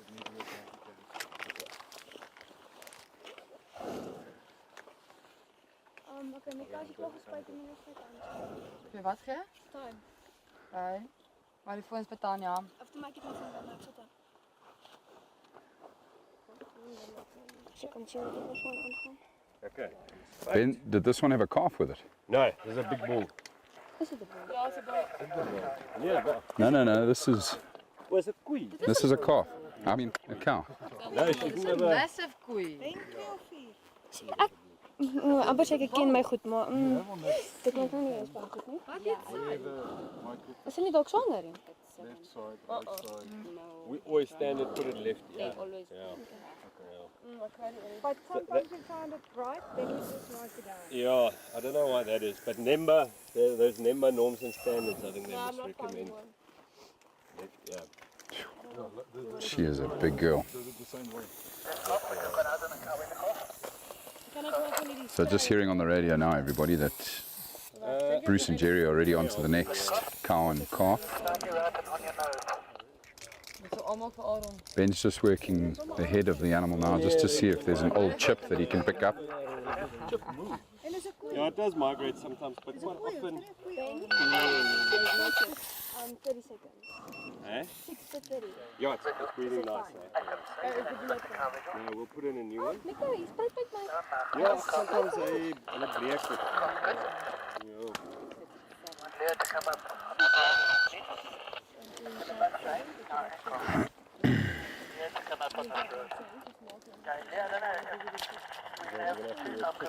This animal is so big, everybody, that initially we thought it was a bull.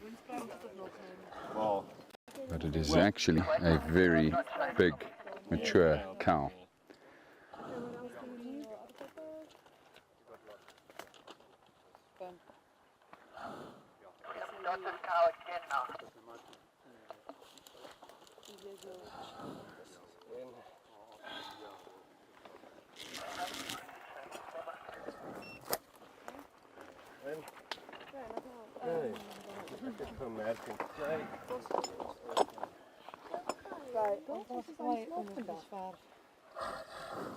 Oh, dus is net die olie in een afzal. Ja, nee, nee. Niet van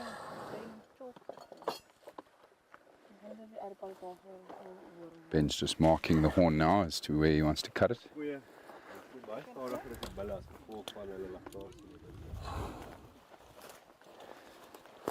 So, en sy is ook 4 wat teruggedoen maar teen oor die bulle uit. Ja, ek sien dis minder, ja. That's the only thing I want to do. Aaron, let's go a little bit. I just want to cut this leg in. There we go. And that's good.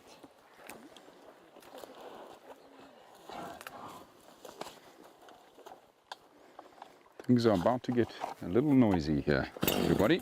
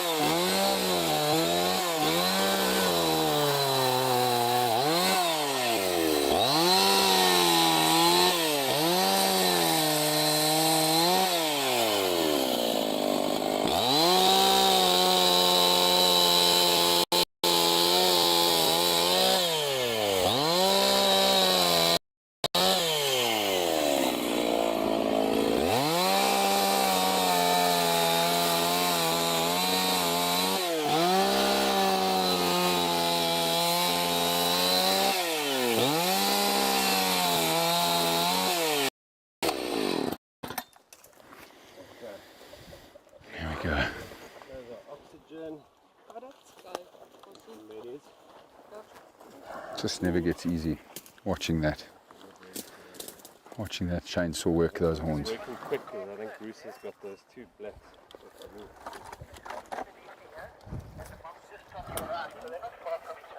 Just listening to Ben discussing what he's heard over the radio. Sounds like we might be moving on to a black rhino cow and calf, everybody, from here. Yes, yeah, you can put that in the shops. Okay, big girl. Actually, we don't have to rush now. I heard they just, they've got both animals. You guys want to do like a big photo here quick? We might not have another gap today.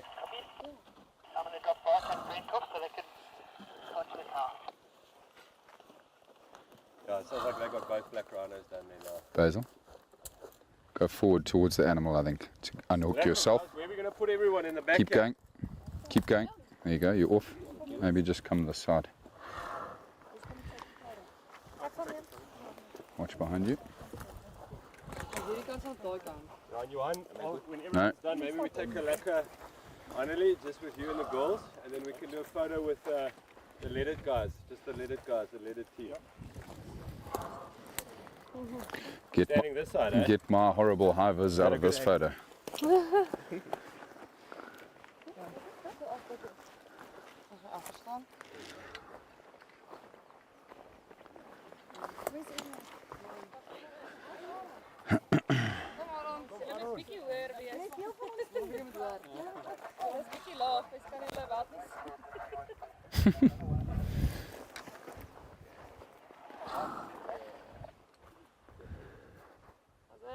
Nice team photo for everybody. And then we'll do Hanley and the girls and we can wake this lady.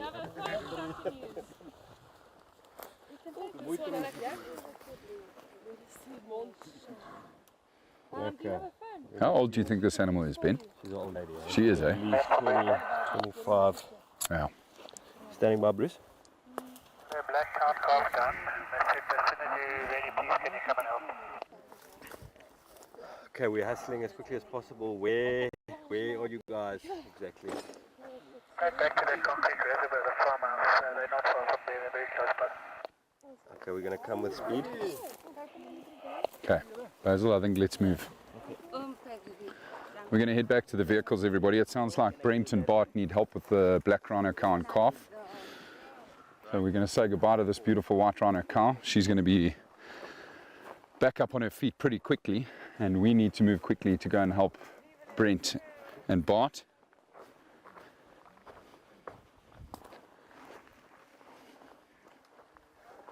Yeah, what an incredible animal. She's massive. I'd agree with what Ben was saying, probably at least 20 years old, that white rhino. It was very interesting. Hannah was telling me something a little earlier, that the entire population here of black rhino, and we believe there's probably just over 40 animals, was started from just 2 cows and 3 bulls to just over 40 individuals. It's quite remarkable.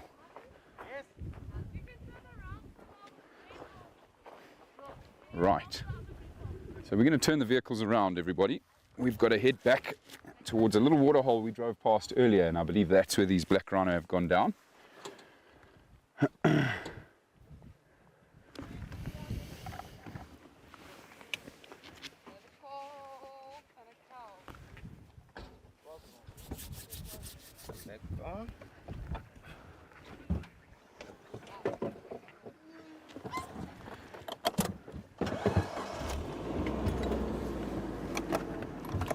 You ready, chaps?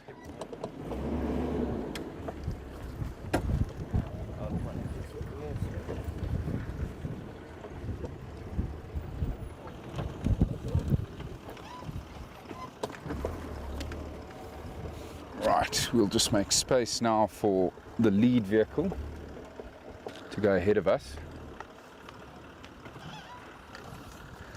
I see Ben is just standing here under some sickle bushes at the moment, just keeping an eye on this white rhino cow, just to make sure that she gets up okay.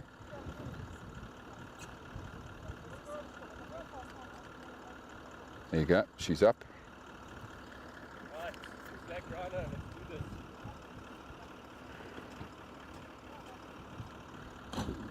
Okay, guys, sorry, we're gonna drive back fast now. Okay, sounds like we're going to be moving pretty quickly now, everyone. So lots of dust to try and get to the black rhinos to assist there as quickly as we can.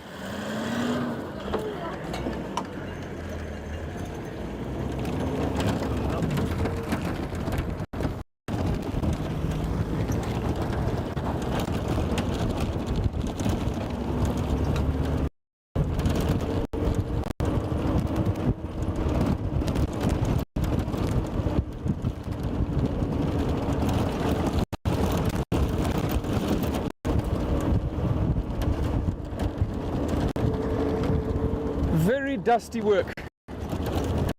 Our eyes have taken a pounding the last 3 days. It was quite luxurious earlier when I was sitting in the support vehicle of ours. Even had aircon, no dust, good company, music. It was fantastic. But I must say, not quite as exciting being with all of you and being in the pound seat here.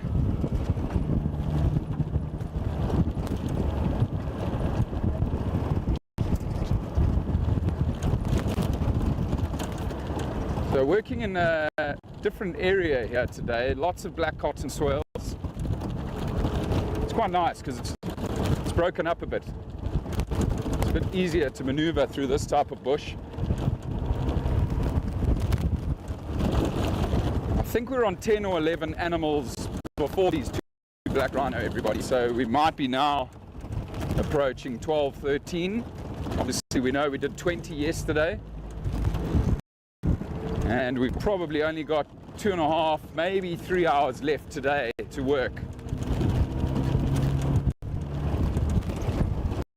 But it does sound like Bruce and Jerry have spotted quite a lot of animals in this area, so what we call a honeypot.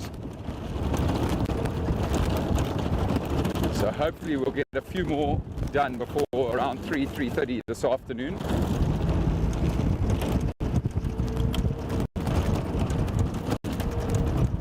Oh, falling a bit behind here.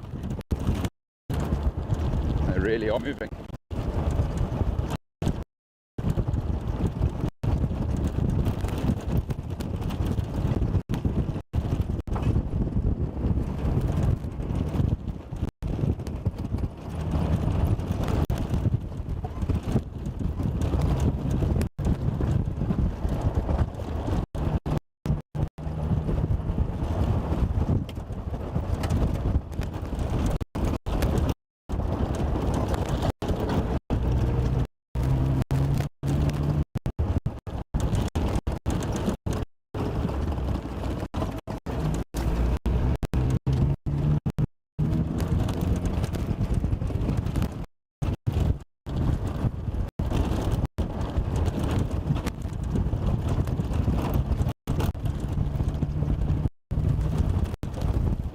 I think we're approaching the waterhole now, everybody. We weren't too far from it earlier.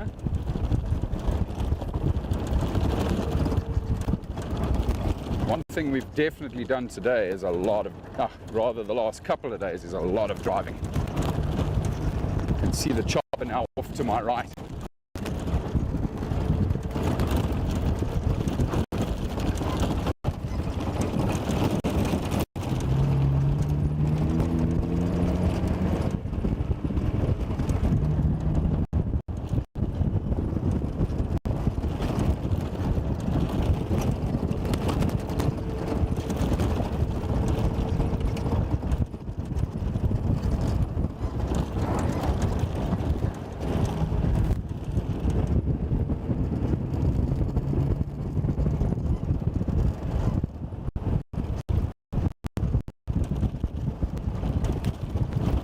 I can hear a chainsaw, so the work has begun already.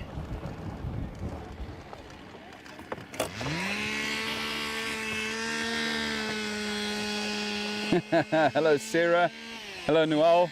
No, you haven't missed anything, I assure you. Well, I mean, we've obviously just finished up a white rhino cow. And you can hear the chainsaw behind me. So they're busy working on a black rhino pair, a cow and calf at the moment.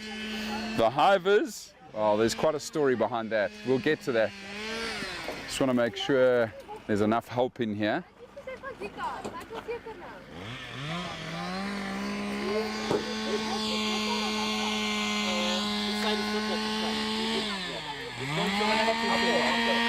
No, it's our pleasure, absolute pleasure. That's why we're here.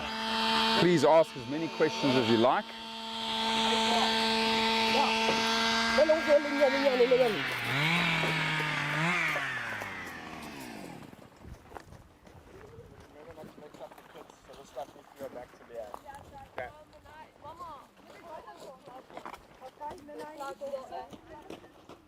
Ah, there's Brent. Hi. Hello, Brent. Oh, you guys were so far. I had to do work now. Yes. And it's very hard in the sun. Oh, sorry, man. I know, it's okay. Can you catch us up? This is a very big black rhino cow. She's just not in a great area. It might be worth going to the baby. Who's literally just on the other side of the road. It's just in a nicer area. You can see more. Perfect. We'll see you now, Brent. Yeah, okay. I was just having a look there now, everybody, and yeah, that cow is not sitting in a great spot. So they started there first, obviously. Get her done as quickly as possible. Not too sure how old this calf is, but that's where we're heading now. Don't know if it's going to need trimming. Let's get in there. Presume Leah's in here now with the calf.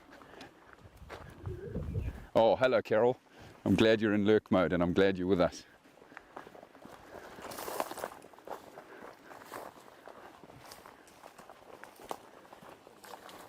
Oh, this is a big calf.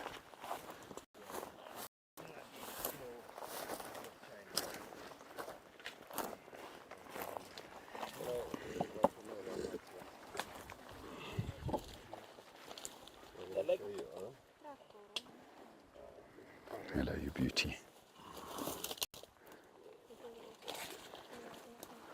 Right, so it is quite a big calf that we have here, everybody. It's going to get noisy. Ben's about to take the horns off here now.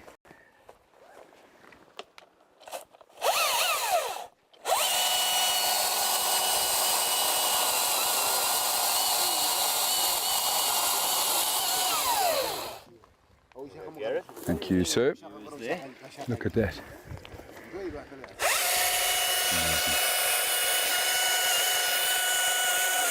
How beautiful is that? Obviously so sad that we have to take it off, everybody, but 40, different grain compared to the whites. yeah, very different, eh? Softer, darker. Look at that. It's interesting, Ben was talking about the pigment earlier. No one really knows why it is darker there from the growth point and how it gets lighter on the outside. I wonder if it doesn't maybe have something to do with age. Over time it gets darker. Of course. Thank you, man. So the little bit of blood that you're seeing on the face of the rhino there, everybody, is just while it was running. Show your viewers, yeah. Oh, look at that, the hook lip. Hook lip rhino, so beautiful. prehensile hook lip. Almost like a finger. Wraps it around the trees, everybody. Oh, you can keep them now. Thank you very much. Right. Okay, ladies, we can probably come paint here. Yeah. And then A little bit intimidating, isn't it, Basil, when you're sitting this close to a black rhino that growls at you like that? And you must remember we're on the danger end. If this calf gets up now, you and I are going to be the ones running. Ooh, I'm going to keep my camera on the cow. Guys, just give us what's your time on this? 21. Okay, guys, take some photos if you want. Just give me 5 minutes. I was going to go chat to Bart. We're going to figure out how to wake up here. We're going to have to get all the cars. I think Jerry's also going to have to move. And then wake them up and get out of here. Quite a big calf. You'll find his mom again. If it is even his mom, that. I haven't been to currently a cow. So yeah, take some pics if you guys want. Is this a bull? This is, let's have a look here, Gareth. Come to the back here, guys. Come show us how we sex. Yeah, this is a young bull. Yeah. A young bullock. And if we've got a smidgen of water, maybe we can put a smidgen of water on this guy. Right, so if you look under there, everybody, it's quite evident that this is a bull. You cannot see the vulva, which usually sits just below the anus over there on a cow. This is a beautiful young bull. Yeah. Yes. Probably about 2 years old, maybe just over 2.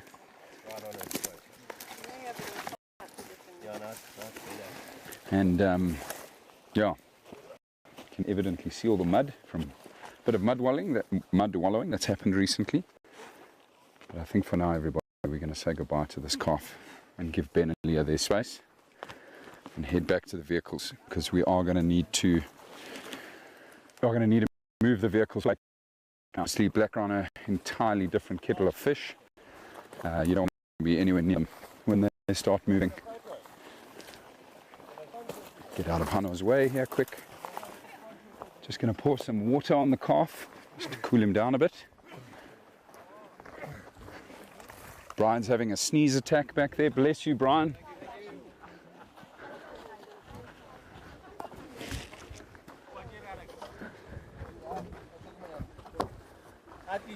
Now, well, yes, that was definitely the first horn trim for that young bull. So he hadn't been done before. Yeah, so it was quite a bit of growth for a 2-year-old animal.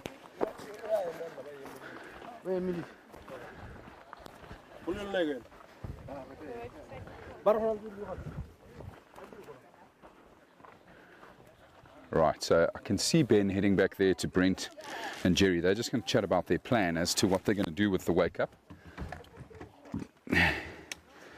We are not going to be able to see that wake up, everybody.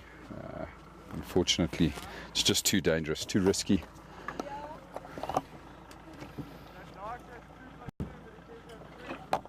When you guys broadcast your stuff, you don't disclose the location. Not at all.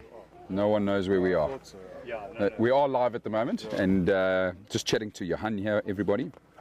And just stressing the point that we do not want to disclose our location. Nobody knows where we are and where we're operating. All everybody needs to know is that we're just doing the important work in protecting these animals. Obviously, that sort of information is very, very sensitive. Sounds like the vehicles are starting to back up, everybody, so I am going to do the same. Just wait for Brian to hop back in. Don't think Brian would be too chuffed if I'd left him here with 2 black rhino that were about to wake up.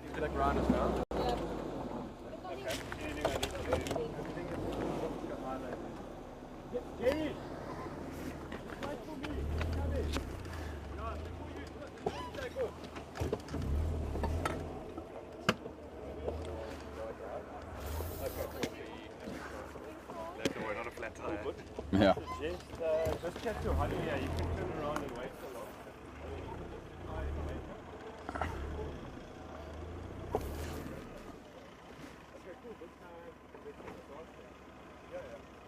Just listening to the discussion going on between Ben and Bart as to what's happening. Doesn't sound like anything too different. I'm just going to wake them up at the same time, these 2 animals.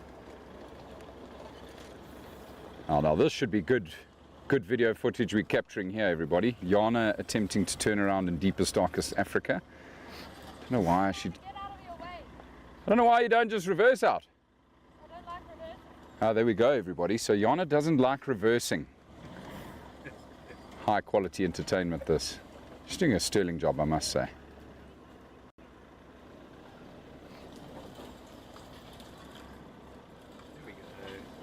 Well done, Jana. First class. Excellent. Sure, it's got warm, boys. Definitely going to need to put on some more sunblock shortly. That's commenced.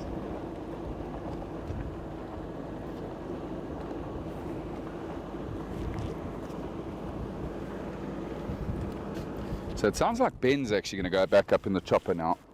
They're changing places. Bart's going to stay on the ground for the time being. Brent's in the chopper.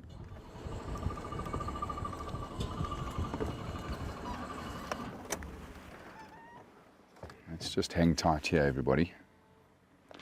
So I know that Jerry's going to wait for Ben to come back from the Rhinos to jump in the chopper before he takes off.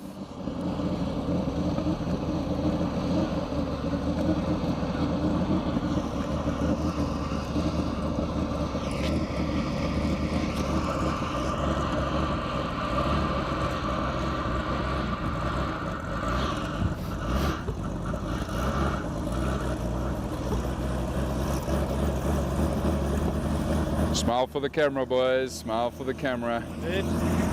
Good job. Right, here comes Ben. Here comes the leader team.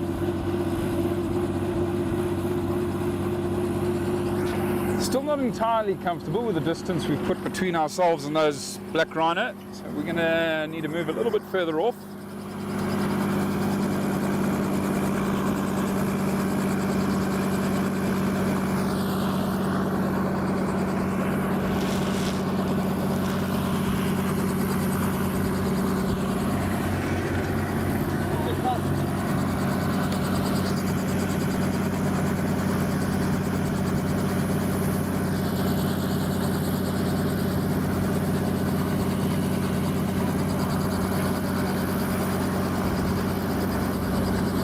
I'm going to move now, everybody. I don't want to be anywhere near the plume of dust that's about to erupt underneath that chopper. Just go park a little ways off. Get a bit further away from the rhinos. Well,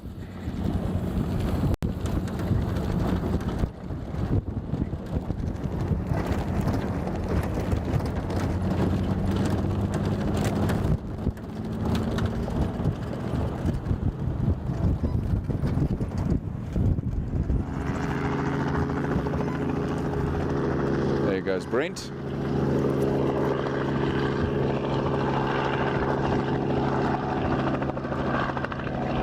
So I know that Brent will try and get us some more footage from the air, everybody, so do stay tuned. We might get some more footage. Good morning, Elsa. Hello, Becky. Hello, Sue. Good to have you all with us. The chopper's just busy flying over the two black rhino now as we speak. Keep an eye on that there, Basil. Just keep an eye on the chopper for us. Just see what the chopper's doing. So the chopper is just trying to monitor the situation now with the wake up, everybody. You can see the other vehicles coming out. Hopefully we won't have any black rhinos coming our way. Don't want to disturb them any further than we already have, and at the same time don't want them coming and colliding with us. Hello Guido, how are you? Good to have you with us. Chopper feed now, I believe, everybody. So you can probably see the black rhino.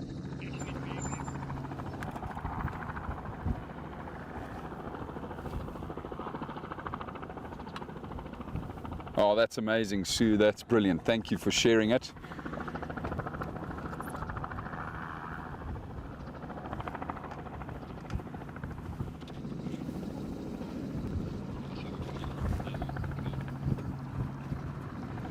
So judging by where the chopper is right now, the chopper is overhead the calf.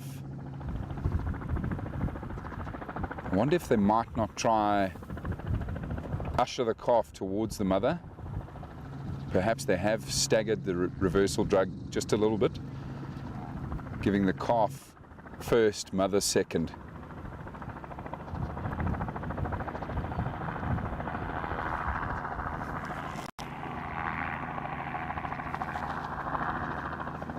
Hello Wendy, lovely to have you with us.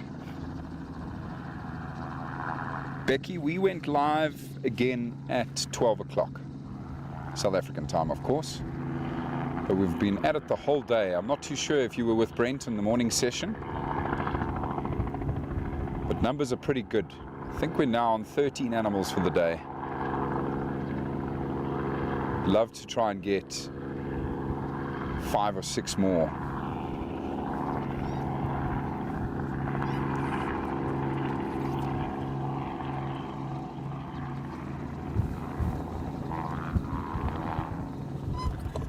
Move a little bit more forward here for Basil. See what's happening.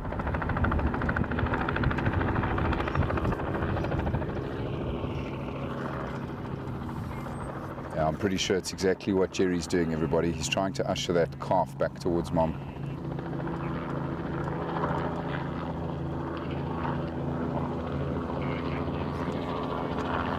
Might be done.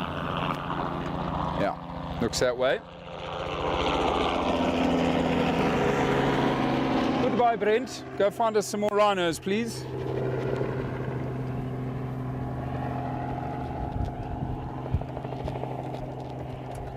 Right, so it looks like we're going to just hang out here for the time being, everybody, and wait for the next group of rhino and where we need to head to.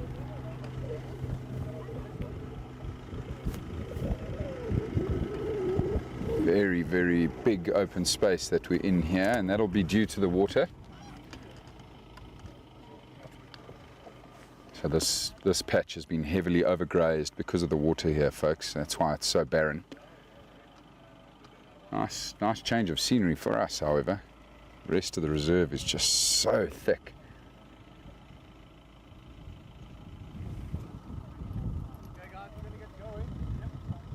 Right, sounds like we're on the move here, everybody.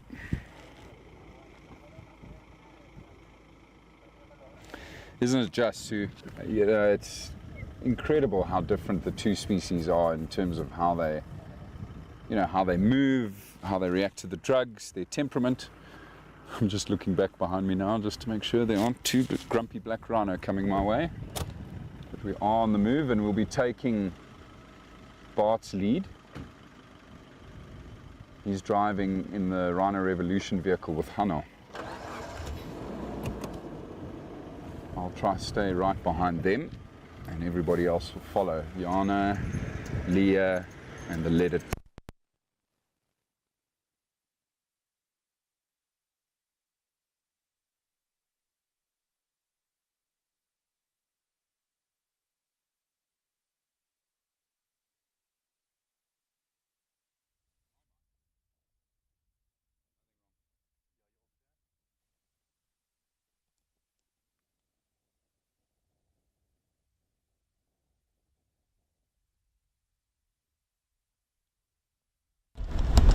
Batteries.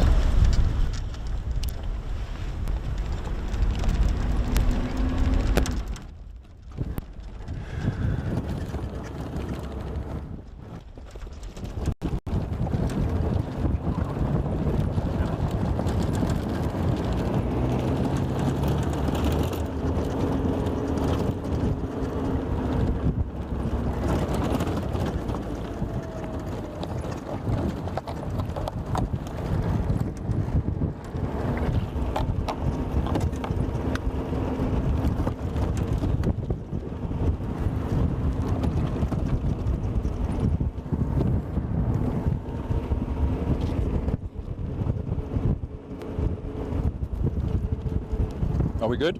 Yeah, we're good. Fantastic. Right, what is in store for us next, everyone? I've had some discussions with all of the different players out here today while I wasn't on air with all of you, and it's not all roses out here, everybody. It's quite stressful work, particularly for Jerry, obviously the vets.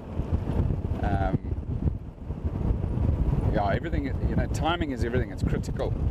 And one of the frustrations of the day so far is ground teams getting to the animals a little bit slower than we had yesterday. And not really anybody's fault. It's just the way the animals have moved.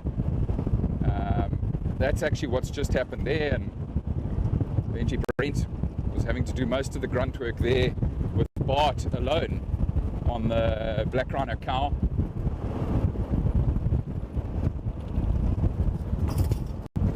Yeah, it's a very, very serious operation that's going on here.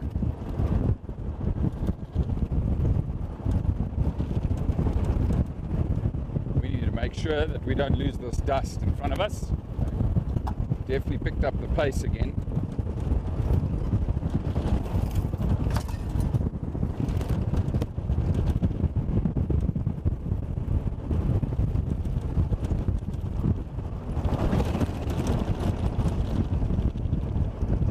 also just chatting to Ben, you know, obviously this is what he does for a living, he does it all the time. And, you know, he was sharing some of the nasty stories with me, you know, things that have gone wrong. And the one that really stood out this morning was a recent operation that was done down in KwaZulu-Natal, where a black rhino bull that Ben had darted and worked on an hour before exploded out of the bush, where they were all gathered, standing outside the vehicles, waiting for the chopper to let them know. I'm not sure. So anyway, the team was all standing outside the vehicles, waiting for instructions for their next movement, and this black rhino exploded out of the thickets and charged at them, hit one of the people, dislocated his shoulder, and crashed straight into a Land Cruiser, just like the one in front of us here, and hit that Land Cruiser so hard that it rotated off, absolutely tore the front of the Land Cruiser apart, and the rhino then just carried on running. So, like I say, everybody, it's stressful work, and we really do have to keep our wits about us out here.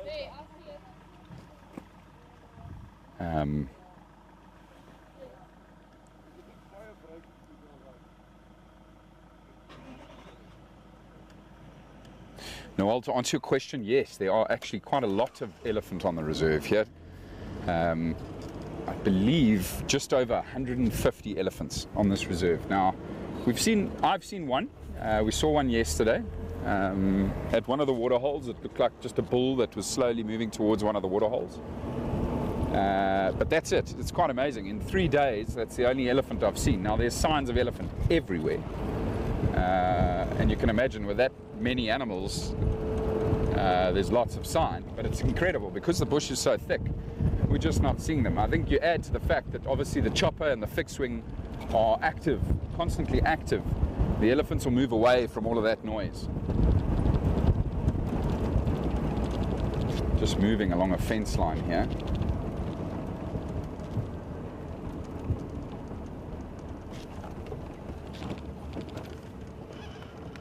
See Bart getting out of the vehicle. The chopper has landed as well.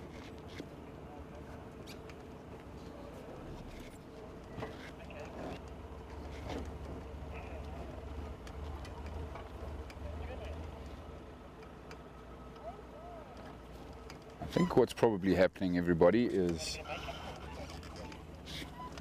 I think Bruce is trying to find some rhino for us to work on. Oh, dusty. Missed the Nissan already.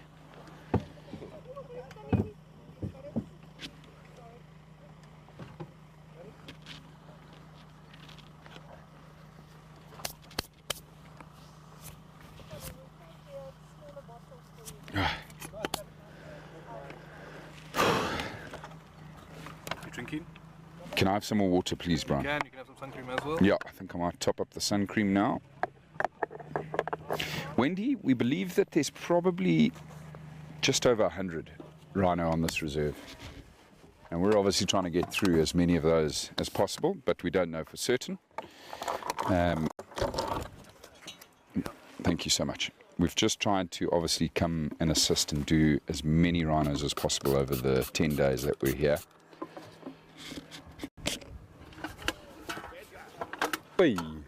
So Brent's just called over to me now, everyone.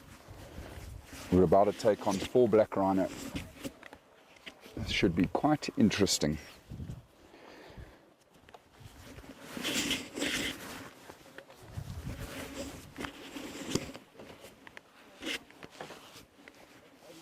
Lots of hard work.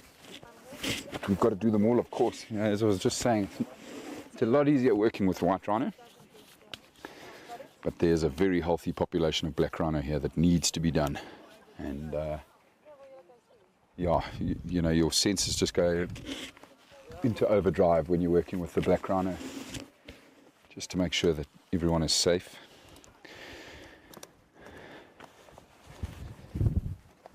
My wife is going to be very, very unhappy with the state of my clothing when I come home after these 10 days.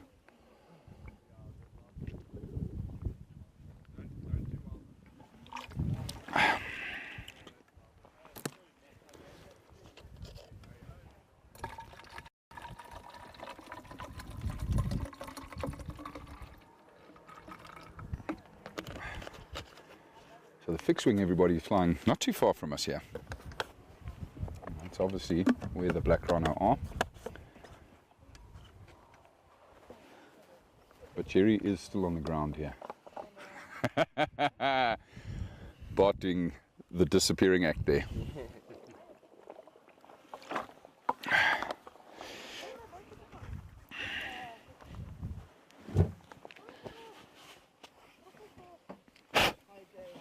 Right, sun blocked up.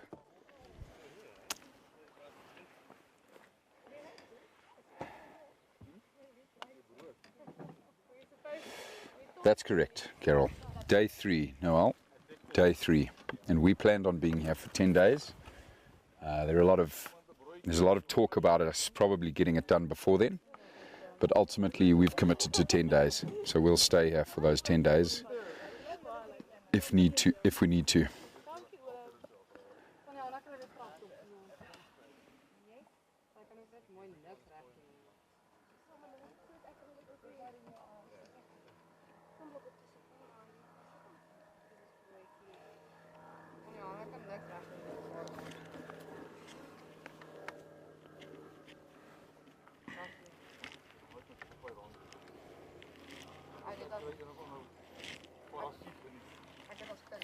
So Noel, I don't know too much about the history of this reserve.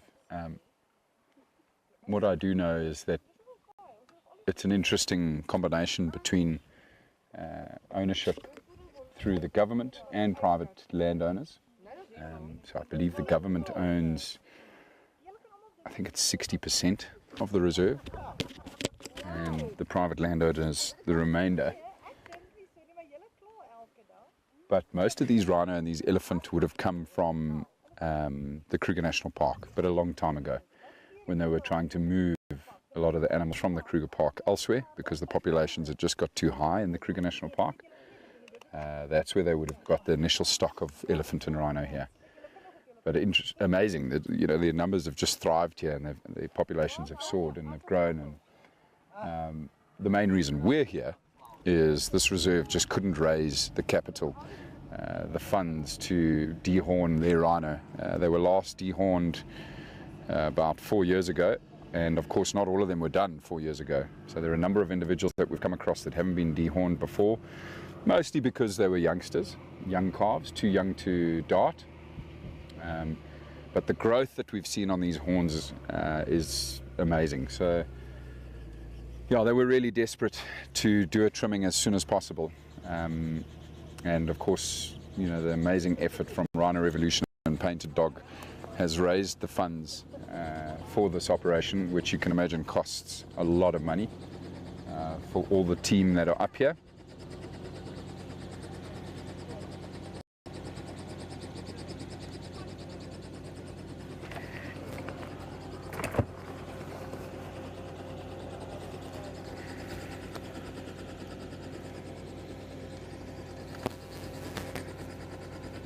Right, looks like we're about to get going again here. Well, at least Jerry is.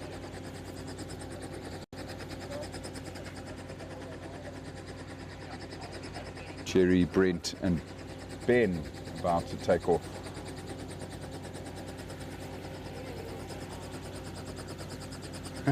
Brent sticking his head out the chopper there.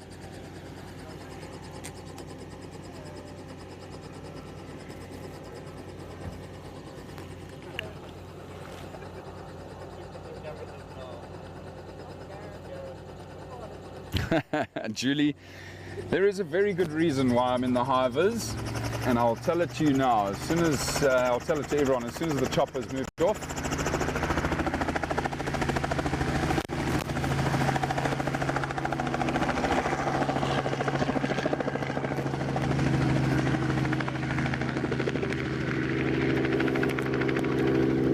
What an incredible machine, flown by an incredible man.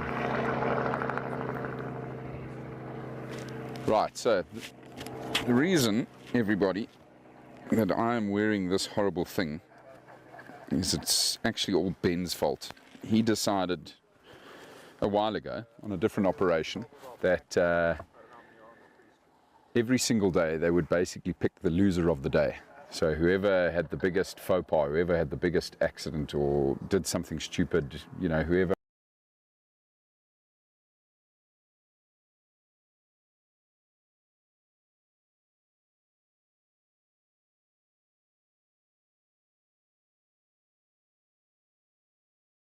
I was given the honor of wearing the high vis for the first time today, and the reasons behind it, there's two reasons actually, two big reasons. So the first thing was day one, I was helping one of the people that live on the reserve here, Vanna. He's on crutches at the moment, he's injured his leg, and I saw him walking in with the big bottle of water, 25-litre drum, heading towards one of the rhinos. So me being the gentleman that I am, I jumped off the car and I ran and gave Vanna a hand, and I took the water, and adrenaline was pumping, and so Gareth took off at a horrible speed towards the rhino and fell over and did a massive somersault on the ground and got thorns in my hands, and immediately turned around to see if anybody had caught me on film, and no one had caught me on film, fortunately.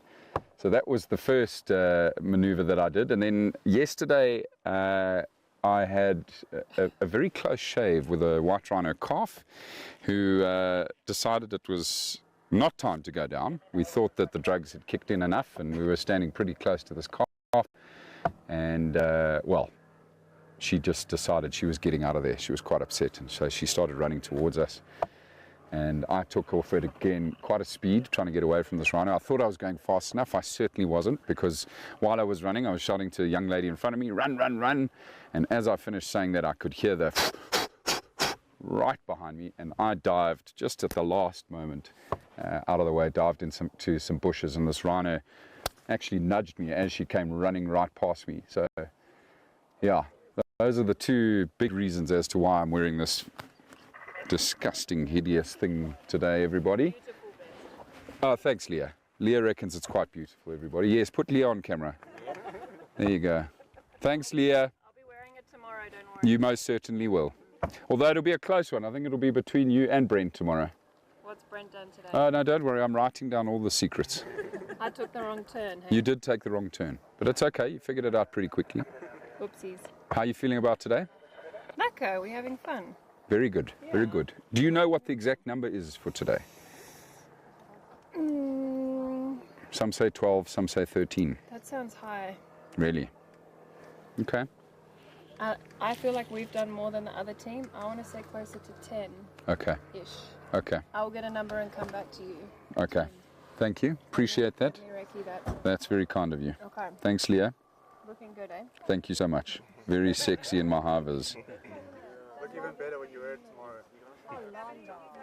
You heard that, I hope, everybody. Matthew being very brave over there, saying you're looking very good in it, you'll wear it again tomorrow. Well, Matthew, we haven't sat around the fire yet, my friend.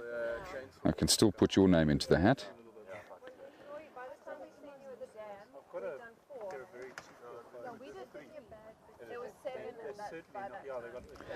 Noel, it certainly was a oh my word moment. To be completely honest with you, it was terrifying.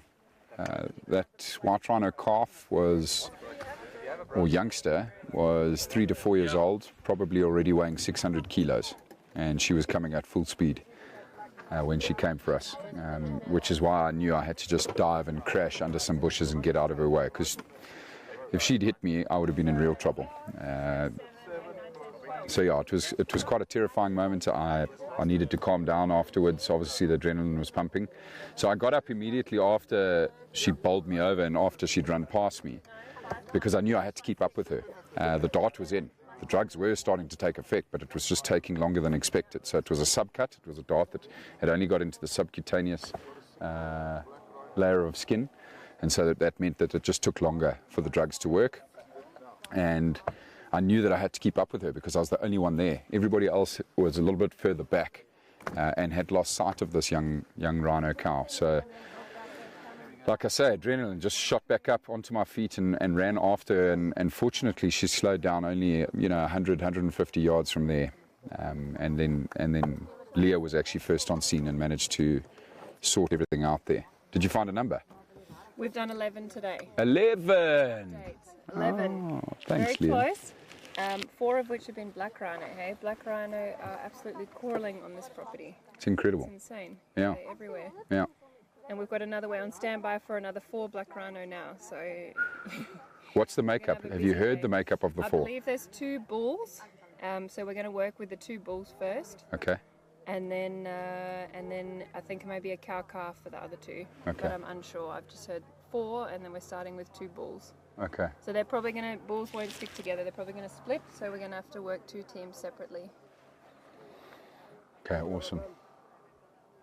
I'm guessing And they'll be Dart's going- not in yet, not obviously. Yet, no, they'll be going into Dart very soon. Okay. Dart's in. Oh, Dart is in.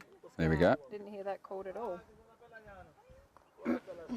Right, so that means we will probably be moving pretty soon, everybody. You can see the chopper now. Let's just quickly move our vehicle here. Oh, Brian. Thanks, Brian.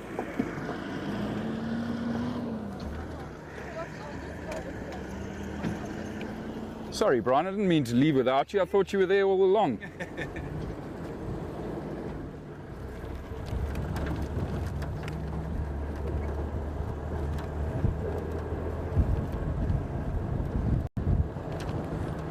I haven't a clue what the Marshmallow Club is, Noel. I don't know what that is.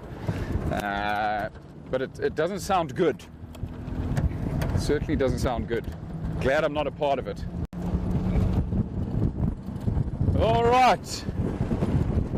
We're racing Leah. Oh dear. We're going to let Leah go ahead.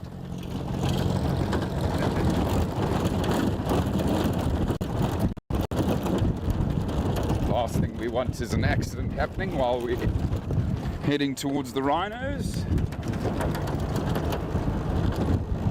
Okay, so I think I heard Bart saying 2 darts in, which means that we're going to do 2 animals, and as Leah was saying, she thinks we're going to do the 2 bulls first, everybody.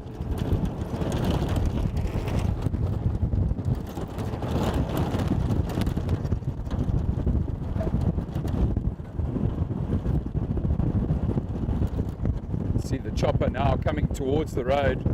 Jerry doing his amazing work as usual, bringing the animals right out to the road for us. A little bit more different with the black rhino because just as the last bit of the drug effect starts to kick in, the black rhino will pick its line and it just keeps going. They don't stop. White rhinos are a lot easier to maneuver with the chopper whilst under the drugs, but black rhino very different.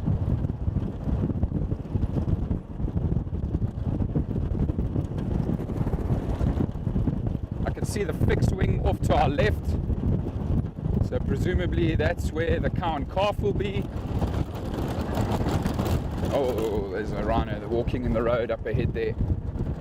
Go down on the road, wouldn't that be nice? Nope, it's gone into the thickets. Hold on. And judging by what I saw right at the end there, it's about to go down, everybody, and the chopper's also very close to the road, but I think we might have an animal here. We do indeed, oh dear, and it's got stuck in a tree. So the chainsaw's already started, having to remove limbs of the tree. So Ben actually told me about this eventuality that happens quite a lot with black rhino, everyone. They literally just run. They don't stop when that last bit of drug is taking effect, and usually the only thing that stops them is a tree. So this may look very distressing, everybody, but trust me, Ben, Bart, Leah, they've done this a lot, and they say that this happens quite often with the black rhino. So what we'll do is we'll just cut away the trees now, so that we can free the animal and then roll it over, get those legs into the right position, and then start the rest of the work.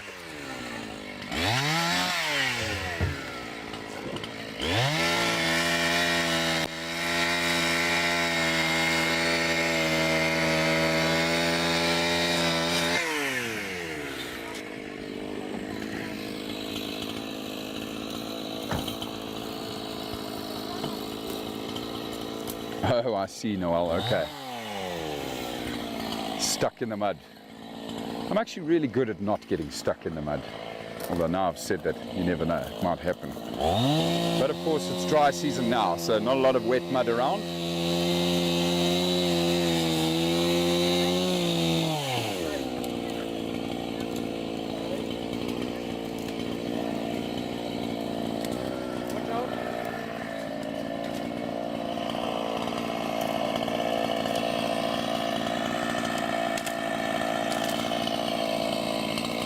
So evidently, everybody, we didn't start with the bulls. We've started, I assume, maybe with a cow and a calf. This obviously being a calf, a little bit younger than the one we'd done earlier. And it might be its mom that's just a bit further up the road here.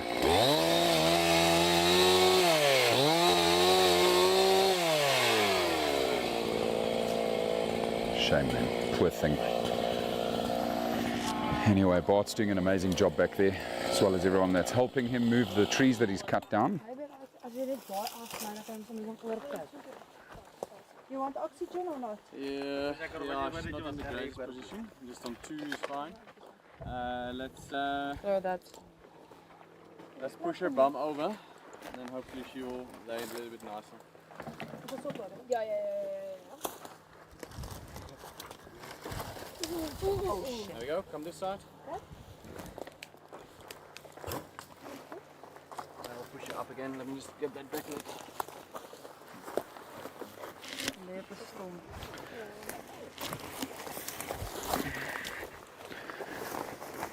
Okay.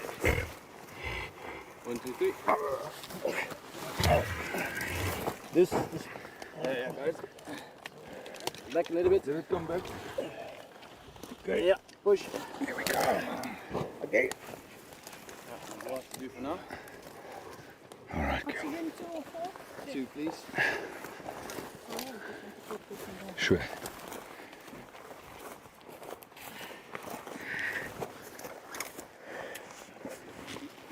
Let's make sure that these plugs are firmly in. Oxygen busy going in now as well, everybody. Alright, notches. Nothing. Doesn't have.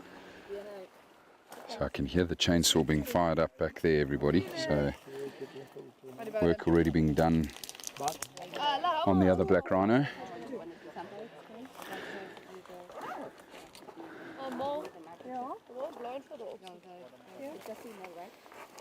Yeah, it looks like that. Yes, Class number have you put in?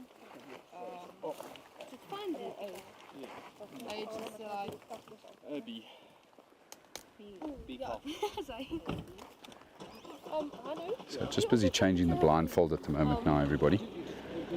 This one is a lot more sensitive to the rhino's eyes, much softer material.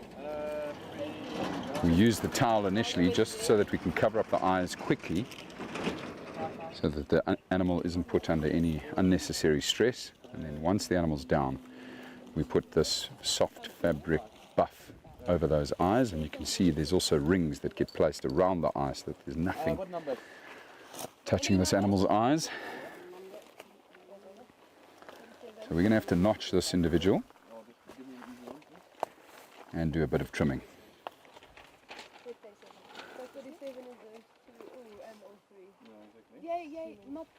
Don't be alarmed by the shuddering that you see there, everyone. That's quite normal. That's just the effects of the drug.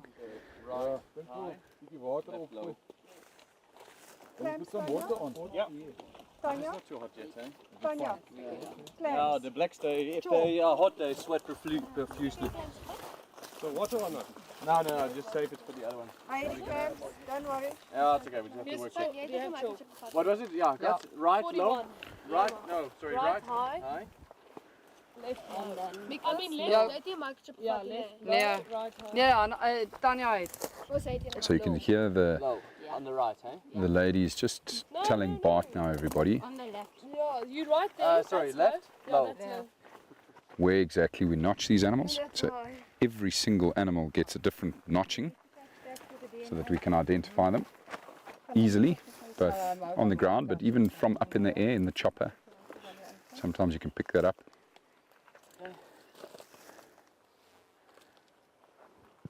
And we'll probably have to put a microchip in this young black rhino as well. Here we go, so microchip going in now.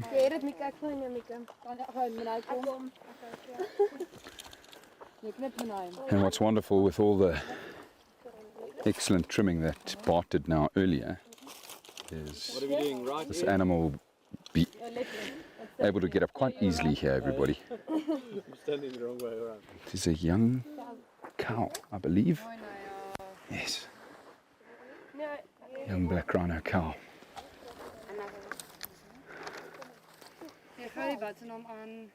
And she's breathing nicely, which is fantastic. Thank you, Guido. Appreciate that comment. What do you need? No, sorry. Yeah, we're just so grateful that we can do this sort of work, and that's to everyone that supports us and Rhino Revolution and Wildscapes, the amazing vets that are here with us. I'm certainly very proud to be involved in work like this.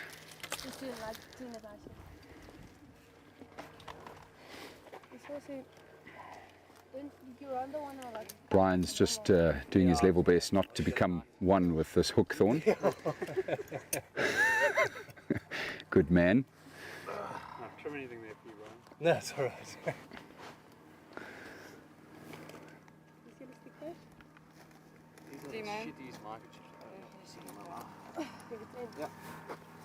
I'm coming that side. I'm coming that side. So I can hear the fixed wing. Looks like it's about to come overhead. No, just like Ja, Scott. Basil, come around the back here, please.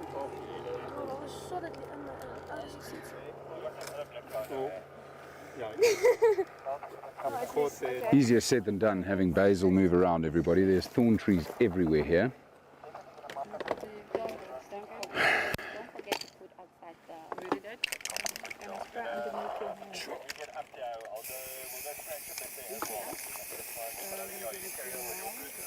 So the spray paint going onto the rhino's rear end now, everybody, is just so that we can identify them from the air, so that we don't do the same animal twice. Can I remove it? Whoppa. I need like a little necklace with a piece of chalk in it. There we go. Bright pink. Easy for Jerry and Bruce to see that from above. What I wanted to point out to you, everybody, is look at all the ticks that have collected here, just underneath the tail. Obviously the skin around the anus is incredibly soft, and so that's why the ticks target this area. So lots of bond ticks that are attached to this youngster. I spoke about it yesterday. These animals have built up an immunity to the ticks out here. So certainly probably quite irritating for the animal, but won't do them any harm. And of course, that's why rhinos always have those oxpeckers following them on a daily basis, because that's their breakfast. Am I in your way, Bart? Oh, sorry, yeah. No, you're not in my way, sorry. Oh, okay. Are you just laughing at my high vis again? No, I got stuck in. Oh dear. Lovely. Bart's also trying to become one with nature out here.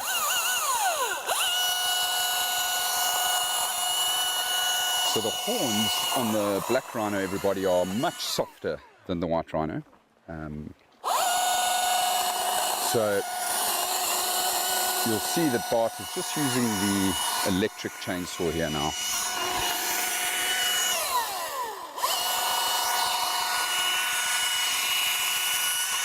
I only really use the petrol chainsaw, the larger chainsaw, for the white rhino. Their horns are generally much denser, but larger as well.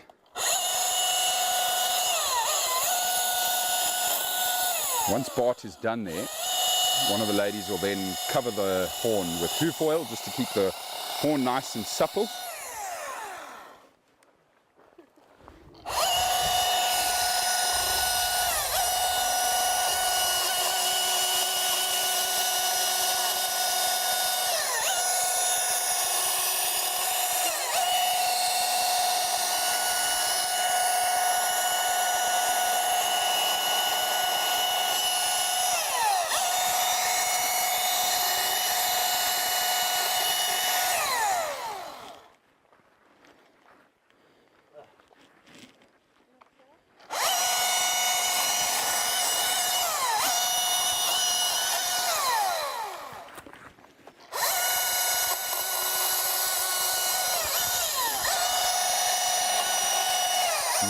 Little baby.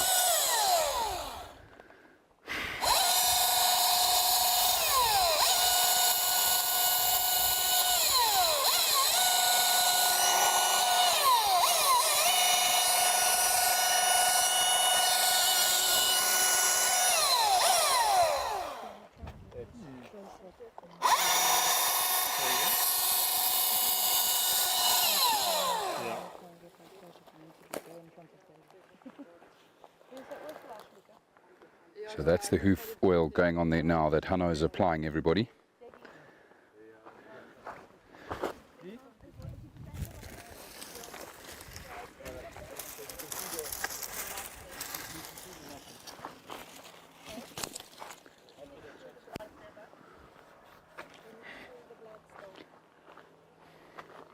Yeah, we're about 5 minutes from wake up. So you would have heard Bart saying there now, everyone, that about 5 minutes from wake up. Leah's just asking, because of course they're still working on the mother, and obviously the timing of this wake up is critical now when you have two animals.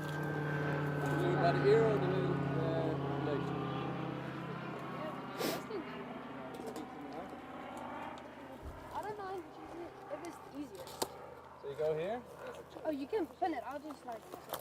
So a blood sample's about to be taken from this young calf.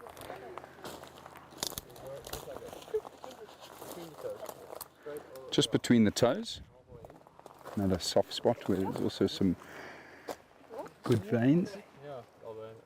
Okay. And just in. Yeah. And click. Click. And you can come back slowly. Pull it back. Pull it back. Sorry, not the vacuum cleaner. Oh, It's the whole thing, yeah. There we go.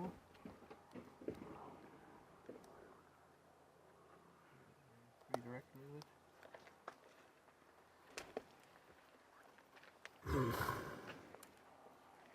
bit. Big sigh there.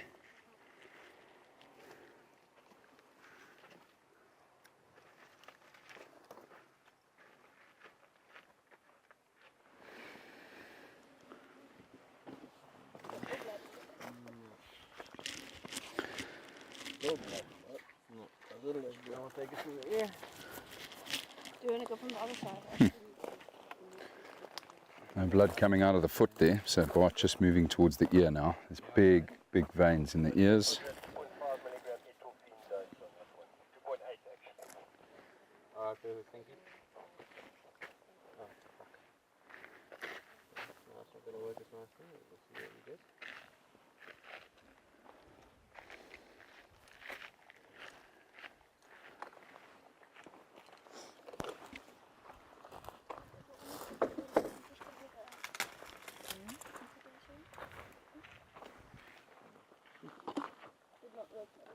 No, so those things are vacuum, and as soon as you puncture them with this needle, there's a needle in there, then they lose their vacuum. So if you puncture them without being in the skin, then you lose your vacuum, and then your vacuum chain is blown. But we got a little bit of blood, and we got the DNA, so we got the, so we should be fine. You either need blood or DNA, like a tissue sample. It's a calf or a juvenile? It is a juvenile. Should be fine.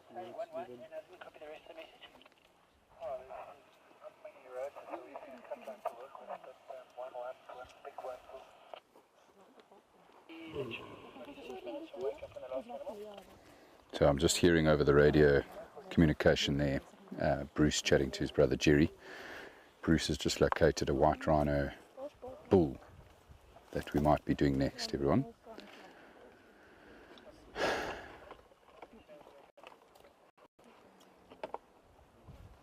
Looking forward to waking these two animals up.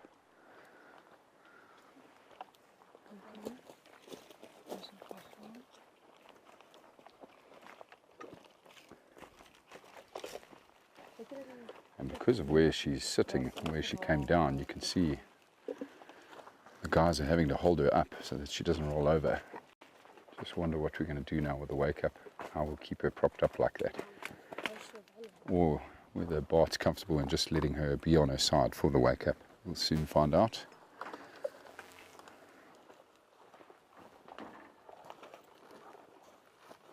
Is it still wanting to fall over? Yeah.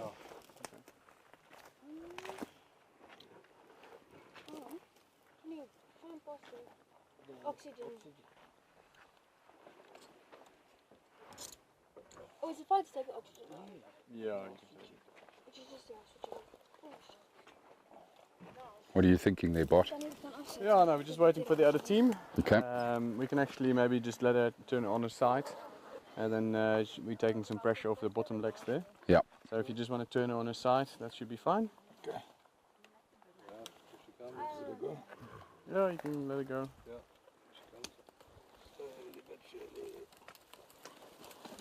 There we go. Look at all the sweat, everybody. So those dark patches now forming on the underside of the animal. She is starting to sweat quite a bit, but that's all normal. And she'll be on her way pretty soon. Waking up. Is that waking up? Here's the radio. I'm going to give it to her now. We're going to get airborne, so just give us another 2-3 minutes. Okay, copy, standing by. So there you go, everybody. You can hear that 2-3 minutes before they want Bart to wake up the calf here.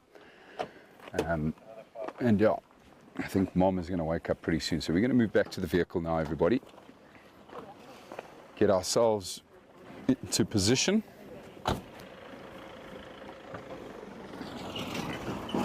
And the reason they want 2-3 minutes before they do the calf is that, yeah, Jerry and Ben just want to get airborne, because we'll have to do the exact same thing we did before and try usher the calf back towards the mother.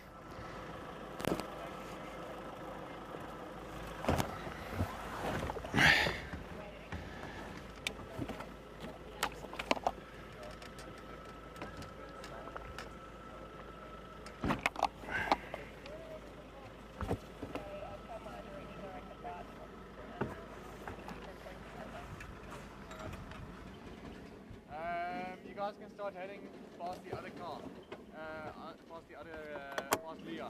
Okay. Okay. Yeah, copy Leah. I'm sending the cars your way, then they can drive past you, and then Hannah will wait for me here. No, Ben, change the plan. I'm going to wake up first. We're going to come straight to you, and then you guys just all need to be ready to wake up as we drive past. Alright, sounds good. We'll start turning around a bit. Move everyone else out but one car so we can get through easily. Yeah, we'll do. Right, everybody. We're on the move. So, plan is, Mom is being woken up first. Leah will then jump in the vehicle after giving the reversal. And she's going to come this way. And as soon as she comes past the calf, that's when we'll do the wake up on the little one.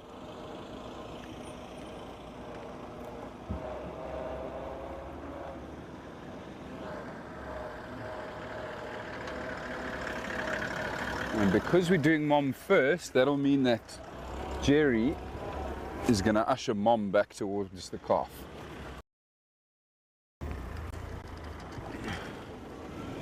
Alrighty, let's get some space. Give the team space, give the animals space.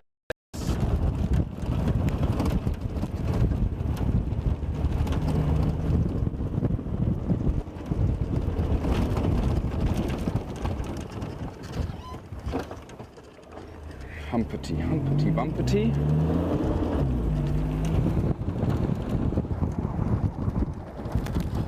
Right, I think we'll just hang back here and wait for the lead vehicles.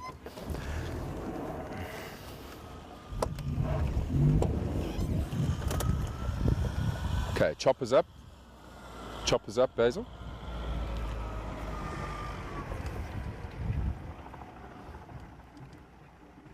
So you can just see two vehicles back there for now, everyone. Those two vehicles are where the vets are sitting. So Leah's in the green vehicle at the back. and Bart in the white vehicle at the front. So both just standing by next to their animals just to make sure that all is going to plan.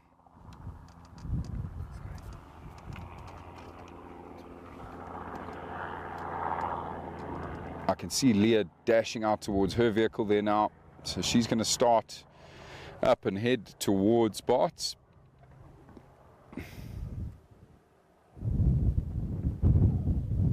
Now this reversal drug works very quickly, everybody. It's 30 seconds to a minute before that animal's up and moving. The drugs haven't entirely worn off by then, but they're able to get up that quickly.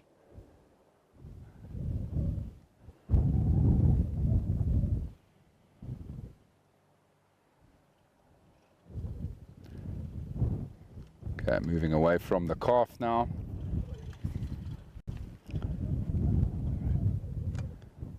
Just wait to see if Leah wants us to move a little further off.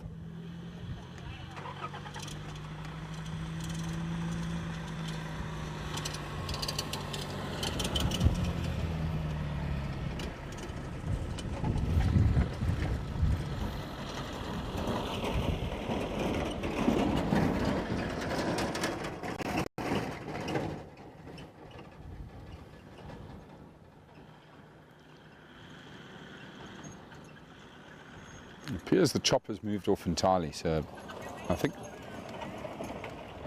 Lee and Ben and Bart are obviously comfortable that these two will find each other. The calf is quite mature, so they're not too worried about it. And at the same time, the good thing is, even if it does get separated from its mom for a little while, there's no big predators here, no lions here, which are always a risk to a young rhino calf if it's separated from its mother.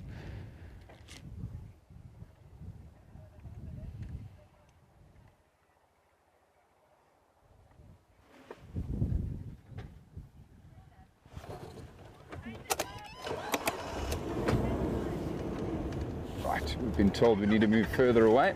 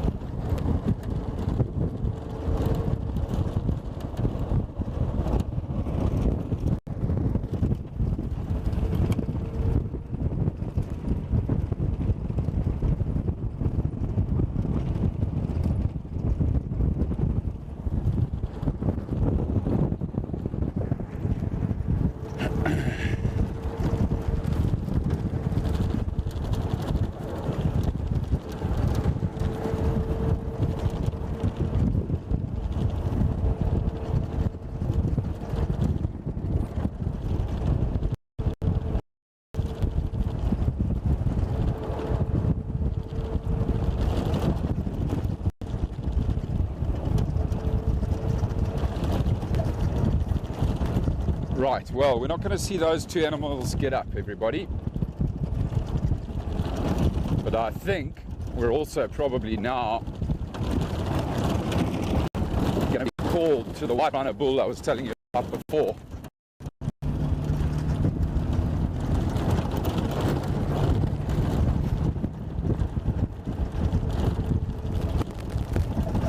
So that is now 13 animals for the day.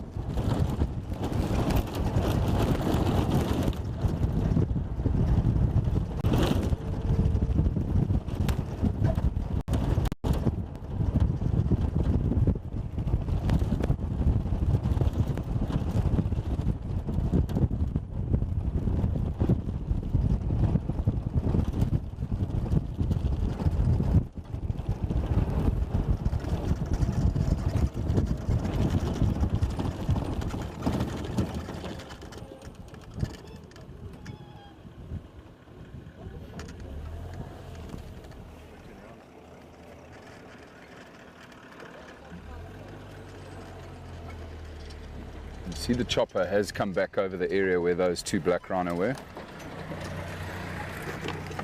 I'm not sure if we'll pick up anything. It's a very long way off.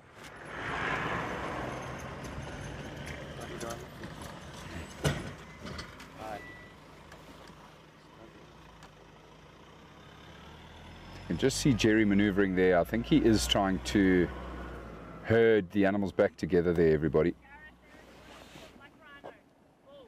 They are. So I must follow them. Okay, I'll come to you. Thank you. Just keep it there, Basil.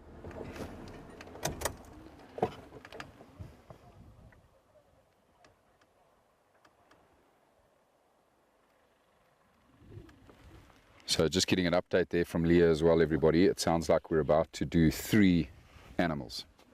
A black rhino bull, which is where that vehicle is headed to now. And Leah and her team are going to be doing a white rhino, cow and calf. And I get to make the choice as to where we go next. And I've decided we're going to head to the cow and calf, everybody. And the reason being, not only is it wonderful to see the young ones, but at the same time, more hands to help with 2 animals down. So we'll give them assistance with the white rhino, cow and calf, and Bart will head towards the black rhino bull.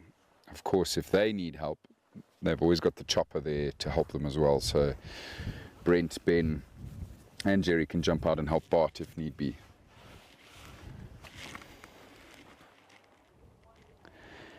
It is indeed, Jennifer, amazing that we've managed to do 13 so far. We've got, I don't know, maybe close to 2 hours left of work that we can get done today. If we get these 3, that puts us at 16. We'd be very grateful for that many. And who knows, we might still get a couple more after that. We did get 20 yesterday, which was an amazing day.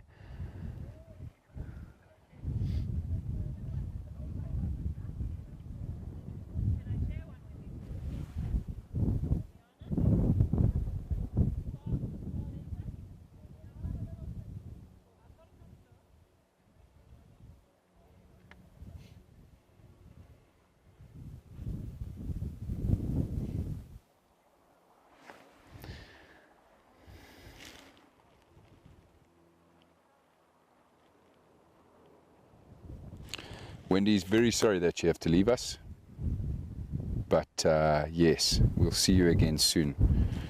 Good luck with your appointment this morning, and sleep well. Oh, there's a bit of wind all of a sudden.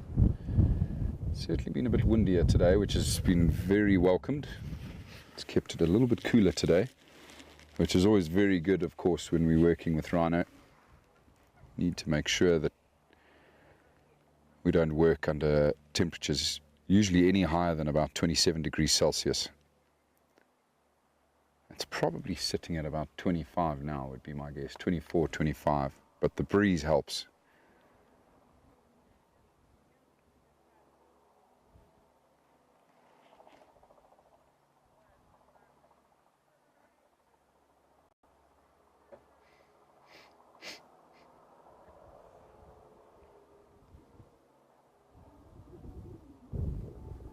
It does look like the chopper's moving on.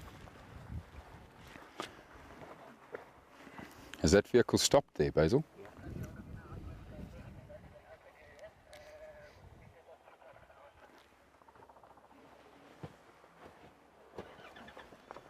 And we are on the move, everyone. Just heard Jerry instructing Leah where we need to head to next.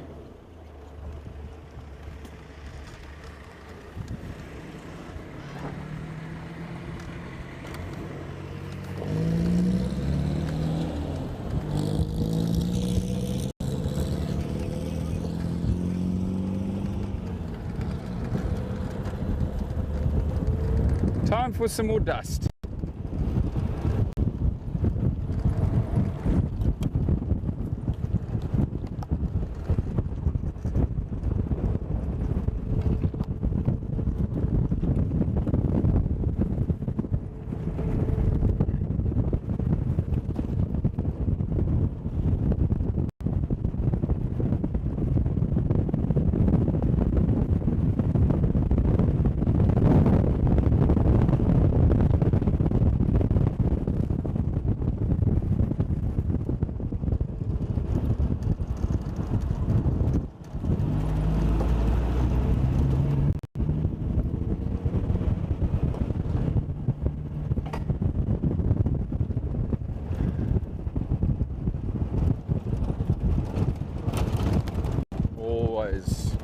head on a swivel when working in operations like these.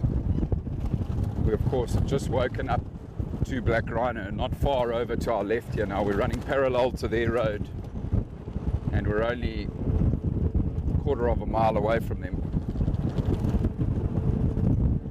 Just need to make sure they don't come running out into us along the road here. But it's a tricky one. You've obviously also got to move quickly. We cannot let these animals be down unattended for more than sort of 5 minutes. So we do have to move fast as well. It's a tricky combination of moving quickly but staying safe.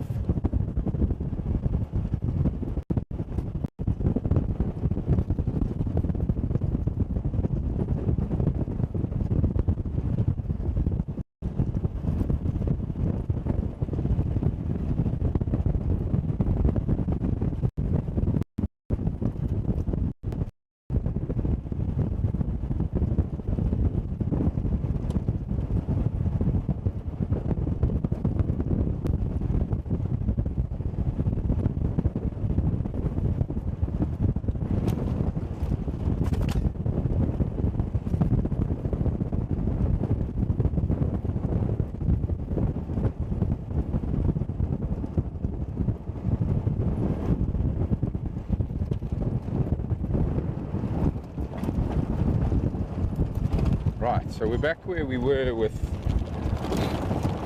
the previous Black Rhino cow and calf, the one before, the ones we've just done of course, where Brent was with us briefly. You can see the fixed wing and the chopper off to our right here now.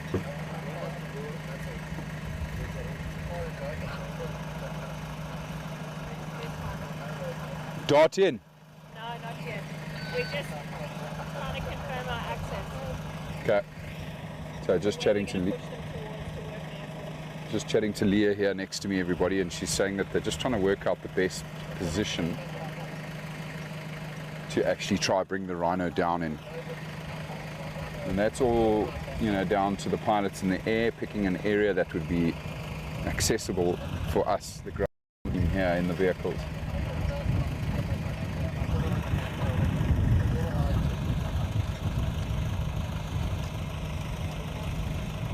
Good afternoon, Mauricia. How are you? So glad you could join us.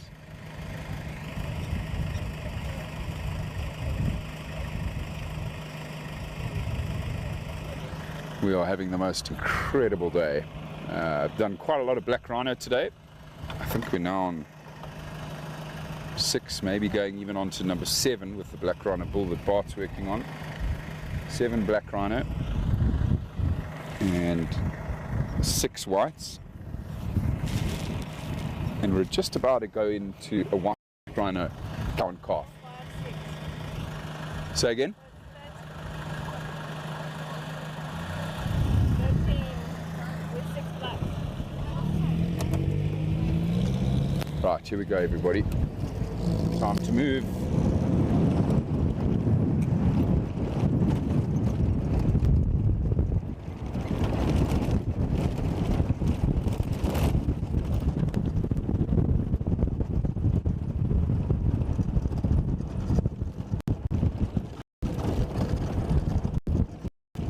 Now pushing back towards where we did the last white rhino cow.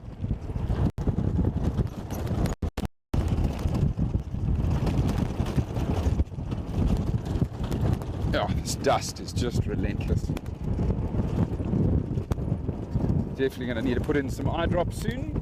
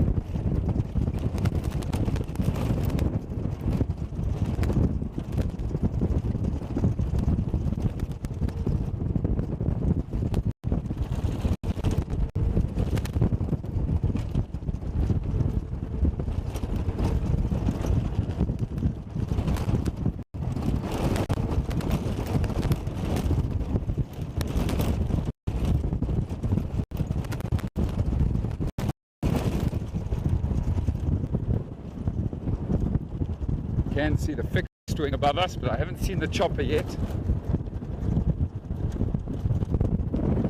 Just seen the chopper now, so we're getting close.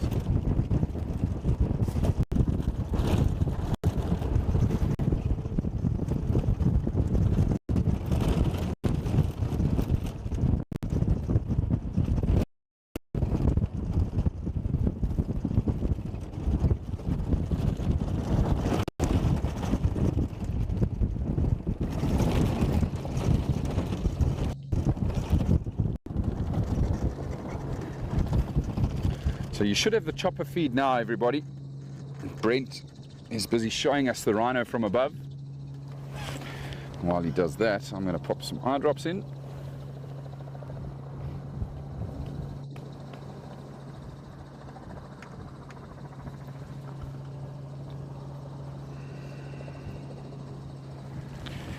Oh, that feels lovely.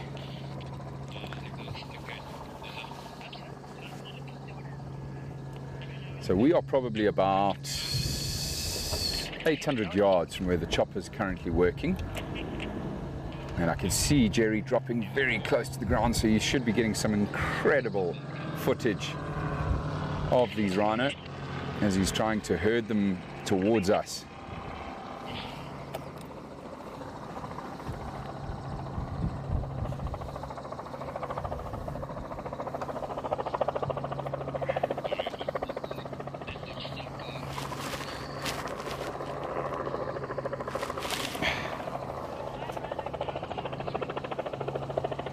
So Leah's just shouting out to me from her vehicle, everybody. I believe it's a white rhino cow and calf. And they are, as I've said before, a lot easier to move once the darts are in. A lot easier than the black rhino.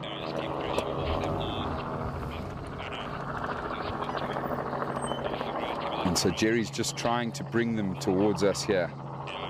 Fortunately, even if they don't get all the way to the road, it's fairly open where we are right now, close to us here.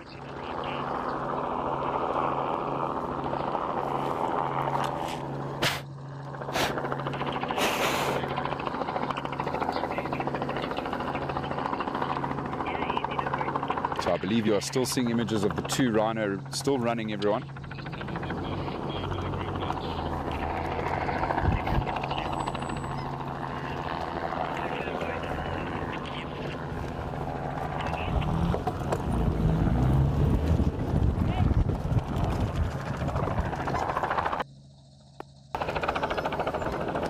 Looks like we're just having to turn around down here on the ground to keep up with you guys up in the air.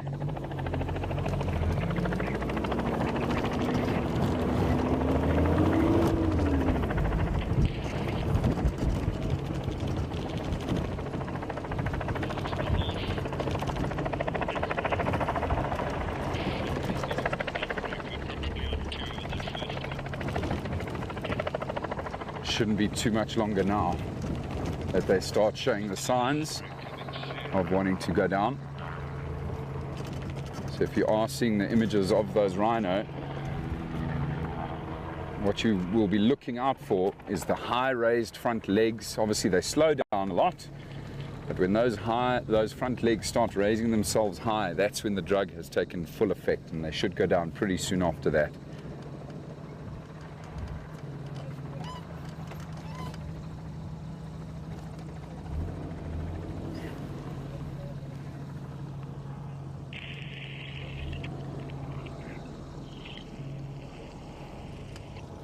Oh, that's awesome, everybody. Jerry, I'm so glad that you're getting these images from Brent up in the air. And yeah, Jerry is phenomenal.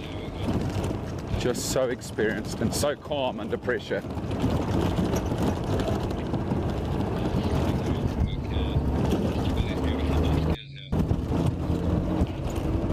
I think the rhinos might have gone down. Jerry stopped moving.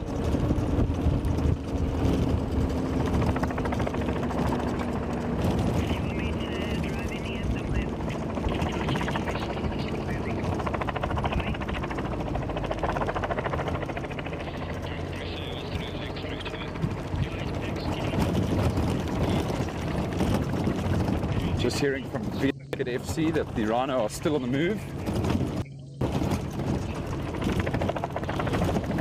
those darts have worked.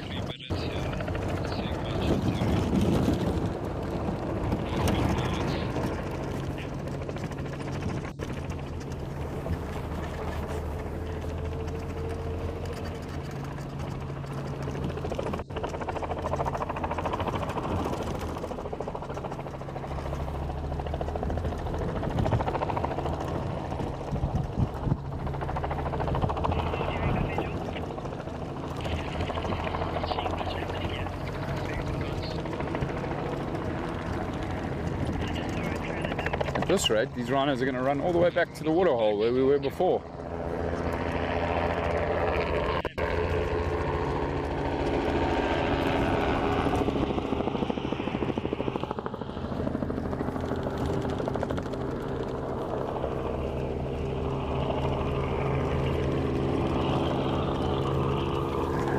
I can see them running now in front of us, everybody, and they are running fast.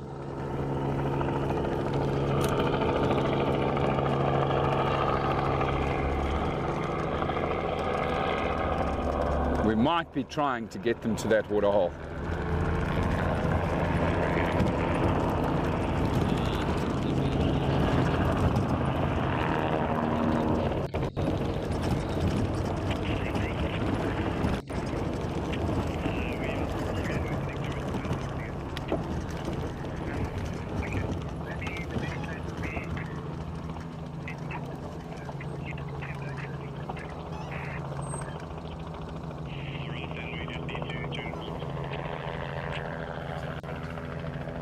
You see them?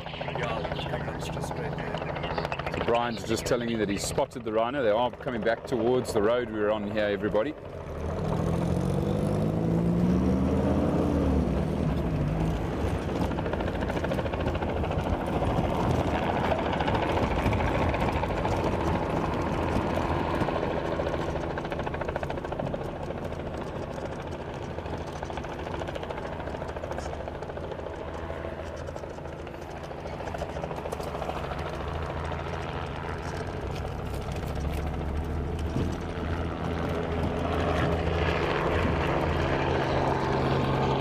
Here we go. I can see one of the animals in here on my right.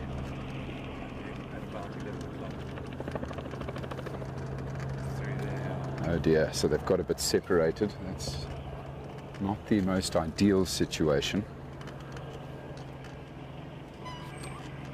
See it through there, Basil?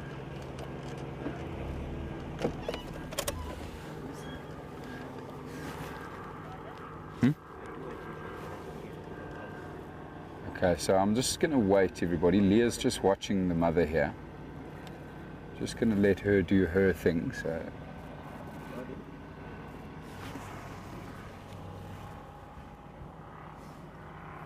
Oh, the calf has moved far from mom.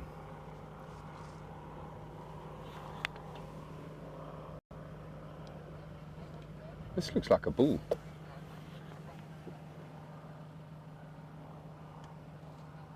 I think this is a bull, everybody.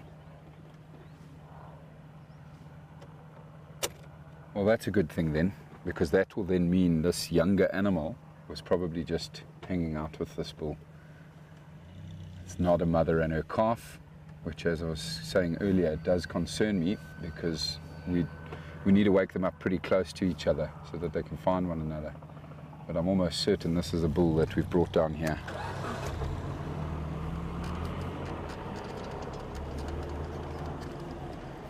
VM, are you still on the chopper?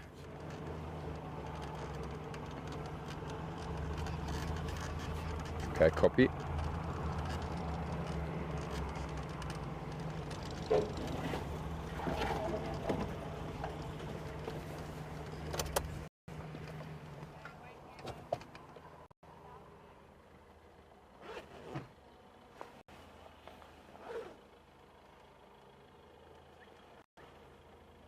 Oh, this is definitely a bull.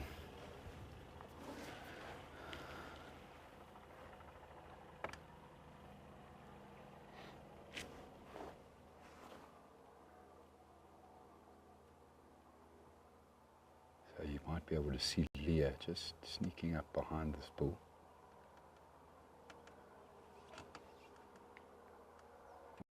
To is just get the blindfold on as soon as possible, because what that does is if the animal can't see, then it stops moving.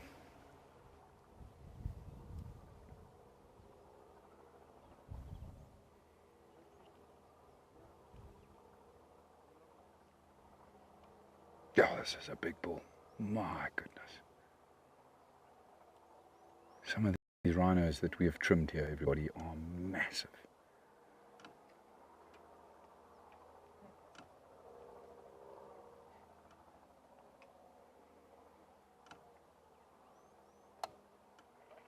So you see those high front legs that I was talking about, everyone? Oh, don't go under the tree, please.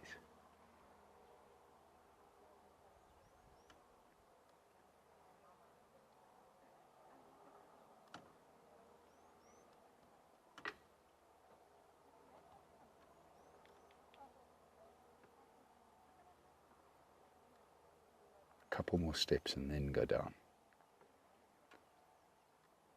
There's fine.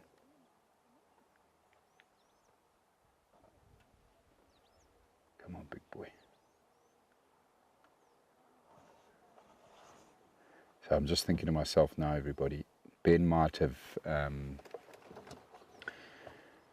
he might have mixed a dart for a cow thinking it was a female, and he's ended up darting a bull with a cow's dart, which is okay. It just means it takes a bit longer for the drug to then take effect.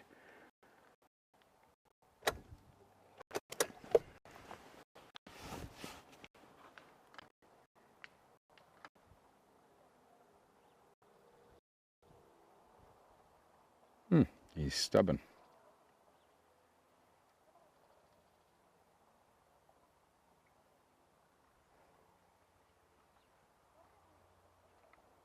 Got to try and get that blindfold over.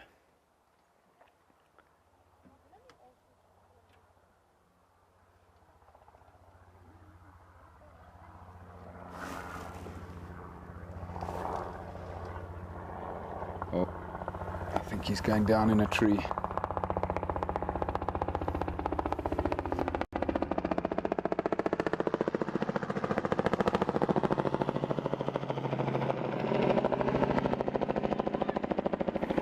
Bring the rope! Rope! Rope! Yeah, wach! Wach! Where's the rope?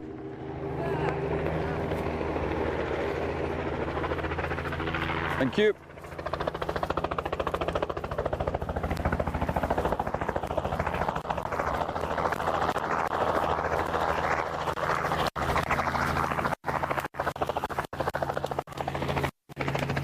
Earlier.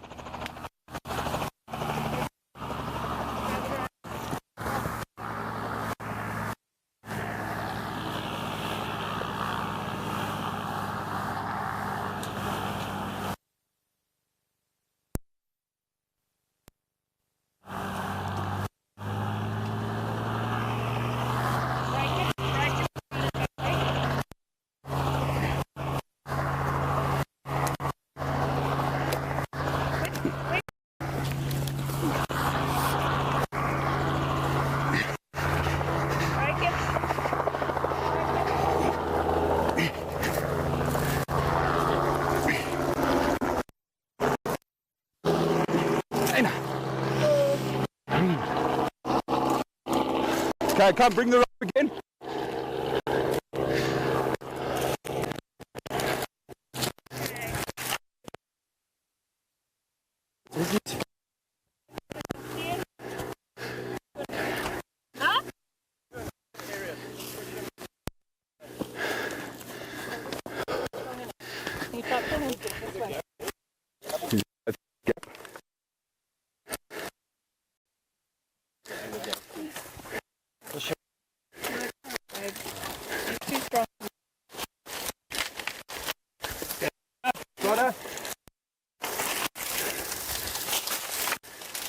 Keep going, boy.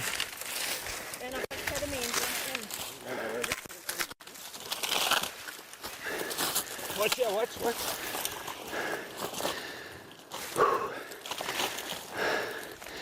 prodder, guys, come. Where's our team? He's stuck though in that tree. He's not going to get through it.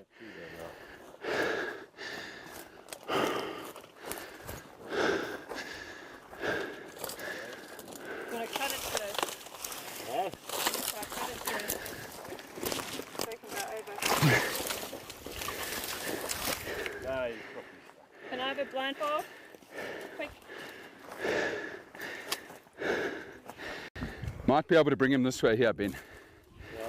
Let me put this on.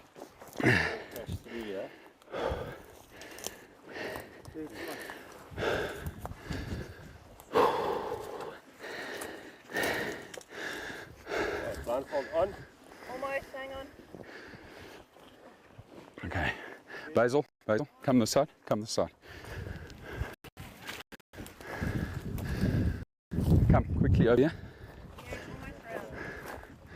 So Ben's just using a cattle prodder now, everybody, to try and get this bull to move away from this tree that he's caught up under. Whew, I'm out of breath. Trying to hang on to this guy with that rope proved fruitless. Just too powerful. It's a massive white rhino bull. Okay, there we go. Come on, boy, get through there.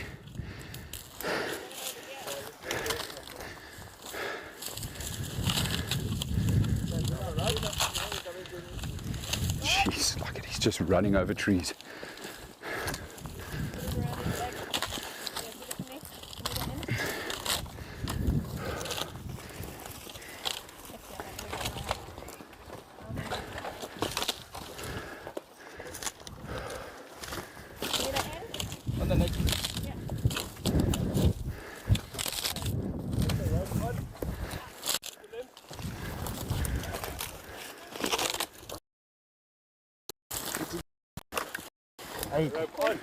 Wait. Pull, guys, pull.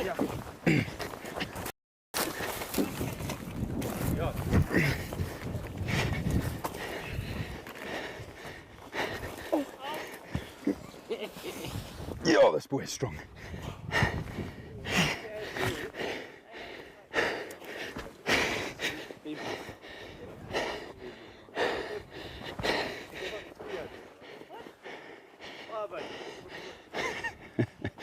Listening to Ben and Leah chatting about their drugs here, everybody. Give him more.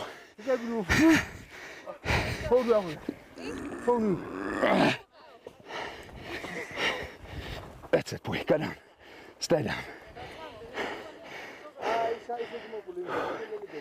His leg's bad at the back, yeah?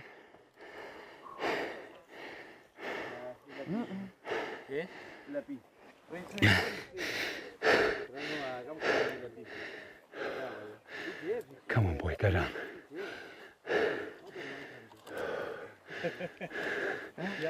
No, man, he's almost 3 tons. Yeah.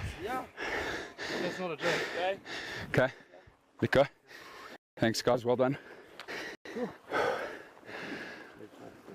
Yeah, this leg's bad.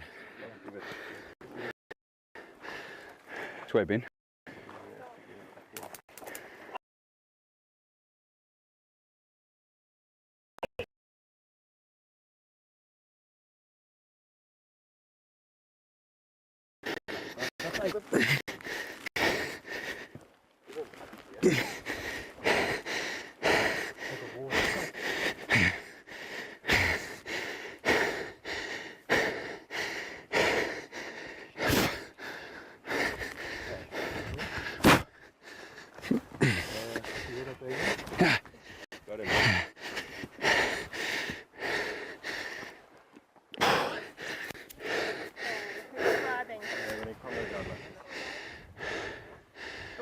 Roll him over.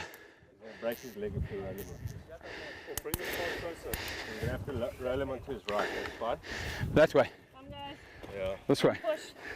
Come, guys, push. Come. Push. 1, 2, 3. 1, 2, 3. Push. 1, 2, 3. Okay, shop. Okay. Let's go the other side. You guys know how to rescue a rhino. Yes, like it. Okay. 1, 2, 3. 1, 2, 3. 1, 2, 3. The head, guys.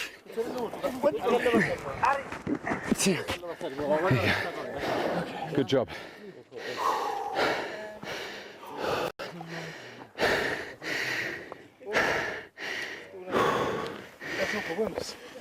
No, no. That's no lightweight. That's Rhino. Okay, let's get some water on him, guys. And oxygen in, right nose. Okay, who's scribing? Have we got water here, ladies? Who's scribing? Sorry. Do you know where the water is? I don't think it's here. Okay. I don't know. Are we live? I think so. You can write in the Okay. Yeah, we are still live. So you're still with us, everybody. Brian, will you get the water? Thank you. Wow. Well, I need to catch my breath, but that was quite a mission, everybody. So I definitely heard Ben saying the dot was prepped for a cow, and this is a bull. So that's why we struggled so much. And of course it's a massive bull, so he weighs 2.8 tons. And us puny humans, we're fighting hard there. Which way do you want him? Sorry? So that way. You're going to catch him. Jy gaan hom daar vang. Laat hom nie omvang nie. So just push him like 45 degrees this way, yeah.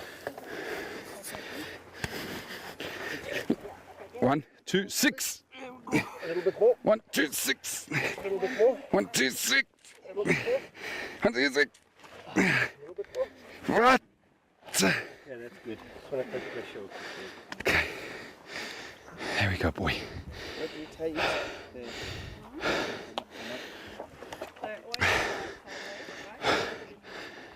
Yeah, no. I don't have my phone, so I can't read.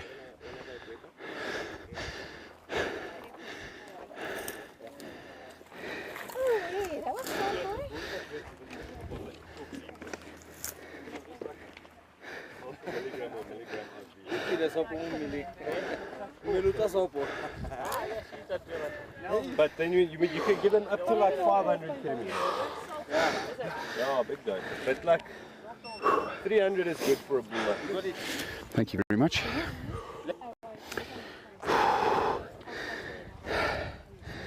Alrighty. The man is down, everyone, and his legs now, thanks to Ben, are in the right position as well. And Brian, as you can see, is just cooling him down. Oh, that's beautiful. That's a happy rhino. Nice and cool. So guys, with this oxygen bottle, it always must sit on this side of the animal. Can you move it, please? Up close against the body. Like this. Yeah, because then it's in the way of the cutting. Yes. Oh, it's happening and fucking so much. Phew, too much brandy. We sit on a vehicle all day. My goodness. Grab some gym, eh? Oh, yeah. Yeah. Ben. Let's give him another 10 you talk for now. Okay. Small from the helicopter. Yes, it's a monster.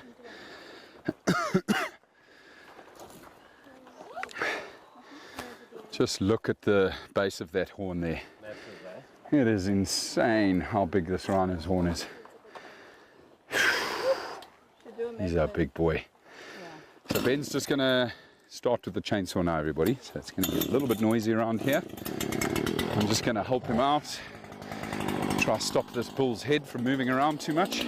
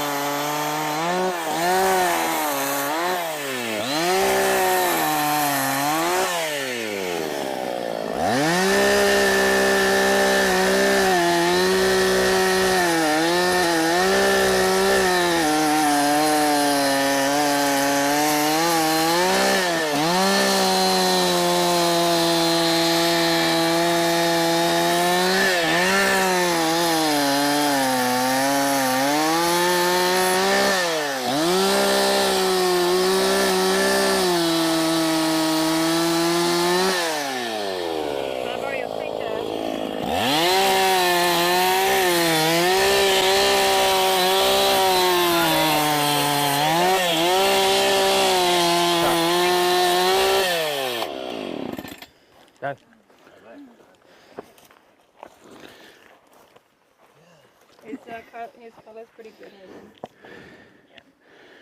All right, everybody. So, hoof oil going on now that Ben's done with the trimming. Leah's just asked me to put pressure on where she was drawing some blood here. It's just going to bleed for a little bit longer. Four, but you have that extra half, so 4.5, eh? Too right, Noel. Tug of war with a white rhino bull. I definitely lost. I was fascinated to see all these butterflies, everybody, that are landing on the rhino for the moisture. So beautiful.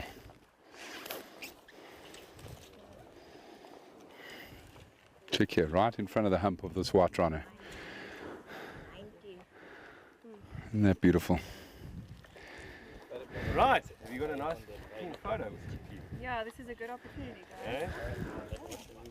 Lekker spanfoto.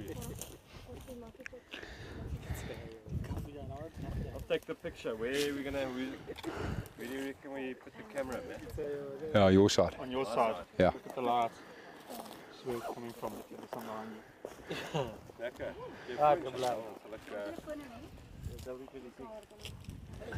Leah? Am I good? Let go. Beautiful. Thank you so much. Great pleasure. Thanks, big boy.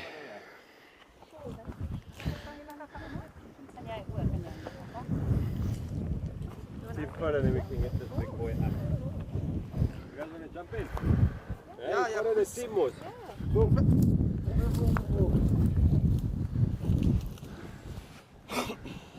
Oh man. Got broken off that one. Yeah, no, buggered. I'm glad that one's done. I feel like I needed 10 litres of water now. What a beast. Well done, everyone. We're going to get this bad boy up. Eh? Yeah, you can buy up. So Ben just giving one last dose of water for the big guy before we get him up. All right, everybody. I think it's time for us to head back to the vehicle. Obviously, this is a white rhino, so we don't have to disappear immediately, but rather just to give Leah her space. We'll set up in the vehicle here and we'll be able to sit where we are and watch him get up, this big bull.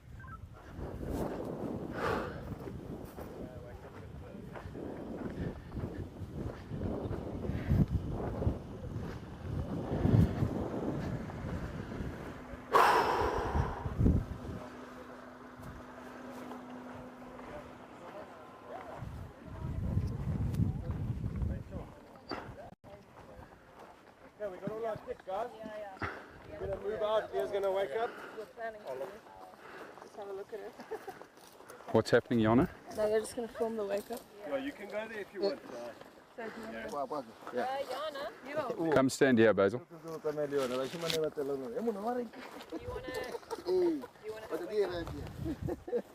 Oh, sure. Go for it. Have you done one, Jana? No. Go, Jana. Have a chance, go. No, go. You're Give me the live. rope. Doesn't matter. Go do it. Off you go, Jana. Jana's going to wake this rhino up, everybody. We're just going to stand here in the shade of this beautiful tree. Yeah, you're fine there. Yep.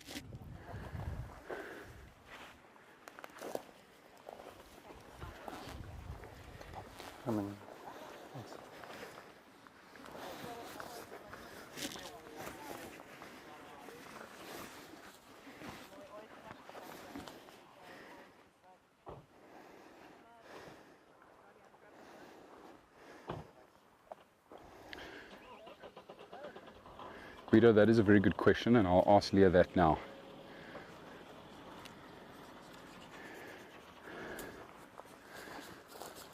Why are we not using the grinder? Because Ben's such a magician at cutting, we don't need it. Great answer. No, it's usually more of a guest experience type thing, just to take that little bit extra off. Yeah. It does definitely help, but it's only going to take off tiny little shavings. So Sure. we bring it more so for the guests to get a little bit more involved in Perfect. the dehorning procedure. Amazing, thank you, Leah. There you go, Guido. So grinder isn't that important, especially when Ben and his team are so good at removing the right amount of horn just with the chainsaw. Oh, look at that. Look at all the butterflies again. There you go, big boy.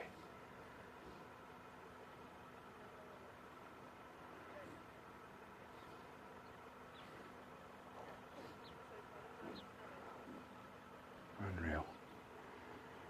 Go on, boy. You're safe now.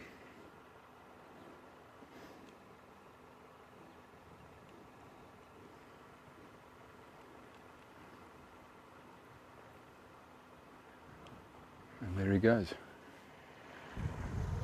Happily on his way. Jana, can I give this back to you, please? Thank you. Lekker. Awesome.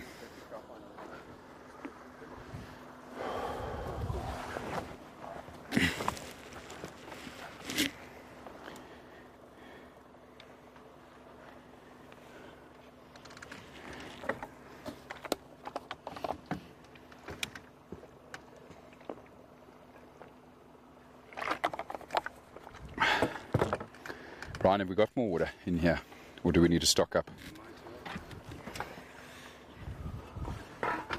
All right, so that was massive. Thank you so much, bud. Hey? I think there's one more. Yeah, there's two more down there. So we've still got. Don't worry, boys. Collect all the water for today. Good man. Right, time for us, everybody, to catch up with Leah and see what's next.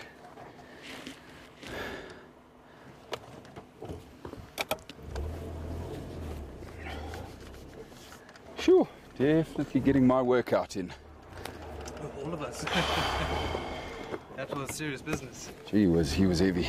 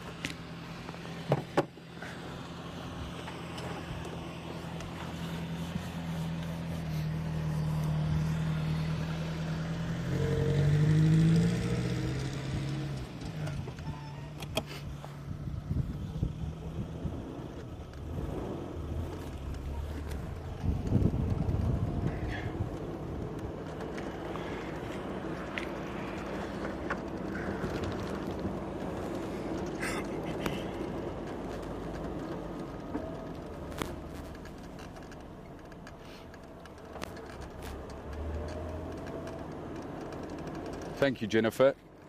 Appreciate your comments. We are very proud of what we do.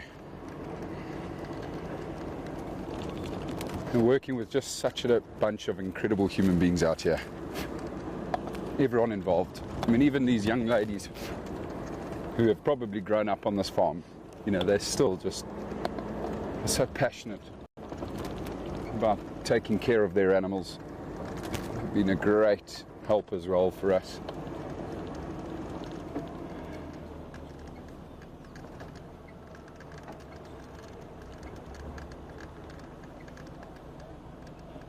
But I'm certainly proud to go home and tell my son what I've been up to for 10 days. My goodness. I've got the gift for you. Wow. No ways. Is that from a cow?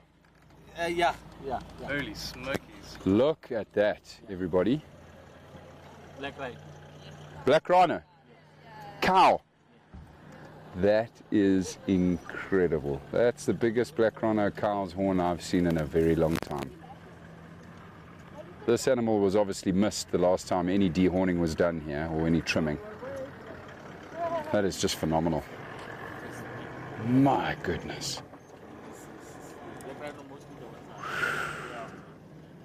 We'll definitely have to catch up with the vets and find out more about the animal that this came from, everybody, but that is just unbelievable. Estimated weight?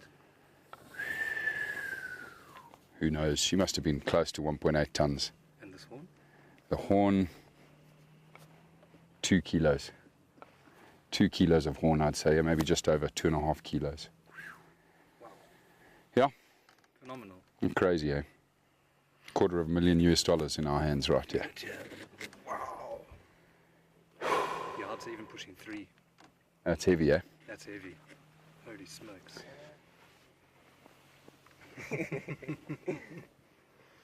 you want to feel it? Yes. That is phenomenal. That's crazy. Gareth, can I ask for a quick photo op, please? Yeah, sure. Hang on. Crazy. You're in your vest.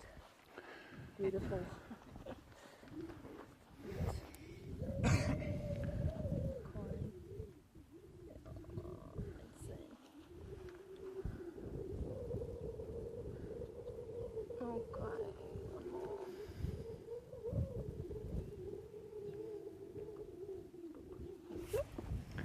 Thank you very much. Right, time for us to catch up with the team, everybody.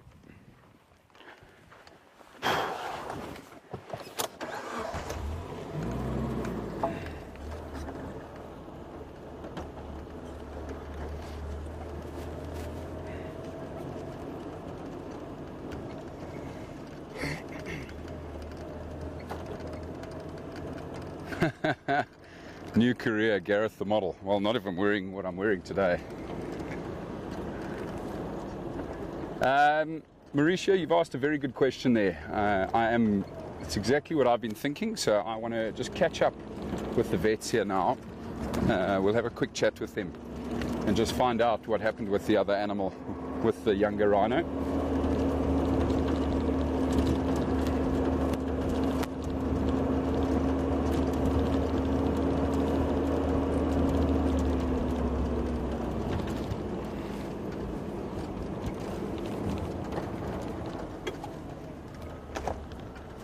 Going to park here in the shade for the time being.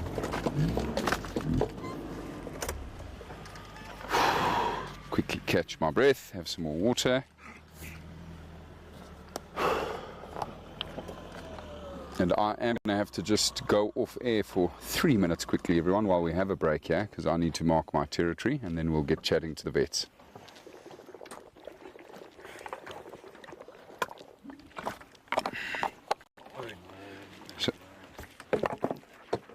Alright, super everybody. We're just going to take a short break and we'll be back with you again shortly. Stay tuned.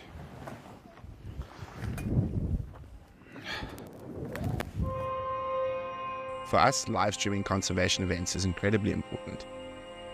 It enables us to take you from your living room at home onto the ground in Africa to see what the conservation heroes are up to see the plight of the animals, and to be part of it in real time.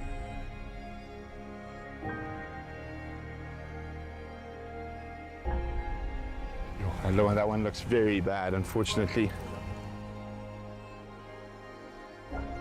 She's breathing a little bit faster than we would normally expect from the elephant, and that's almost certainly from the wound. Her body is fighting. By supporting Painted Dog TV's emergency fund, what it does is actually enable us to react with lightning speed to make sure the money gets to the people on the ground, and in doing so, help save the animals and get them out of danger as quickly as possible. This year has been an incredible example of that. We had 2 wild dog emergencies within a month, and if we didn't have access to those funds, it's almost certain that quite a few of those animals would have either been shot or poisoned. That's the reality of it, and that's conservation.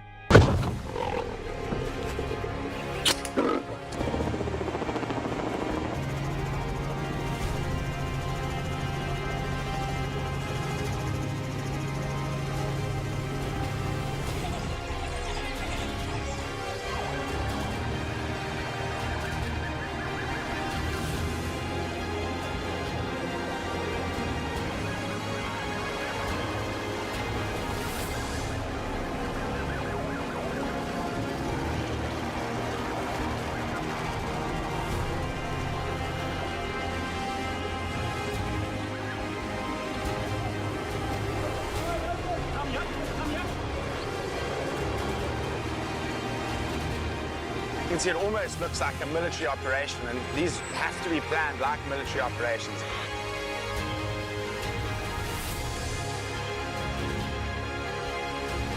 Oh, it's mom and baby coming out first. Here we go.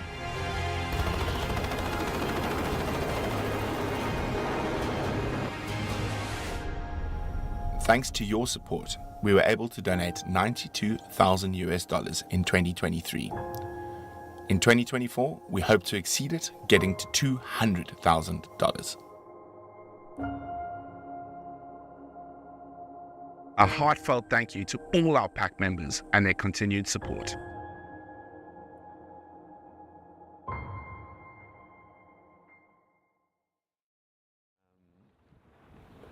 And he sent through the mock-ups of, oh, here we go, of the logos. No, no, no, no, don't run away. Hello, rhinoceroses. Sorry, they ran behind the tree, but I just want to stay put for a minute while they relax again. Go have a drink again if you want to have a drink. Little rhino family.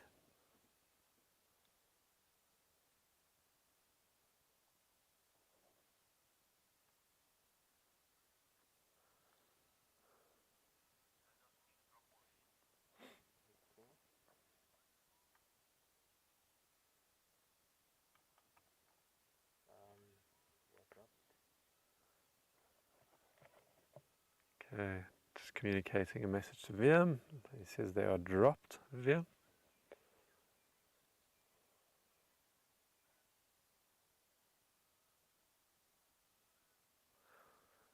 Rhinos without their incisors, no incisors for you guys. Your lips will do, white rhinos. I haven't had a look to see if the black rhinos have got incisors. These guys don't. They just grip and tear with their lips, their flat lips.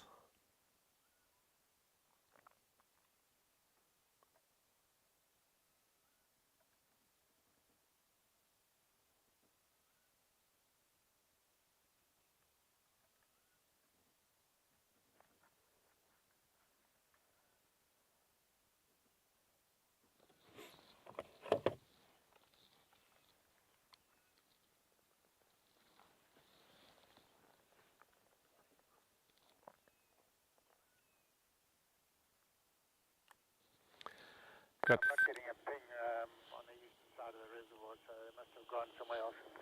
Oh, that's interesting. I think our radio battery wasn't in.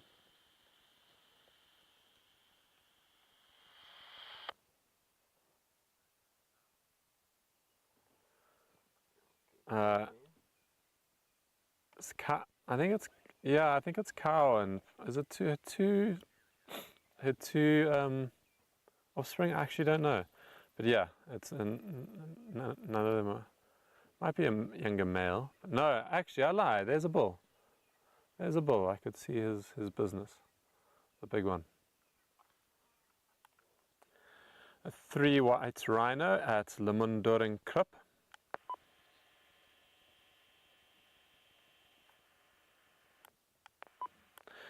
Sorry, correction, at Seskant Krupp.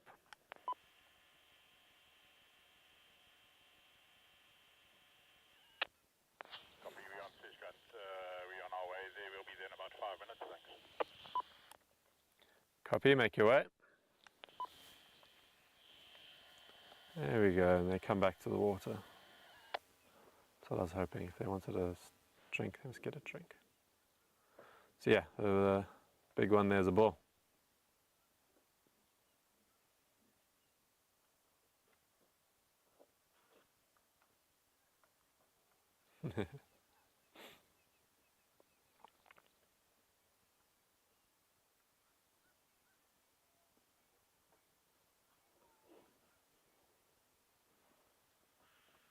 Yeah, I wonder.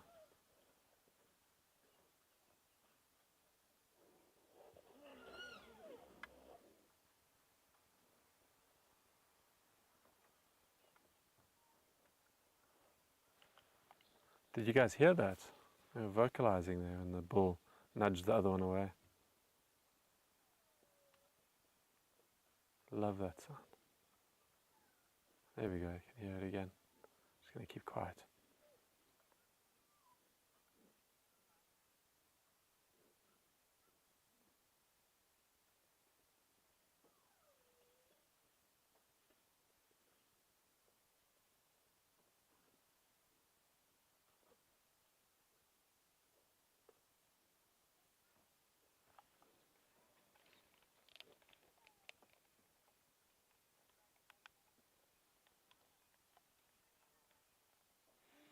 Not too sure.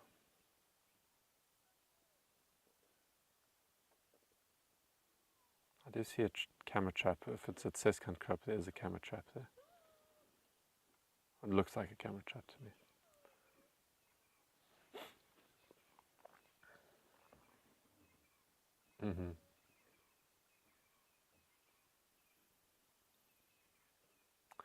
I think the one on the right is a young boy.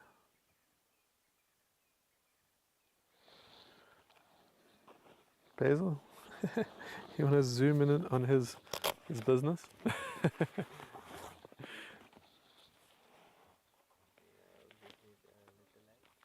little bit of light. Help you out there.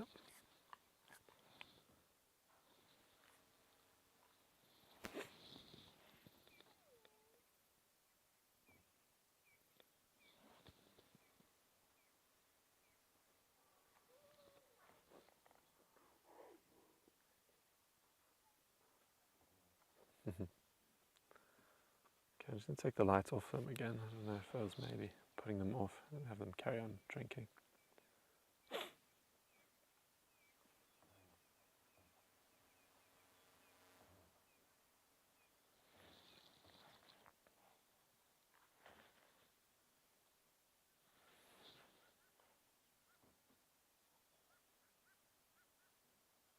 Yeah, looks like they are done drinking. Content. How's the lights at home there? You guys seeing it okay? Do I need to put some light on them? Good. Fantastic. Oh, this is just beautiful. This is brilliant.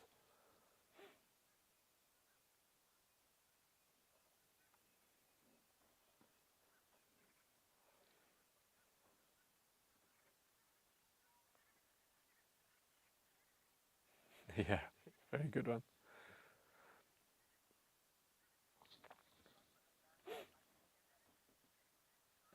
Oh yeah, they definitely deserve it, their size.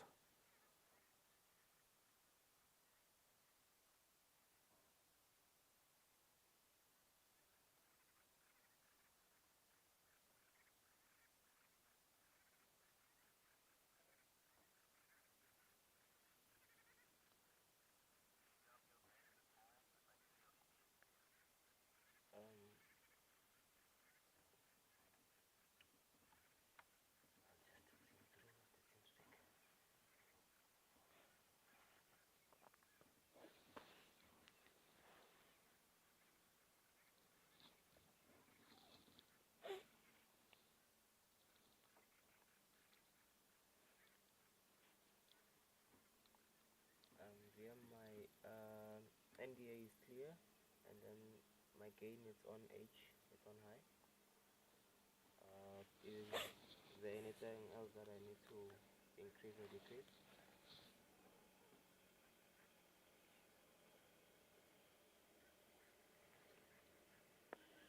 Just a sighting on tyre, which is 3 grand whole bill, but at the top of the screen.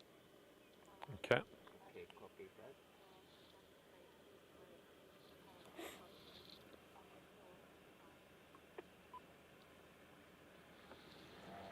Iris is fully open.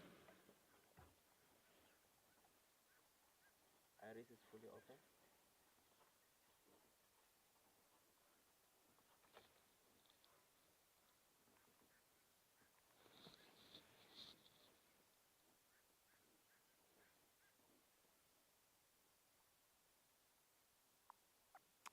Yes, you beautiful behemoths.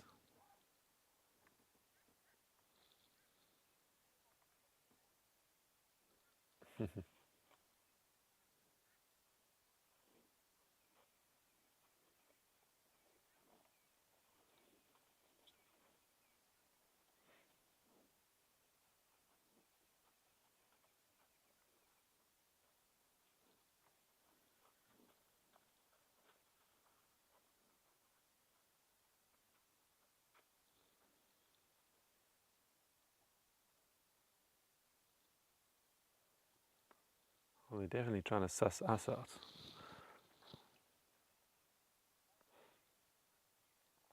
Yeah.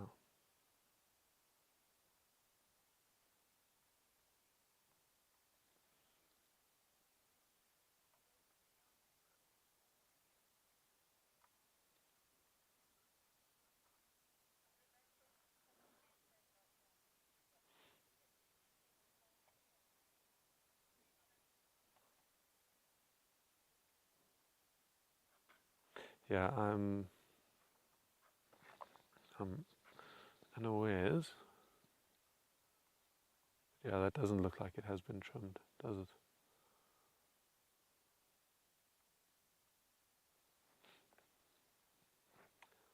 I do recall when they're younger, it's like almost loose on them.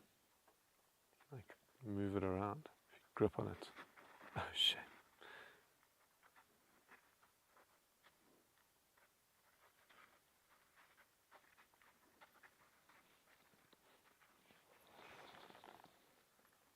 Yeah.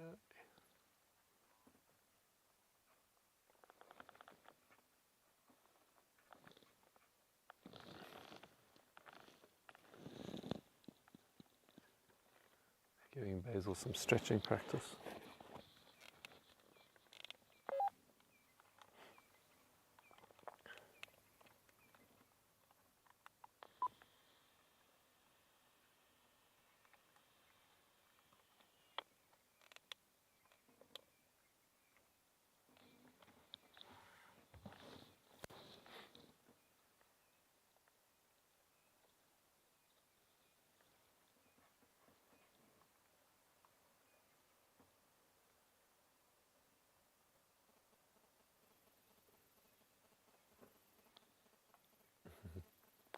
Hey, big boy.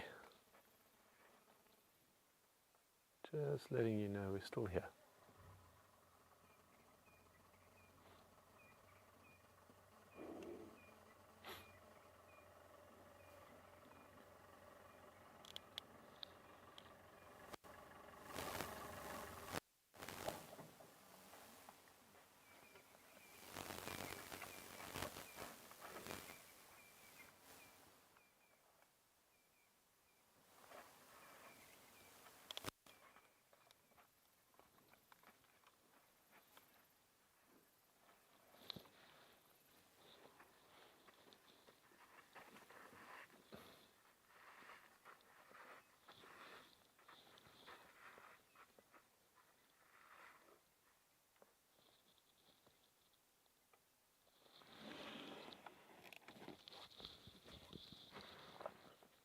Bull.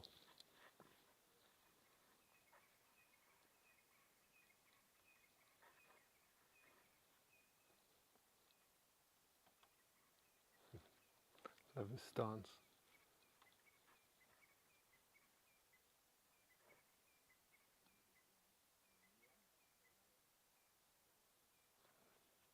Amazing with those ankles, you carry all that weight. They seem disproportionately thin to me.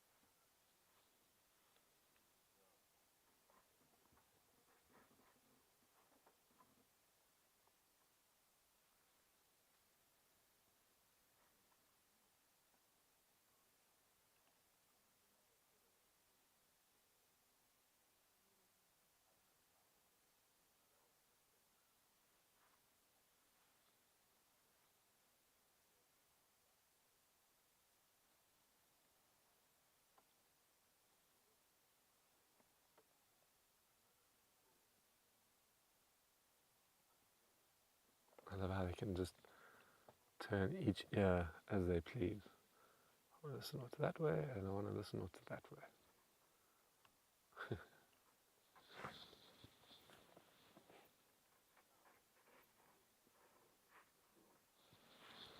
Yeah, talking about you.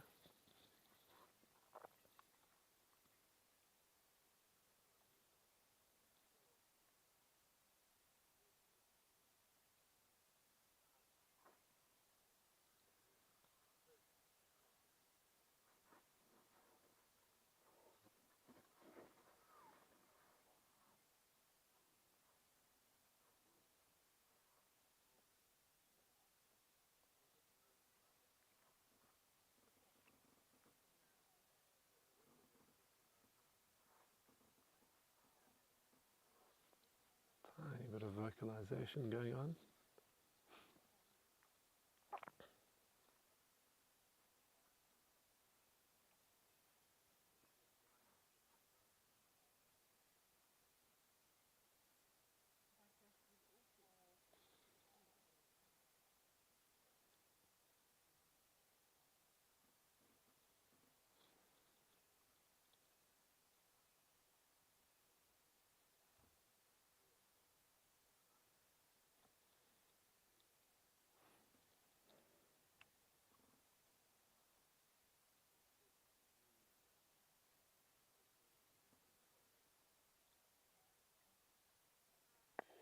Closing down.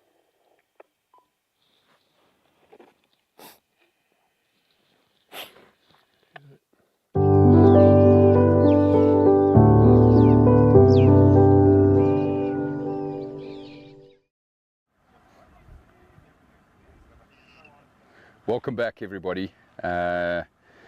We've still just stopped for our break here, everyone. We're just waiting for the chopper. Well, the chopper's come back. We were just waiting on Bruce to refuel the plane, and that's the reason we've had a bit of a break here. And in the meantime, what we wanted to do is introduce you to this incredible gentleman that's standing here to my left.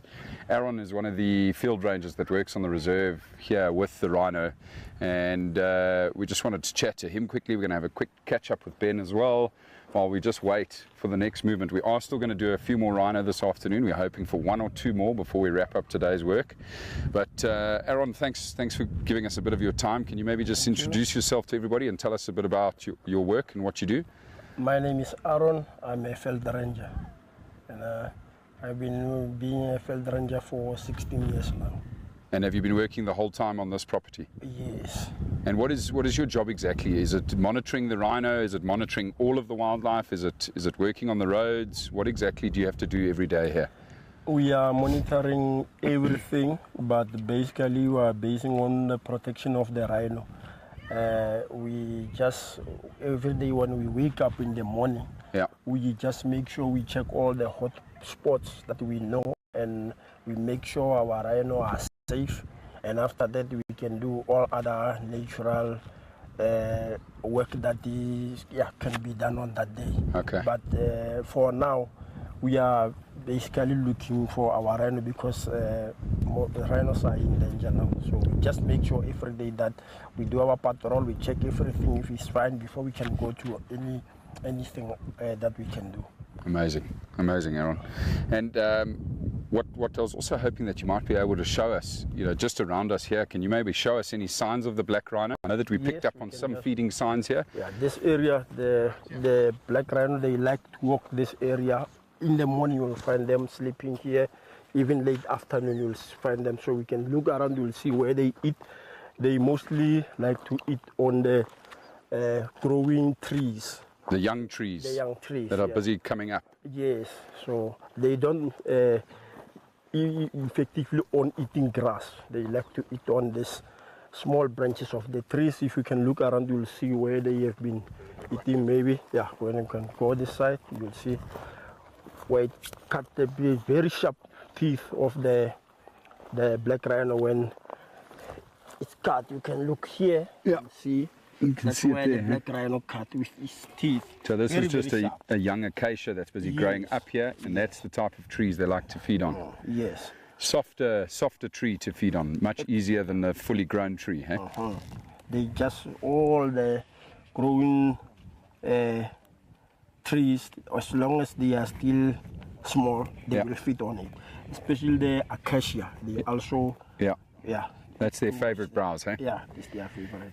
And tell me, you said that they actually sleep here as well. Yes. Do they like to sleep out in the open here?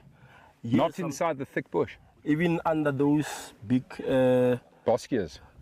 These big trees here? These big trees here. That's shepherd tree. Shepherd's tree, yeah. During the day, you will find them relaxing under the shade of this tree, sleeping nicely until it's late when they will wake up and started to feed around and just look for food. But every time in the morning, you'll find them drinking water in that span there behind us. Yeah. They love to walk around this place. Amazing. You find them almost every day here. Incredible. One of our viewers, Aaron Noel, has just asked, do you have to look for snares on the property? I know that you're obviously going out on patrol and looking for any sign of poachers, but do you have a snaring problem here? No, here we don't have a snaring problem, but our neighbors, they have, and we usually used to go and help them. Okay. Because we don't want those poachers to come close to our reserve, so we just try to chase them while they are still far from us. Okay. But here we don't have a problem of snares. Oh, that's brilliant news. We never even experienced a problem of snares here. And poachers? When last did you find any signs of poachers on your property? Maybe 7 years back. Okay, that's also good news. That's where, yeah.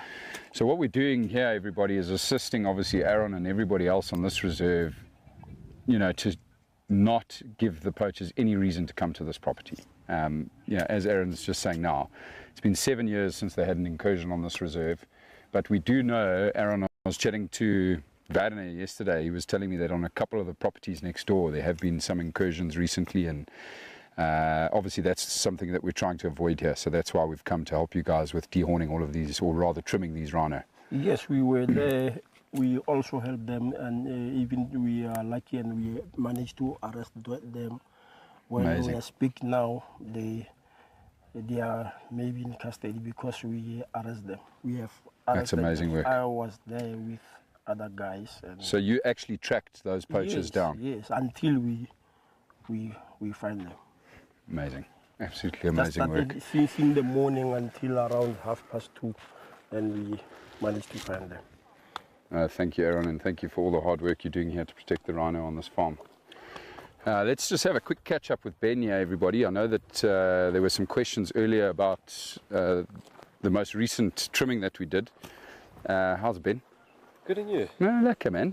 Yeah. So Ben, obviously the last animal we were at together was a big bull, and just before that animal went down, we thought we were tracking a cow and calf, but it wasn't. Can you just tell us more what happened in that particular scenario there? Yeah, so that must have just been a little bit of the... Got a bee for company, I see. We had two bulls just further north here. Yeah. And I think it must have just been a lapse in comms, but we had... and then they split. They actually split from each other, and then Bart responded to the one, and then our team responded to the other. But they were two bulls running together just to the north of here. Okay. Okay, so the second animal that we lost sight of was another bull then? Yes, okay. Correct. And that horn that we had a look at earlier was the horn of a bull, not a cow. A black rhino bull. The black rhino. So you guys, I don't know, did you guys didn't do the black rhino bull? No, Okay, we so didn't. Bart, We came to you rather. He did a massive black rhino. I mean, that horn must have been this Incredible. big. Incredible. How old do you think that black rhino bull would have been then? He's probably at least 20 years old. Amazing. And judging by that horn, obviously wasn't trimmed the last time there was trimming done here. No, we suspect he's never been dehorned. They must have missed him last time. Yeah, okay. Here we've got Bruce in the fixed wing. He's just taken a leg stretch. Yeah. He's getting back onto his grid lines. And we've had a bit of a break here, so we're waiting for old Bruce, just to call in through the radio again, whatever he finds. Okay, and awesome. Then it's getting quite late in the day, 10 to 3. We probably push it for another half an hour or so. Okay. Just so we got enough time in the day to repack all our kit and our equipment for tomorrow, and then we take it from there. Amazing. Thanks, Ben. Great, man. Looking forward to a couple more rhino today, and then some rest later. Maybe a cold beer even. Yeah, that sounds definitely like there's one of those on the card. Lekker, man. Thank you. Appreciate it. Just to answer some of the questions here, everybody, what sort of cats are on this reserve? So we know for a fact there are definitely leopard here. There's probably a good chance of caracal, African wildcat, serval, but I think that's it. So there's definitely no lions here. I haven't heard any talk of cheetah. Are there cheetah here? Yeah, they do very well, yeah. Oh, that's amazing. They reckon there's about 20 individuals. That's incredible. So Ben's just corrected me there, everybody. There are cheetah on this reserve, so close to 20 individuals on this reserve, and it makes sense. You know, it's the right sort of habitat for them. And without the presence of lion and spotted hyena, there's very, very little spotted hyena, if any, on this reserve. There is brown hyena on the reserve, however, but it's the spotted hyenas and the lions which are always an issue with cheetah. So the cheetah obviously are doing really well here. Not that I've seen any, obviously. I haven't seen any tracks either, but it is a big reserve. You know, we've got close to 50,000 acres that we're working on here. But yeah, I definitely saw fresh male leopard tracks yesterday when we were working on one of the rhino, big male leopard. And Bart, one of the vets, actually woke up about 4 o'clock in the morning, 2 mornings back, to the sound of a leopard rasping, apparently right outside our camp, so on the perimeter of the camp, which is really cool. Mauritia, it's been about 4 years now since the last trimming was done. And we heard Ben saying there, obviously he agreed with what I was thinking. That bull obviously got missed, that black rhino bull, the last time they did the trimming here. So he's never been dehorned before. And these things do happen. Of course, these animals, you know, sometimes hide, and the bush is very, very dense here. And so, you know, the animals are just not found. So every now and then, you know, there will be animals that slip through our fingers. And that is a concern, of course, because, you know, the poachers might know that there may be an animal or two around here that do still have their full-length horns. So we've got to try our very best to get as many of them as we can. And I'm just watching Bruce behind me here now, off to my left. He's still working the area pretty close to us. So I'm hoping that we're going to get a call pretty soon now, folks, to head to another rhino. Obviously, we've spray painted the bums of the ones we've done already, and that really helps us so that we don't do the same animals again. It certainly helps Bruce up in the air, Bruce and Jerry. Just looking around me here and just thinking, you know, how special it would be to see a black rhino walking across this big open space to go and drink at that little pan. Just be amazing. There we go. I'm hearing Bruce on the radio. Might have some action here.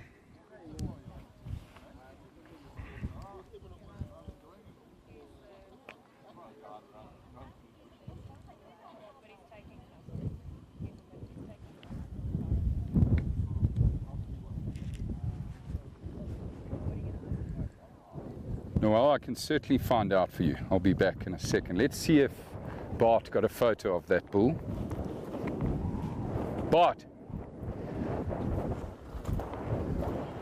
Sorry, man. Did you get a photo of the black rhino bull by any chance before he was trimmed? Brent did from the heli. I did from the heli. Please, can I show the viewers quick? Where's my camera? Oh, it's on the camera though. He was a beautiful boy. Oh my goodness. Such a big horn. Would have loved to have seen him. Anyway, It's got my shade in. That's okay. Oh my goodness. That is just unreal. Jeez, this is crazy.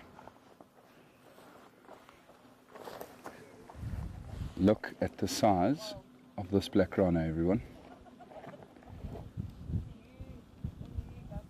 That is just unbelievable. I cannot believe that horn.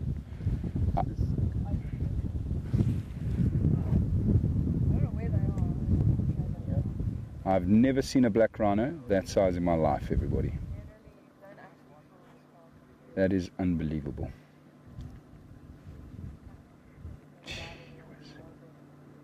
Just unreal. Yeah, that animal's got to be at least 20 years old. So sad, isn't it, folks, that we have to remove such an impressive animal's horn like this one. All of them, of course, but it really is tough that we have to do this to them. Of course, the alternative is far worse. So, yeah, that's amazing. I'm just going to quickly give Bart his phone back. And I think Brent is coming to me with some more footage that he got from the chopper. Thanks very much, Bart. Shade.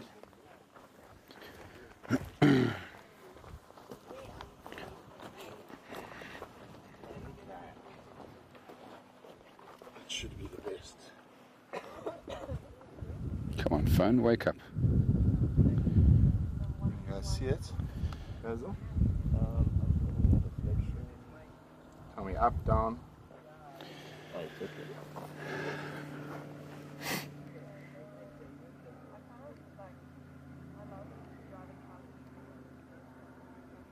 we go. Hello, Marcy, welcome. Lovely to have you with us. Okay. Now, I want to see what... Oh, my word. Definitely never been done before. Jeez, what an impressive animal. Such a beauty. Okay. You happy there, Basil? If I can get those pictures onto the app, Becky, I most certainly will. So I'll chat to Bart. I'll have to ask his permission first. Quite a few on here that But Brent's got a whole bunch, which he said he will download and share with everyone on the app.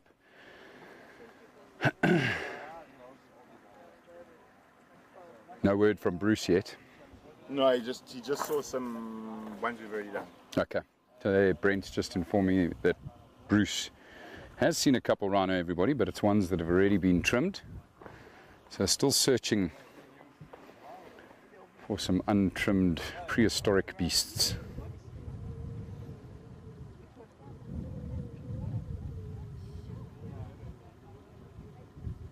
Absolutely amazing horn.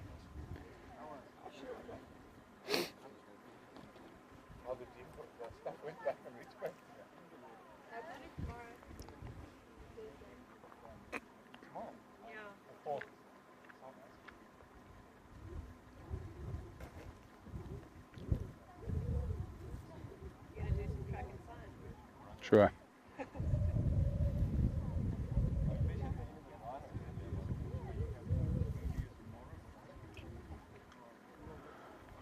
Always the case with this type of work as well, everyone. Hurry up and wait.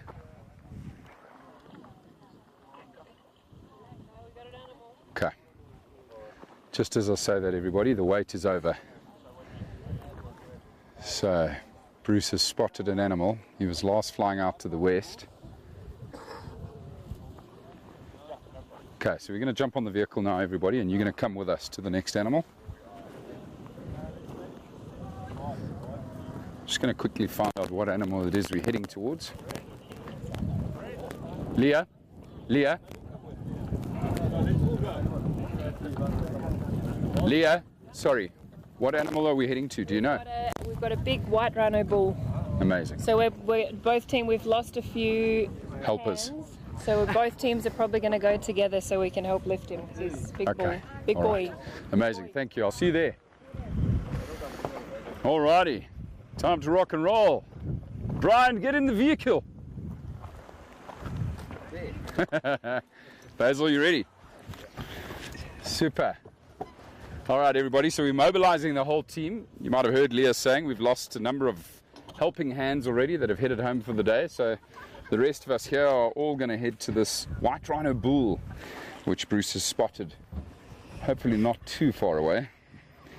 Time to eat some more dust. It won't be the last dust I eat this week, that's for sure.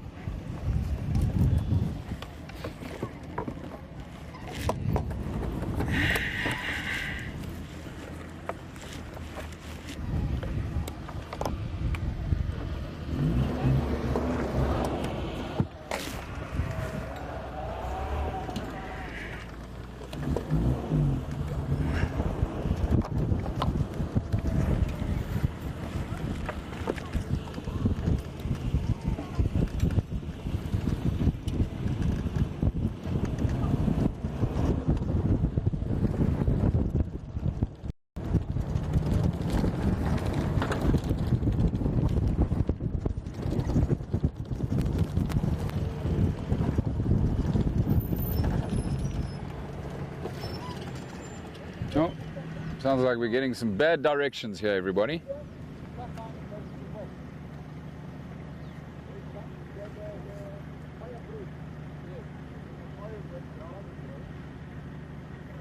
The team are just busy trying to work it out here.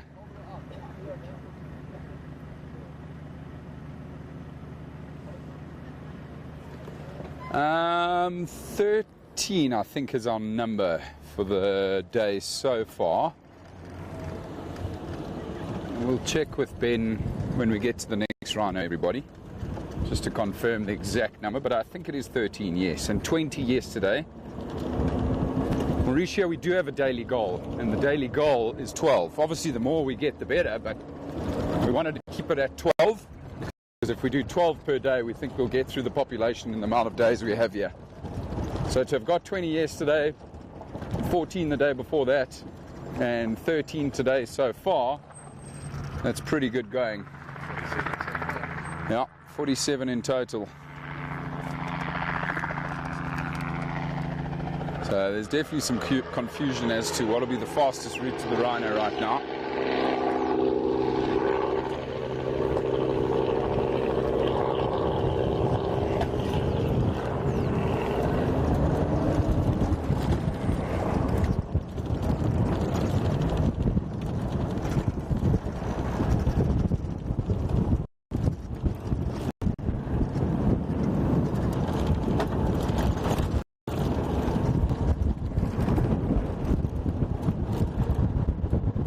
We're on it now. You can definitely see the fixed wing and the chopper, so we're definitely on the right route now.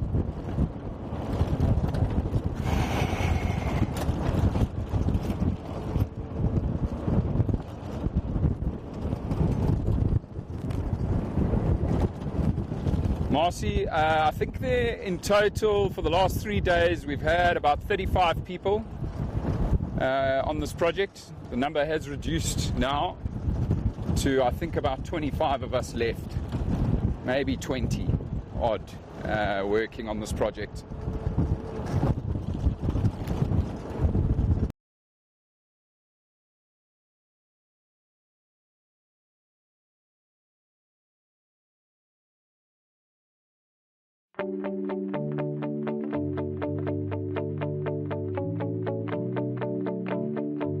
So we're on. And then some of the family that own this place, that are the owners of the reserve. So a big team involvement here.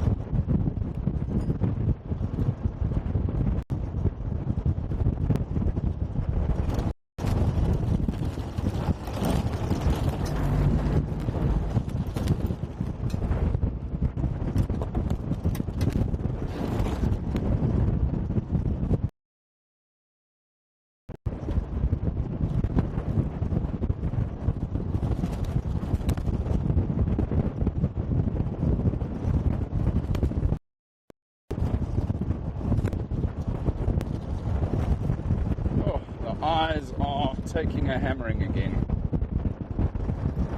Crunchy eyes are not fun. Crunchy eyes and crunchy teeth. Yeah. I think I'm going to bring goggles the next time I come out here.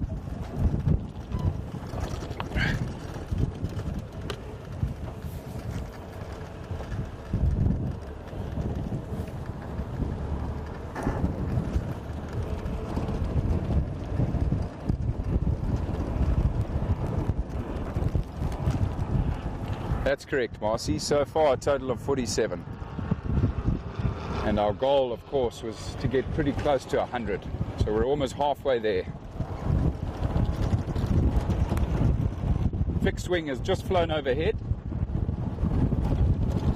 Haven't seen the chopper yet, but that might be a good sign. That means the chopper's low to the ground and the dart might be going in pretty soon, if it hasn't already.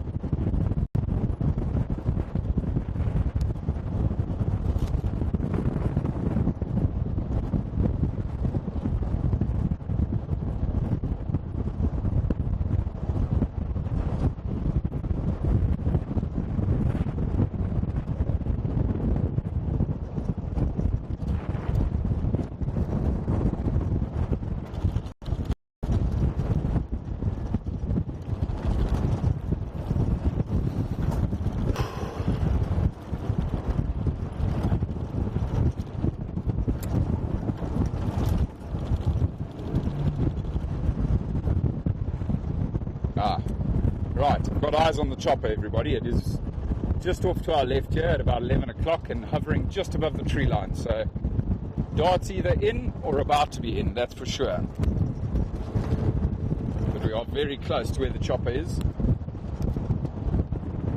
Some guinea fowls running across the road in front of Hanno's vehicle, running for their lives from the helicopter.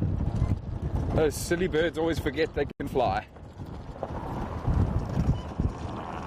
Right, I think we're just going to hang back here while the white rhino bull is pushed towards the road.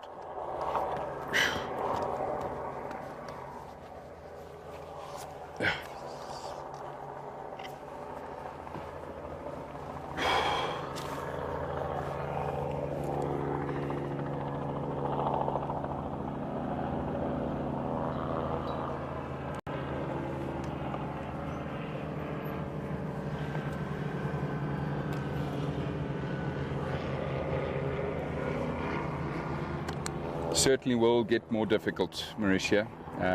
Yeah, as obviously the number of animals that have been darted versus the animals that are undarted gets higher, yeah, it's going to get more difficult.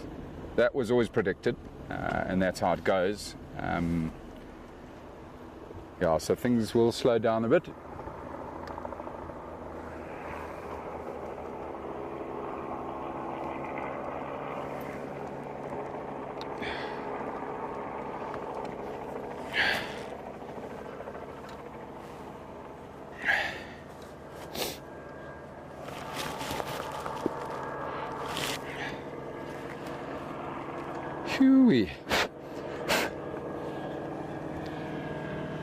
Yeah, I definitely think I need to bring some motorbike goggles the next time I come out here. Just eating dust. Marcy, no. Pete Rogers is not here with us. So we've got the team of vets from Wildscapes with us. We've got Bart, Leah, and Ben. They are the veterinarians that are here with us on this particular operation. I don't think Pete would like to spend 10 days doing this much work, to be honest. I think Pete is quite happy just to do the odd handful here and there and stay close to home if he can. And we know that Pete is probably going to be involved in tomorrow's operation, which is happening back home on the Rhinos Game Reserve. So there's still more rhino work to be done while we're away. And so some of the team from Rhino Revolution will be with Pete and Jana up the chopper, who will be doing some of the rhinos back home tomorrow.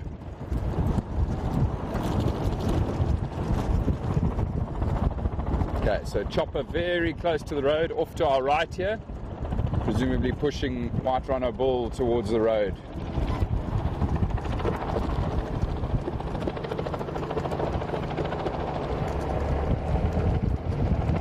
Ben or Bart looks like he's about to run in.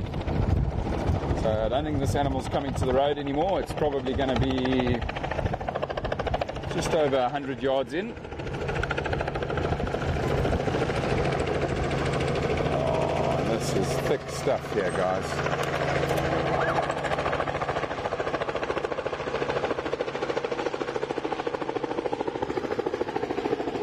I think the animal is down, everybody.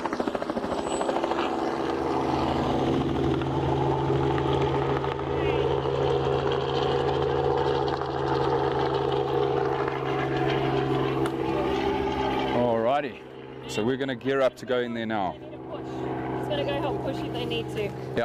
Come on, Muscle. We'll come with you.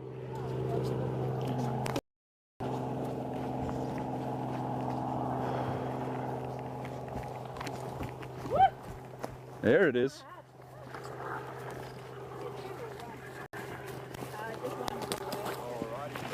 We're going to gear up to go in there now.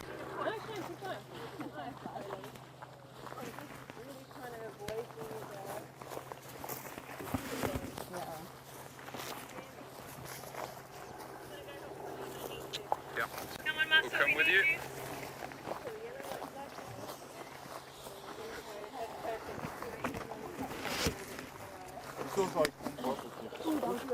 Okay. Where's the other tray? Wow. This is another big chap. I am happy that he's halfway down already though. Careful, careful. No stress. You can come, that's fine. Okay, everybody on this side. Alrighty. Let's just get past Leah here and give Bart a hand. Brian's coming to assist as well. Oh, just let it go, it's fine. Have you got boots in, Bart? Yeah. Ooh. I'm just going to do his legs. He's fighting a little bit at the moment, just as the drugs take full effect. Fine, don't worry about the blanket for now. Just put a towel on for a second there. Okay, guys. Sorry guys, let me get in here please. Okay. We might. Some chips. There we go. Well done. Back. Okay, come. Beautiful. Okay, cool. Okay, Bart, do you want to just fix that back leg? Just needs to come.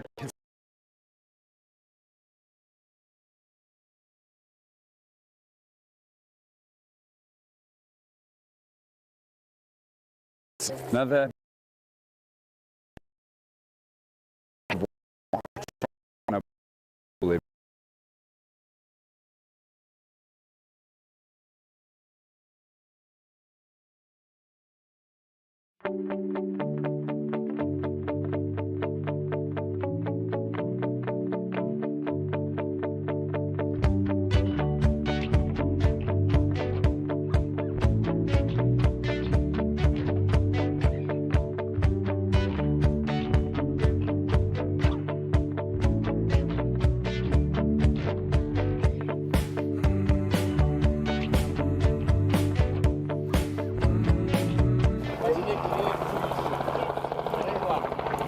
Welcome back everybody.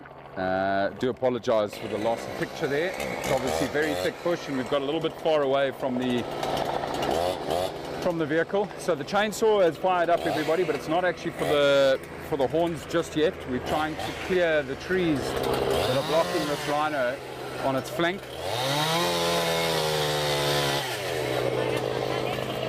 I'm going to get out of the way before that lands on me. Okay, I'll put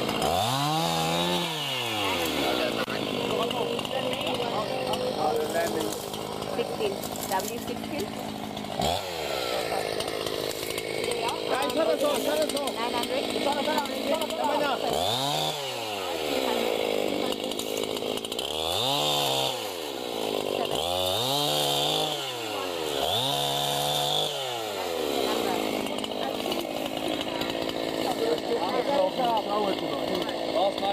900. So I'm just with Bart at the front of the animal here, and I'm just watching as he's busy marking the horn as to where he wants to cut it.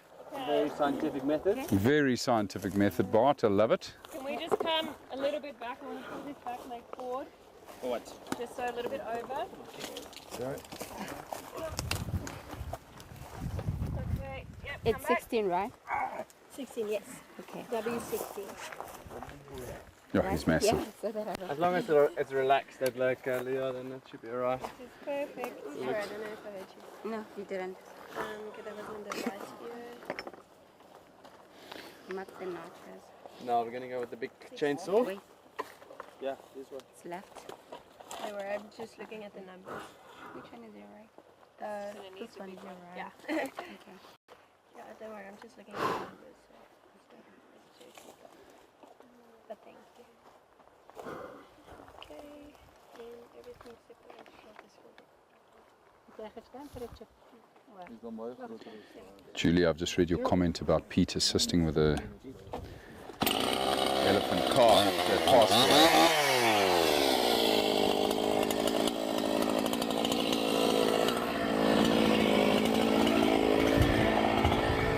That's very sad news. We'll have to catch up with Pete and find out what happened there.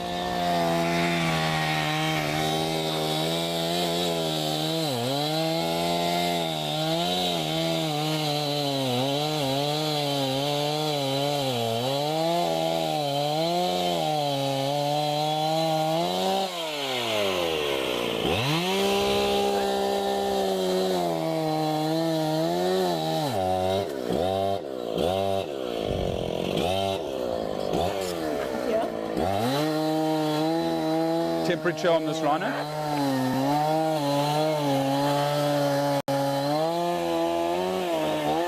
So I'm just having a catch up here with Leah quick, everybody, while Bart does the trimming. We've had to step away just to listen to instructions on the radio. We'll catch up with her again now.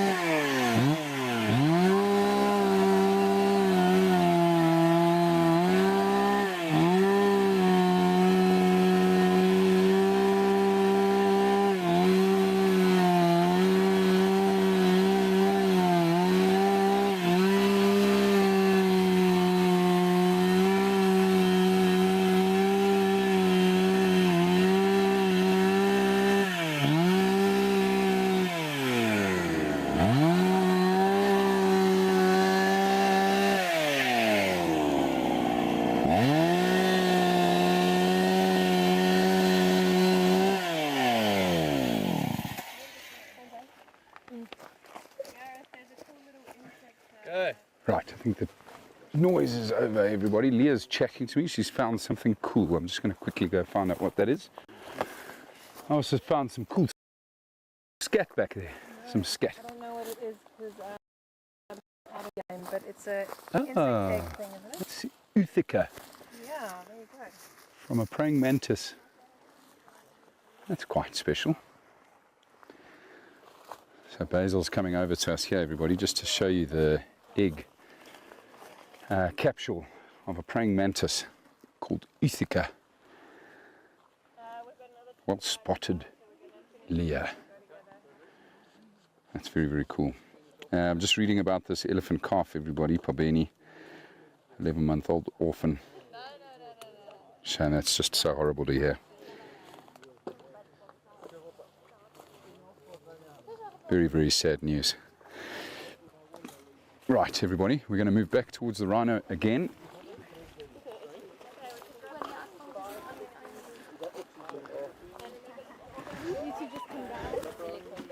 Shut up, jy, ons is gepraat oor. Lovely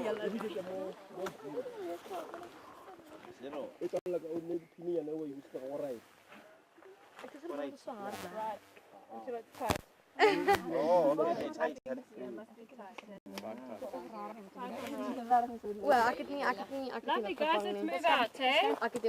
Okay, super. Alrighty. Everyone grab something. Another very successful trimming done there, everyone.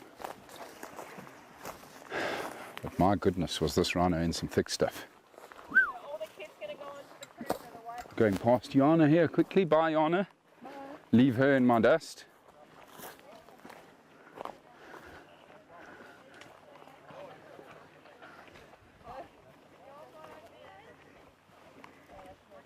So that was very interesting, everybody. I didn't have enough time to show you, unfortunately, but there was some civet scat very close to where that rhino came down.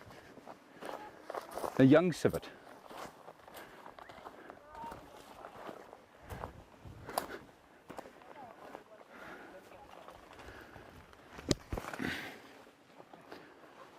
Alrighty. 48 rhinos, everyone.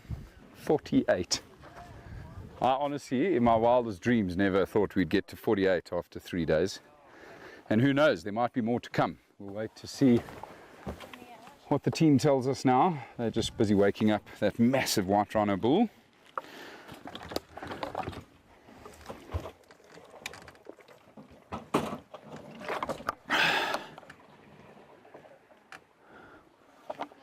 Hearing something on the radio back there. Hi, Matt. How's it?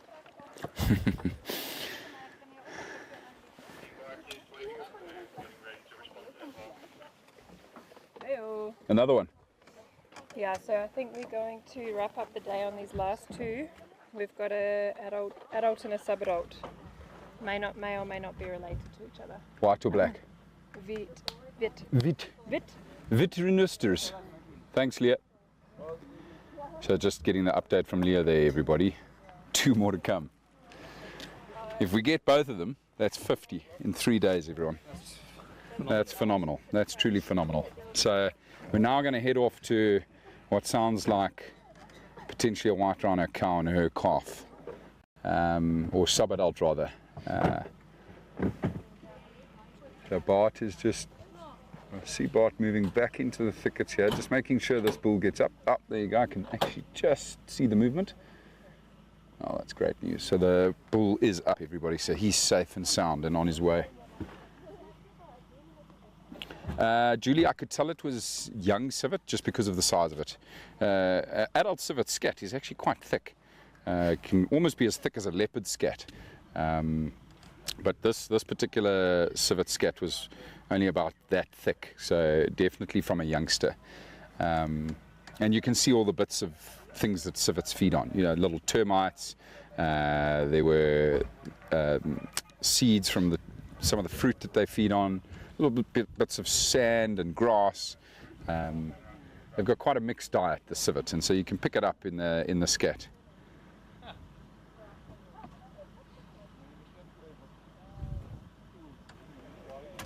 Alrighty, let's hit the road. I think we might be turning around.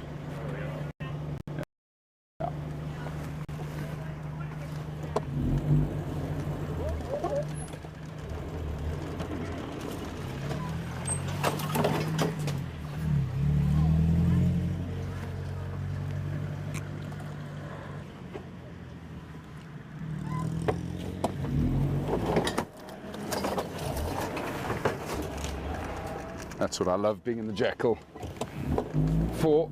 It's just so easy for us to maneuver. Not so easy in these big Land Cruisers and Hiluxes. Alrighty, come on. 50 on its way.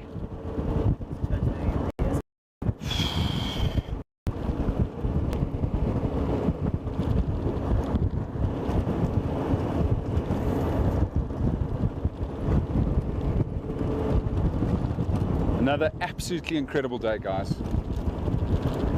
What a team.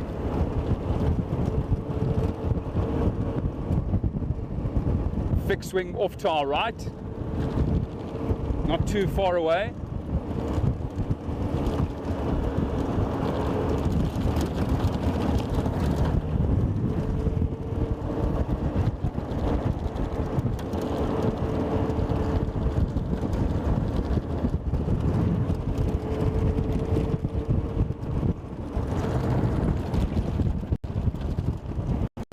I saw that white rhino bull got some beautiful yellow rings on his bum.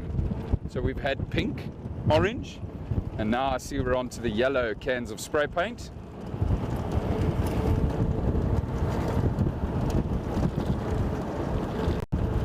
All very visible from the air, of course, those three colours.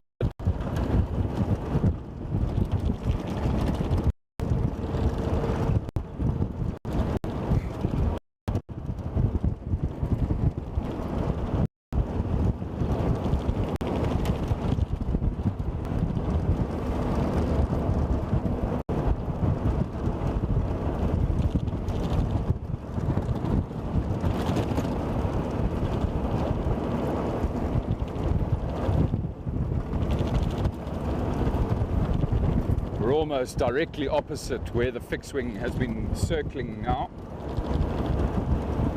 So Bruce will sit quite a bit higher, just monitoring everything for his brother Jerry, who will then come in lower with the chopper. And if the animals split, Bruce will be able to see the movement a lot easier being at higher altitude. He can always then help guide Jerry to catch up to the one that's split.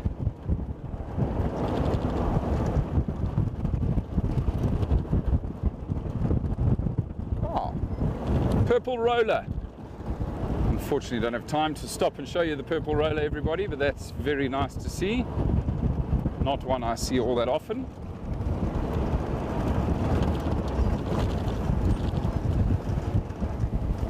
Just slowing down here now.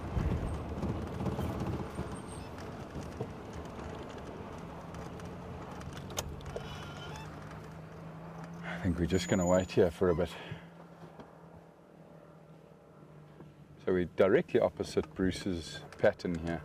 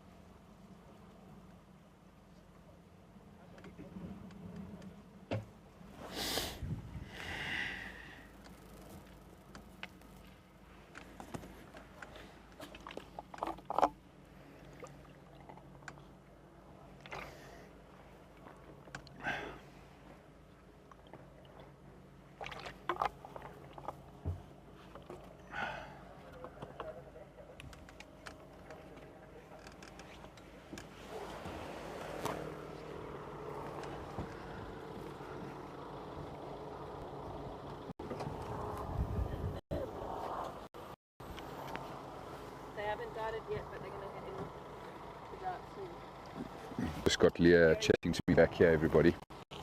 Jerry's just going to push them, try and move them to closer to a road before we dart in, otherwise they're going to go down in the middle of the bush. Okay.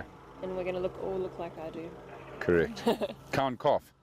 Or no. Two sub-adults? Adult and a sub-adult, so it might be her calf, but it's quite old. So we might, if it's a cow, then it also might be pregnant. Okay. We can have a look at her. If it's a cow, we can actually have a look at her udder and see if she's lactating.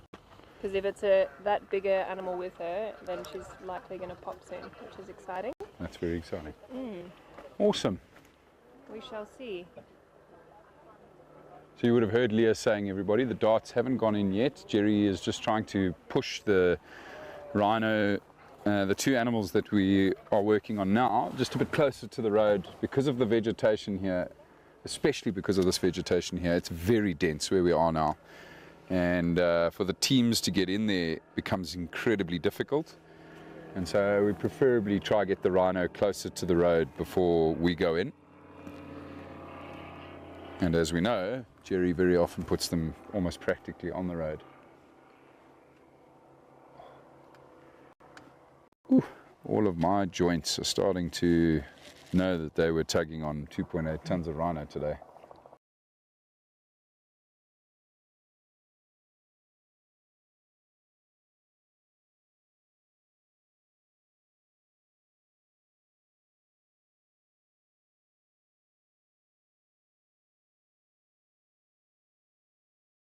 Piece of rope, probably 6 or 7 of us at least, and he was pulling us around like we were a feather. Yeah.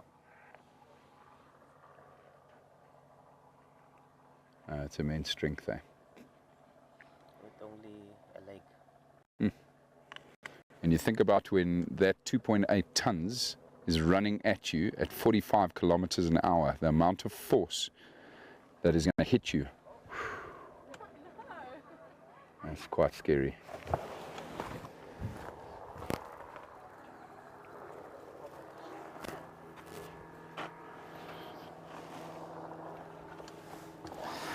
Ooh. So everybody, I think these will be our last 2 animals for the day, and that'll mean that'll be a wrap for today, and we'll head back to our camp. I'm certainly looking forward to that, get out of the dust, and more importantly, get rid of this thing. This is not going to be my thing tomorrow. I am confident and convinced that I haven't been the douche of the day.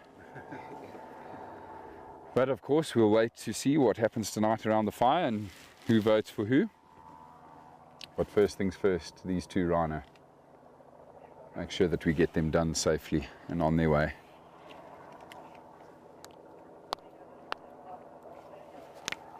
I can hear Bruce and Jerry chatting, just working those animals.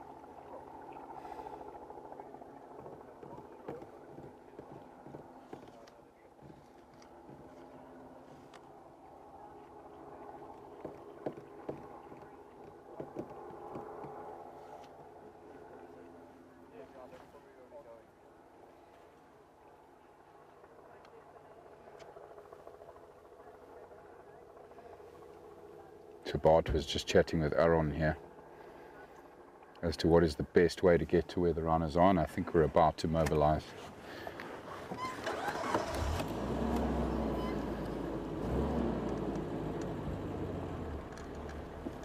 Oscar Mike.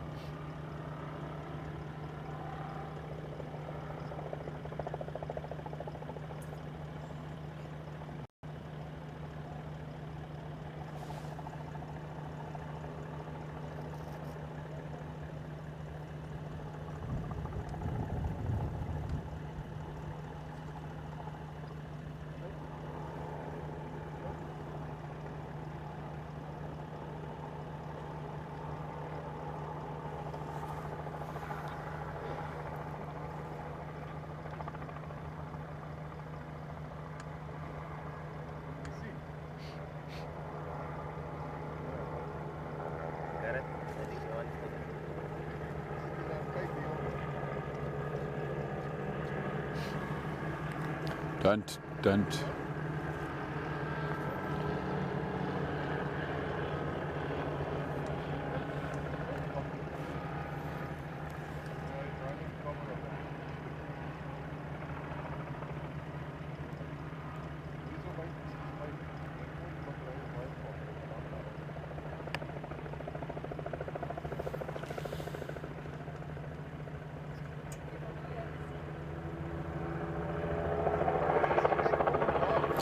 Hello, Rosemary.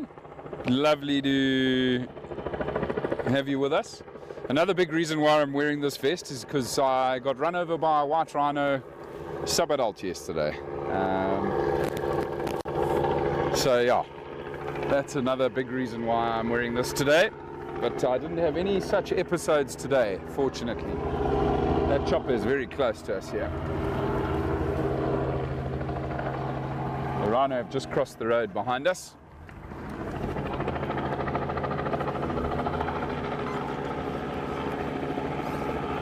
Did you see the second one, Brian? Yeah. So Brian's just said that he saw the second one cross the road as well.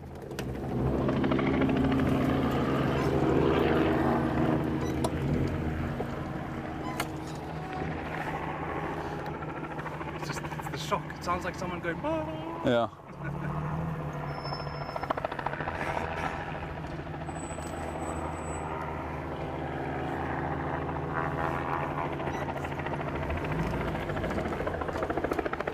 Those rhino were still running quite quickly, so the drugs haven't taken full effect yet.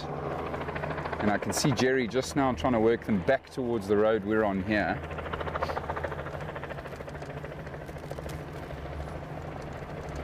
Yeah, I think we are going to have some work on our hands here, everybody.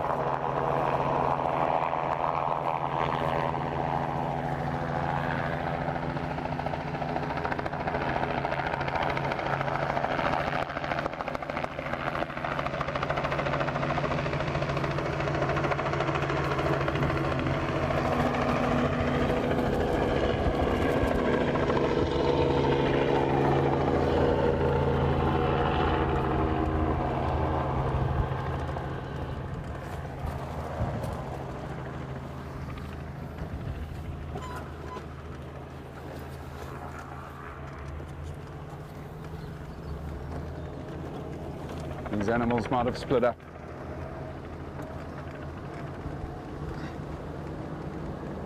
Yeah, I think they have. One animal must have gone down just here where they crossed the road because Bart is running in.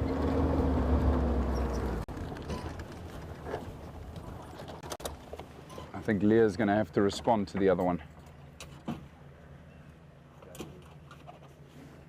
But we're going to help Bart here, everybody.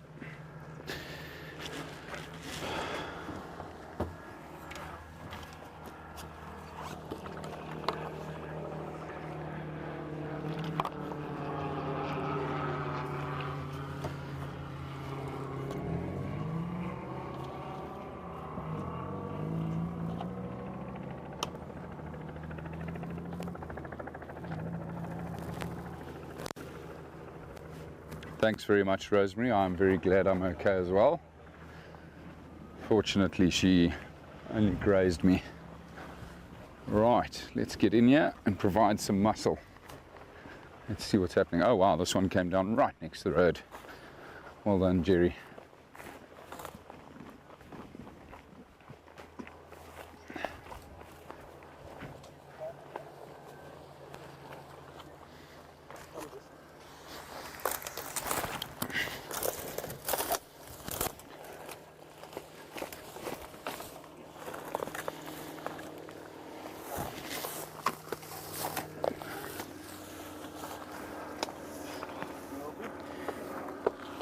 Is definitely a bull.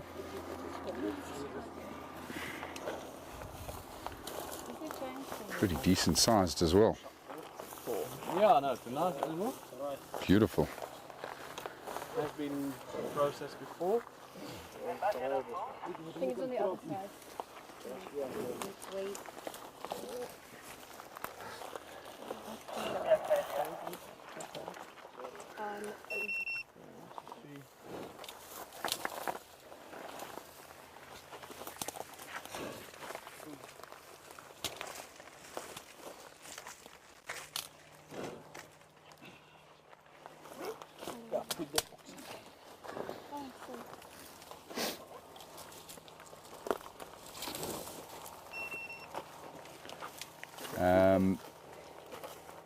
Bart, back left leg, sorry, back right leg, okay? Yeah, that's right.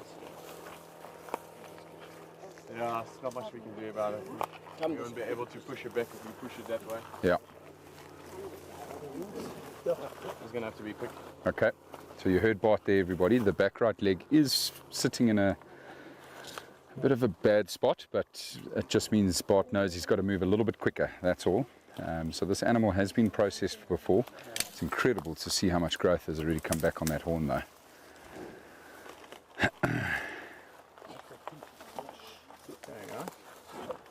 Do you think, no, you can't get enough people in there.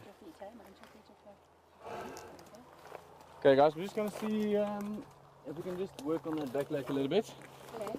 We might as well while we're here. So we're going to try some... Push to your side. Okay. Keep going, keep going, keep going, keep going. Yeah, and push back. Okay. There we go. Perfect. Well done. Happy? Front leg. Okay. The front leg. Check the front leg. There we go. And the front? Is that fine? Yes, but I'm just going to double check it, and I found a number. Don't push. Oh! Just only when I tell you, otherwise my fingers are going to miss. Yeah. Alright. Well done. That's a bit better. We need to find oh, there's the fern bush. The ferns are getting a little bit scared.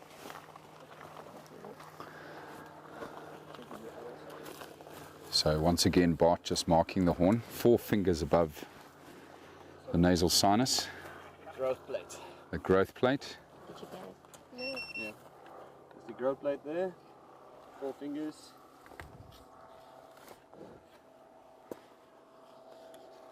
This young lady is just busy searching for the chip that may have been put in, or almost certainly would have been put in the last time. But what we have realized is these chips don't always last. No. Okay, I'll put a new one in on the left. New chip will go in. It's going to be a new one. Just say that I found that shut up working new ones maybe. You found the number, it's 16.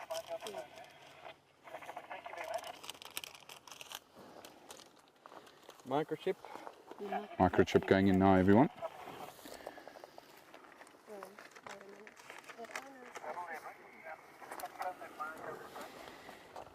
Bart, tell me, it doesn't seem to go very deep inside that chip. It's just in the subcutaneous skin. Yeah. You don't want it in the muscle because then it's going to move around. So Okay. you want it in the subcutaneous skin. Okay. Otherwise you might find the microchip there. Yeah. It can migrate all over the place if it's too deep. Yes. Thanks. Scan net bietjie, kyk of die chip werk. You have to press. Yeah. Okay. 210-117-4816. Yes. Thank you, ladies.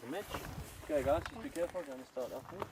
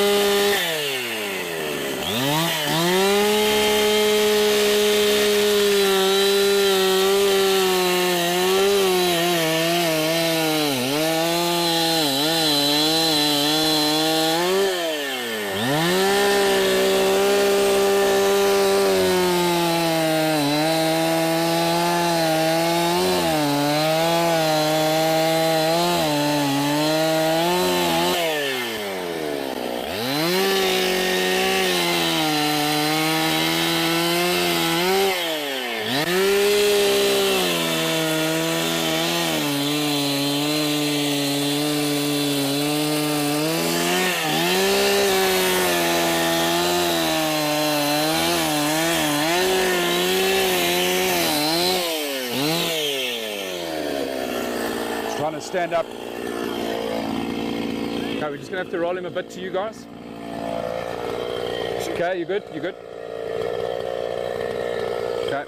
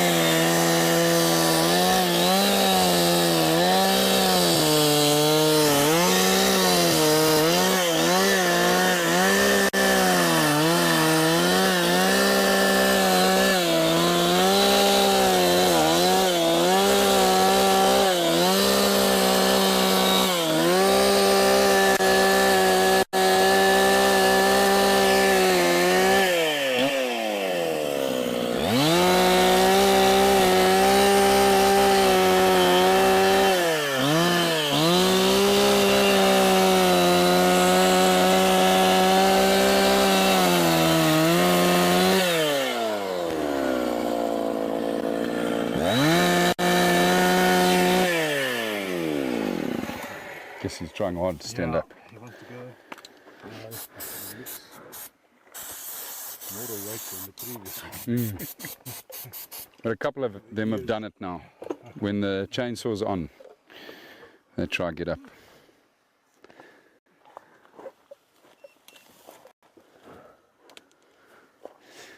There's a good boy. All right.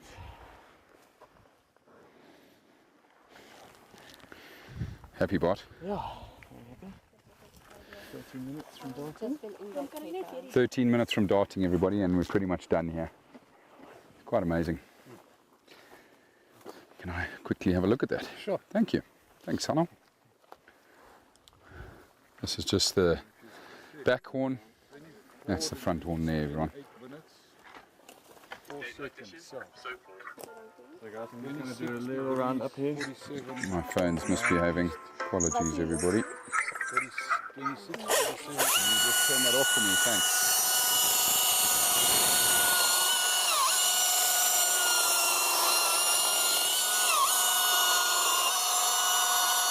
Quite a bit of growth that's come back here, everybody.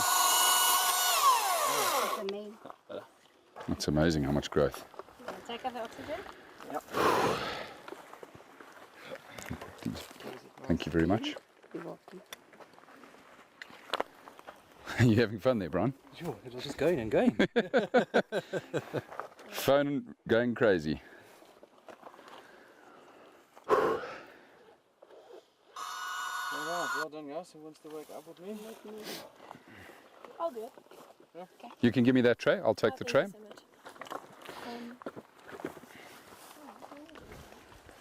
All right, everybody. Safe travels, young boy. Dart side, we just need to... Yeah. So Bart's about to give the reversal drug here, everybody. We're about to wake this young white rhino bull up. So we're going to start heading back to the vehicle. This is actually the best route here. Yes. Happy. Yeah. Do you want to stay as well? Oh, no, that's cool. Thanks, Brian. We'll just stand back here.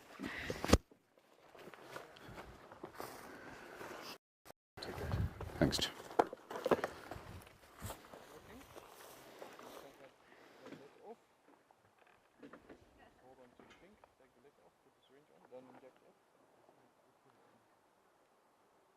Exactly, Guido. In 4 years, it's quite a bit of growth, eh? You know, we usually trim our rhino every 18 months, and they just didn't have the funds here to do that. So these horns have been growing for 4 years since the last trimming. It's very impressive. Yes, Becky, Julie is correct. So every single piece of horn is catalogued and taken into custody by the officials that are here with us from the Limpopo government here, and so they'll take it to a vault and keep those horns safe.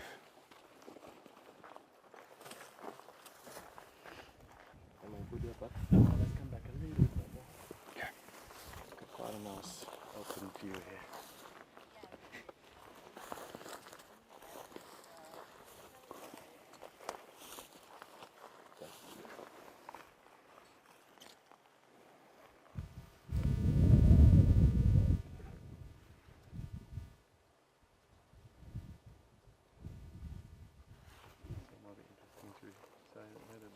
Fully reversible, the drugs, and they're completely awake afterwards.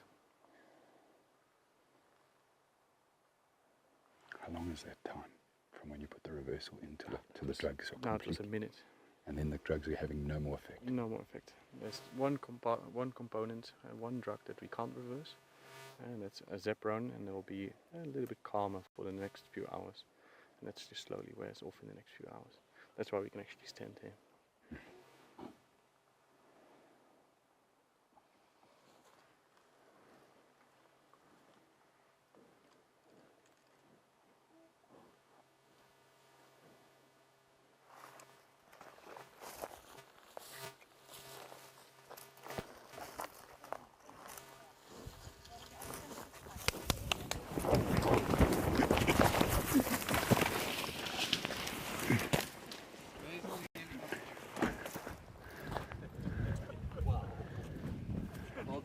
everybody. You made it out. Okay, that's not very typical for a white rhino. Sure. That was surprising. Basil, are you okay? Yeah, Everyone's okay, guys.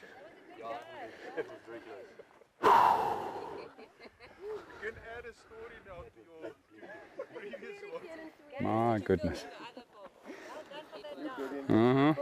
I've had practice. Basil, you okay? Yeah. Cool.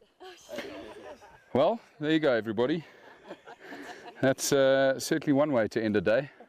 Yeah, that's not something that you usually expect from white rhino. It's probably just the talking, maybe. But anyway, he's safely on his way. Now, I'm not too sure how far the other team is. Bart, have you heard anything from Team 2? No.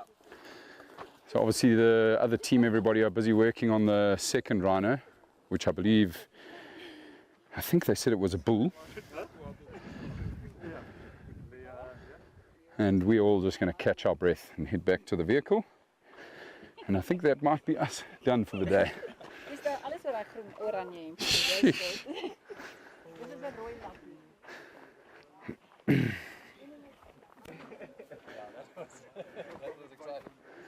That's correct, Guido. That rhino has a very angry bubulus and wanted to take out all its vengeance on us. So, holy moly. Fortunately, we got out of there just in time. Just to keep us on our toes, you know, Mm-hmm. keep us honest. Certainly keeping us honest, and you know that is the reality when you've done a number of these, everybody. You know, these are the things that we learn from.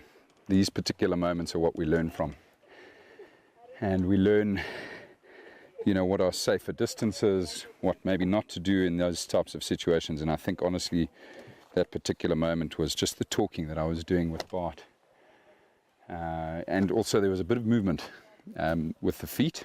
So a couple of people were moving around and there were branches crunching under the feet. And I think, you know, you combine that with the fact that the bush behind that rhino was very dense.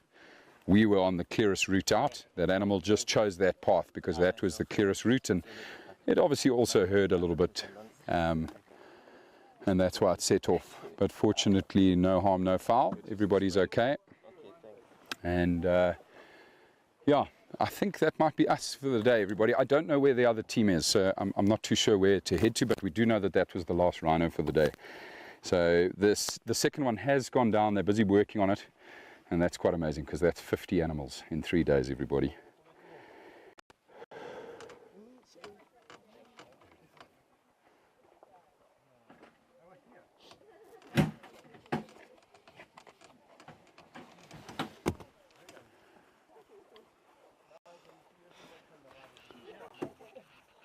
All right, super. I've just chatted to VM, everybody. We are going to wrap up for the day, as we are probably now gearing up to head back to our camp.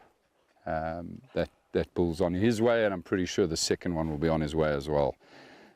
What a remarkable day, and thank you again to everybody that joined us, and thank you for all your support, all your wonderful questions, your fantastic comments. I definitely need to go find a cold beer, and I think Basil might need 3. Have a lovely rest of your day, everybody. It was fantastic, folks. Thank you. We cannot wait to be back with you soon. Bye for now. Ciao.